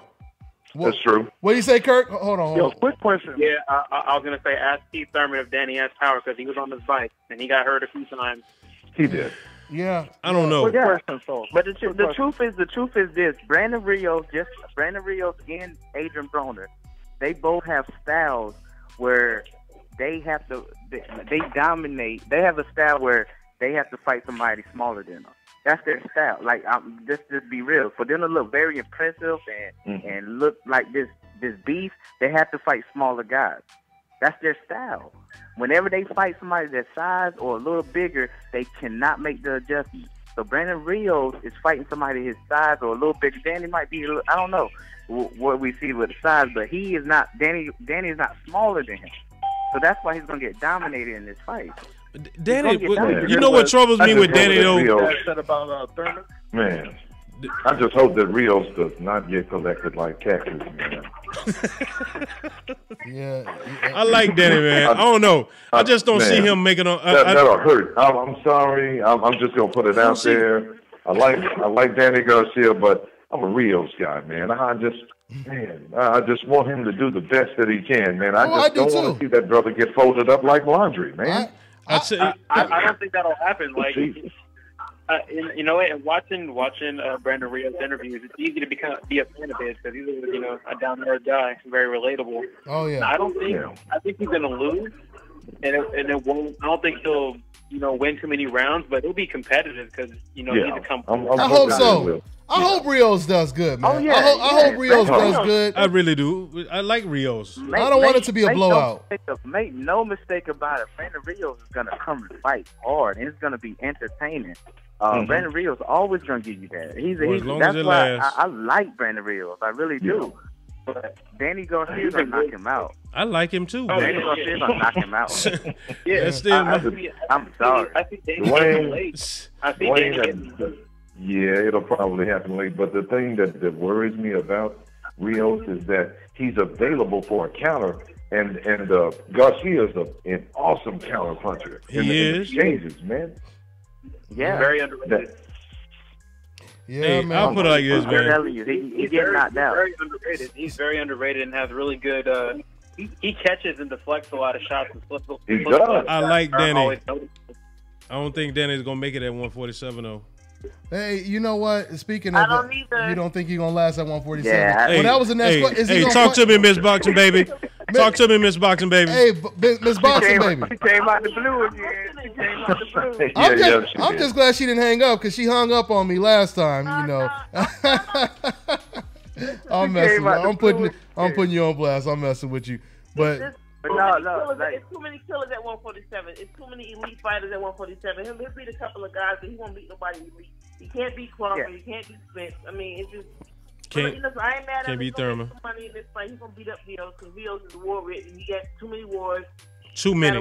He's not gonna win. But after that, Danny won't beat too many people at 147. I think. I think Thurman. I don't know about that. I don't know about that because even with the Thurman fight, even though Thurman won, it wasn't like it was a lot. It was competitive. Fight. Yeah, that's true. But you gotta understand when Danny was hurt, he didn't do nothing else because that was the first time he really got hurt by somebody who was a true welterweight. He didn't really do much else after that. Nope. Well, actually, Lamont Peterson actually put some dents on him. Oh yeah. Let's not sugarcoat it now. That Thurman and Garcia fight was not a real split decision. That jump should have been unanimous. It should have been unanimous. Danny didn't do nothing. But Garcia, Danny did not. He should not have won on no scorecard. I'm sorry. He clearly lost against Thurman. He cannot beat. I don't think he can beat Mike is hotter than everybody else. I disagree. You can cut everybody else off. Dwayne Beeman, your mic is hotter than everybody else's, hotter man. Than lava, boy. Hey. Yeah. I say his mic hotter than everybody else's. He drowning everybody out too. But one thing. What do you mean by it's hot? What you saying? No, you got these takes, man. You got to take a second, man. You got hot takes. I'm talking about hot takes too. Hey, well, let me just say this real quick, man. The question is, will Danny Garcia fight Thurman? Will he fight Spence? Is he gonna fight Porter? is he gonna fight any of these guys in 2018? I told you. I read an article the other day. I was listening to him, man. He says he wants the Spence fight. He says this now. He was asked the question. He was asked the question, and he said if he can't get this fight, he said, "Yeah, I would take it." But I don't believe that. What did he say? So let me ask you guys a question. So a few years ago, wasn't there a killer from Argentina at 140? Oh, you mean the machine? Oh, the You machine. talking about the machine? Matisse. Yeah. And who fought and beat him? Yeah, I give it to Danny. At 140 pounds. Victor Postal wasn't supposed to beat him. Victor Postal At wasn't 140 supposed to beat him. pounds. Yeah. Oh yeah. Hey. Speaking of 140, y'all don't forget about my man Regis Progress. Regis Progress. Yeah. Man, he's a beast. Yeah, Hey, you know something? People don't talk I've been too much watching about Regis. Progress. Him and Victor Postal fighting March 9th, I think it is. I don't. Somehow. March 9th. I've been watching. Let's see. Regis is looking pretty sharp in the gym, man. We'll be over there tomorrow and go check him out. Wow. Man. Oh, nice. Yeah. Nice. Hey, tell him the nation is looking out for him, man. Yeah. And you got it down. Yeah. I don't know nothing about Regis though. I don't know nothing about him. He's smooth as A lot of people don't. Good power. Yeah, why 20-0 with 17 KOs. Why isn't he developed a buzz? Yeah, I mean, you need to get into ring announcers. Like, you see That's what he does. That's what he does. Yeah. Oh, for real. Yeah, man. Yeah. That's the man with the golden voice right there, man. Yeah. Yeah, we gotta get together, man. We gotta exchange information because I'm always looking for like narrative people to do like narratives on my little stories. Okay. I like that. Man, you came out real nice. Yeah. You came out real nice. Money is the business, man. And you, Dwayne, you already know. I told you know about his son, right? You know about his son, right? No, I don't. No, his son is one of the best prospects out. He's sparring with Jamal Charlo right now. He undefeated prospect at 154. I got a highlight of him knocking cats out. His name is Money Powell the fourth. Yeah, so this is Money Powell the third. Oh yeah, I'll send you the link of I got some highlights of him knocking cats out. I mean, he got cats doing the mashed potatoes, the stanky leg, all kind of stuff.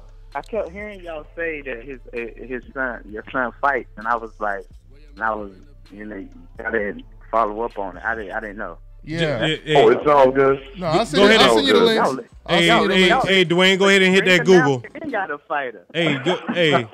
Go ahead and hit that Google, and you'll see him. But hey, y'all, let me finish running down this list because also next Saturday on that same card is David Benavidez in the rematch with Ronald Gavril. Very good fight. Super middleweight. It was the first fight was damn competitive. Just going quickly, Lionel Thompson is on that card. Ladarius Miller is on that card. That's going to be here in Las Vegas. And then also Joe Spencer going to be fighting a 4-round fight. Joey Spencer. Joey Spencer. Yeah.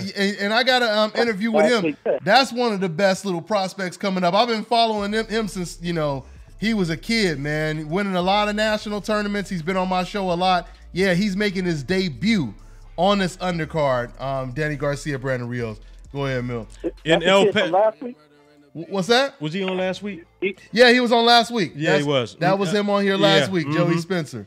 Yeah, man. I know. That should be fun to watch. I was wondering, was it last week? I know we had him on here one time together. Yeah, we had him in the studio. We had him in the studio. Yeah, I got a lot of interviews. And then also the next weekend, not on the same card. This is in El Paso.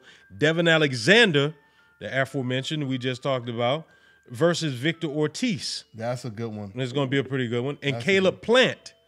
Caleb Plant is kind of I think this is going to be this is an IBF super middleweight eliminator against Porky Medina, which is huge, man. It's going to be a big one. Carlos Balderas is on that card. Tony Harrison is on that card. Austin Trout is on that card. Yeah, so that's a pretty good card. PBC cards don't be playing, man. Yep. And then lastly, in Manchester, England, George Groves versus Chris Eubank Jr. 12 rounds. This is the semifinals, is it not? For the World Boxing Super Series. Is this the Is it the semi? This is semifinals, I believe. Because you got Caleb Smith too. Right. Yeah. So yeah, he's going against a dude to beat Rob Bryant. Right. So this is semifinals. Yeah. So that's going to be a pretty good. It's a decent card. Zach Parker, Tommy Langford. I've caught him a couple times. He's the British middleweight title holder, and Ryan Walsh, who's the British featherweight title holder over in Manchester. That's going to be a pretty good card, man. Some good stuff, man. And the super flyweight card, February 24th. Oh yeah, I'll go into the super fly. I'll go into it. Well, on the 22nd on ESPN, Joseph Diaz Jr., Jojo Diaz, he's going to be fighting. But then on the 24th of February, we got Srisaket Soaring Visai versus Juan Francisco Estrada, which is going to be a barn burner. I can tell you that. Then you got Carlos Cuadras against McWilliams Arroyo in a 10-rounder. And then you got Donny Nietes. And I'm not familiar with him. Tell me about it. But he's fighting Juan Carlos Riveco. And this is for Nietes' IBF flyweight title. It's a flyweight. Man, I don't know why I don't go below. And Brian Valoria. And Brian Valoria, is fighting on that one. Boy, he back, huh? He back. Boy. And this is for a vacant WBA flyweight title. Mm-hmm. And then also in England on that same night in England, Anthony Yard against Tony Averlant. Anthony Yard is back. Daniel Dubois against DL. I'm gonna go out there to the UK, man, and do a piece on Anthony Yard. That boy is a beast, man. That boy is a beast. Hopefully, I could go out there before he started getting big out here in the States. Exactly. And then of course we got February 16th, right? We got February 16th. That boy Dwayne Beeman is back in business. Badass. The knockout streak don't stop. Against Ramos. Knockout streak don't stop. Yeah. So it's good. Yeah, we going back to Mexico. Speaking of the 16th, are you gonna stream that fight, or how can we watch that? That's Best in Boxing. You can watch the fight by WWE. Just go to bestinboxing.com. Live stream. Yeah. And you can see the live stream of the fight, man. It's gonna be a great fight. I know Angel Ramos is a tough fighter, and they told me it's gonna be like he one of the strongest super flyweights out there. And they didn't just say in Mexico; they say in the world. They say he's very strong. So I'm excited. And I'll be out there. And I'll be out there with my man out there, man. So yeah, we gonna have some fun out there covering this one, man. Yeah, man. Shout out to the fans in Mexico, man. Some real boxing fans, man. Real boxing fans. Real. I wish the fans over here was like that, man. I'll just put it that way. I forgot. One of the ringers. When I did the press conference, one of the ringers asked, "Is Dante coming back?" I said, "Oh, that's what's up, man. Hey. That's what's up, man. All day." Man, they was all nice out there. So Viva Mexico, man. Hey, there you go. I overlooked the 16th card. You see how politically he got to be right there? Oh, they all nice. Boy, you cold-blooded, boy. Hey, I overlooked that 16th February card. Raimundo Beltran against Paulos Moses for a 12-round for the vacant WBO lightweight title. And Shakur Stevenson is on this card against Juan Tapia. He's fighting an 8-rounder for Shakur. I think this will be his first 8-rounder, won't it? Shakur Stevenson's fighting on the 8th rounder, huh? Yeah. Yeah, I think it is his first one. Yeah, and Brian Jennings is on this card. I think he was supposed to have been on the previous card, but I think it was scratched, if I'm not mistaken. But Brian Jennings, heavyweight, is going to be on that card as well. And that's going to be up in Reno. In Reno. That's what it is. Yeah. Mm-hmm. Hey, man, well, with that, man, we went to 1 a.m. on the East Coast. Let me see how long. We almost 4 hours in. Yeah, we damn near 4 hours in, man. I think so we this- got it. Oh, We got it in, We boy. got it in. So and there were hardly any fights this week. Nobody. But Hank crazy, Lundy. yeah. Hank Lundy outpointed DeMarcus Corley. If y'all were interested. Congrats, and to if Hank y'all Lundy. didn't know Oh, that, wow. they were, Hank Lundy and DeMarcus Chop That Corley. score was bad. That score was horrible. Was it?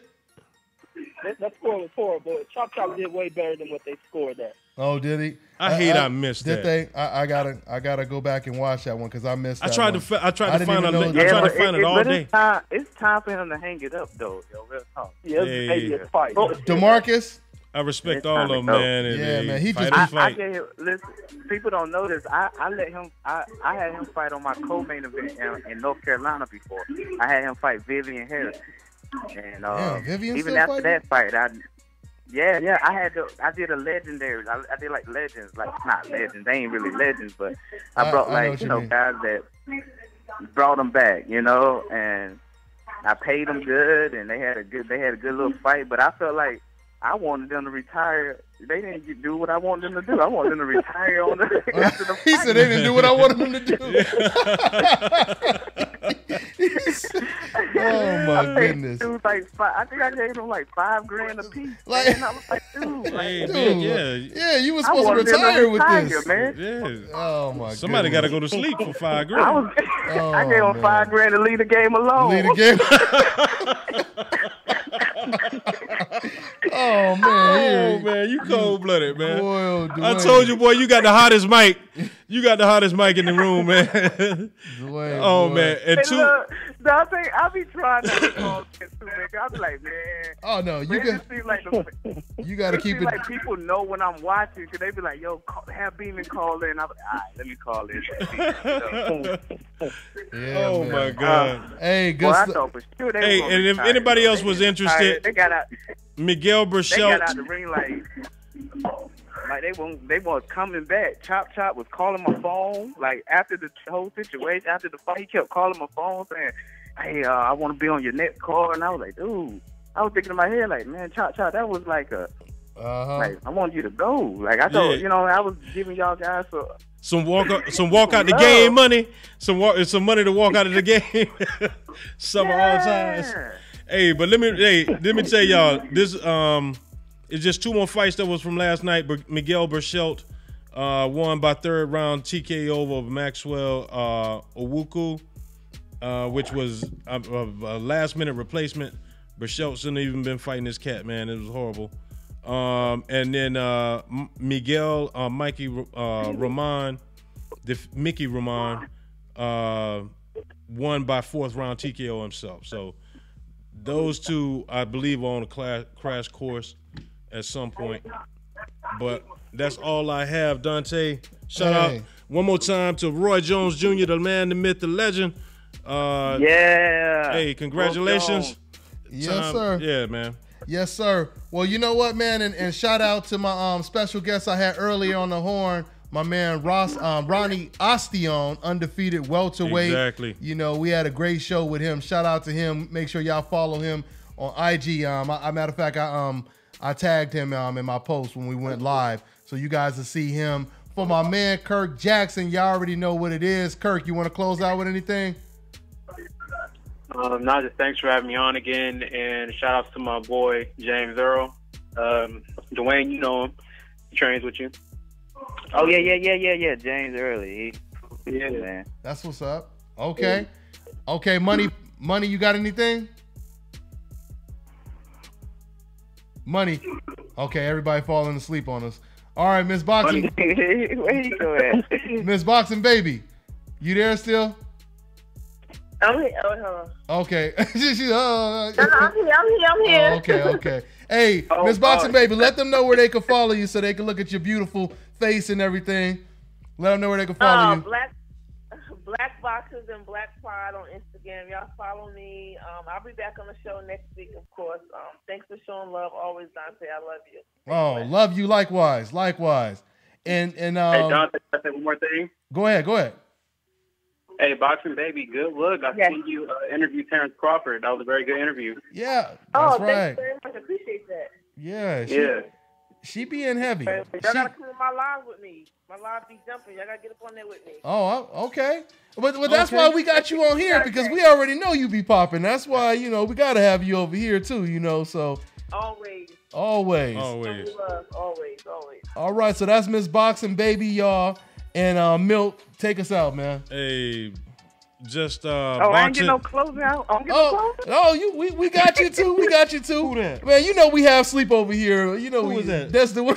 Oh, that's Dwayne. I thought man, you done said so much, bro. I thought you said it all. Hey man, my bad. Come on, Dwayne, give it to us, man. Give it to us. Hey, Dwayne beaming, man. Steaming, beaming, man. Yeah. I'm reading the comments. Everybody call me savage and everything and crazy. I think I did too much tonight. But you all good, man. No, real talk. I just want to say thank y'all, everybody that support Dante Boxer Nation. Dante Boxer Nation is a great guy. For all you decals or anybody that just tune in just for the heck of it, and I don't know who be hitting those. I had to address this. I can't stand seeing no dislike buttons on your channel, like, because there's no point. There's no point of disliking. Like, you doing your thing and continue doing your thing, even if you didn't promote Dwayne Beeman. Still, you the man, dog. Shout out to Dante, and shout out to everybody that associate themselves with Dante. Big man to that. Yeah. All love, and everybody continue to follow. And thank y'all for following me again. If you want to see me fight Friday, if you're not in the San Diego Tijuana area, you can follow or you can see the fight at bestinboxing.com. Yeah. And see the fight. And Dwayne, I'm just gonna show out, and I'm gonna knock out. I'm gonna get another knockout, and I'm gonna call out Roman Gonzalez right after this, so I can be on that Canelo Triple G card all day. Hey, Dwayne is gonna be a superstar, guys, no doubt about it. I'm just happy that we had him over here first, you know. So before, you know, he become Michael Jackson status in boxing, you know, I'm glad we was here since the inception, you know. But but to just speak on, you know, the people disliking, that's actually a good thing. That make them look bad, because I mean that's like going watching the same damn movie at the theater over and over. You over here paying a ticket, waiting in line. Well, I can't stand this damn bastard that's in this movie. Let me get another ticket so I can watch this damn movie again. You know, I'll be seeing your ass next week, you damn bastard. You know, so that ain't nothing. That ain't nothing but love at the end of the day. But at the end of the day, yeah. At the end of the day, the truth hurts. He's speaking the truth. You know, I can't stand him, but that damn bastard be speaking the damn truth. Damn bastard. We love it, man. It's crazy. But anyway, anything else, man, before we close out, man? Hey, nothing too serious, man.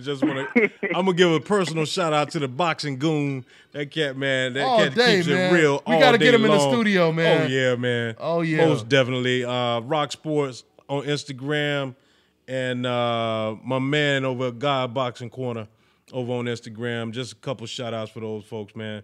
The schedule is already heating up for the early part of 2018. It's only gonna get hotter after that.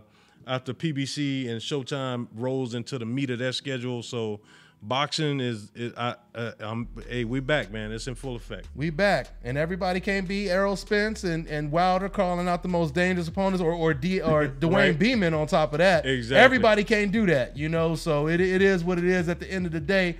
But that's pretty much what it is. We'll see you guys next week, right after the Danny Garcia. That show should be lit after the Garcia versus Rios fight and Joey Spencer's debut. You know, so we'll see you guys next week, 6 o'clock Pacific Standard Time, Eastern. You know, 9 o'clock. That's what it is. Y'all already know what it is, man. It's the nation. It's the nation, baby. Yep. And Dante wild out in Mexico, baby. We having fun this time. All day. We're gonna have more fun. Yeah, we're gonna get some more, and we're gonna get some more of them big ass hamburgers that we had, you know, and them wings and all that good stuff we had out there, man. And Dante gonna get his pancakes with sugar-free syrup. That's right. Extra butter and sugar-free syrup, man. That's what it is, man. Yeah, man. So y'all take it easy. All right, y'all. We see y'all next week, y'all. All right. Yes, sir. Yep.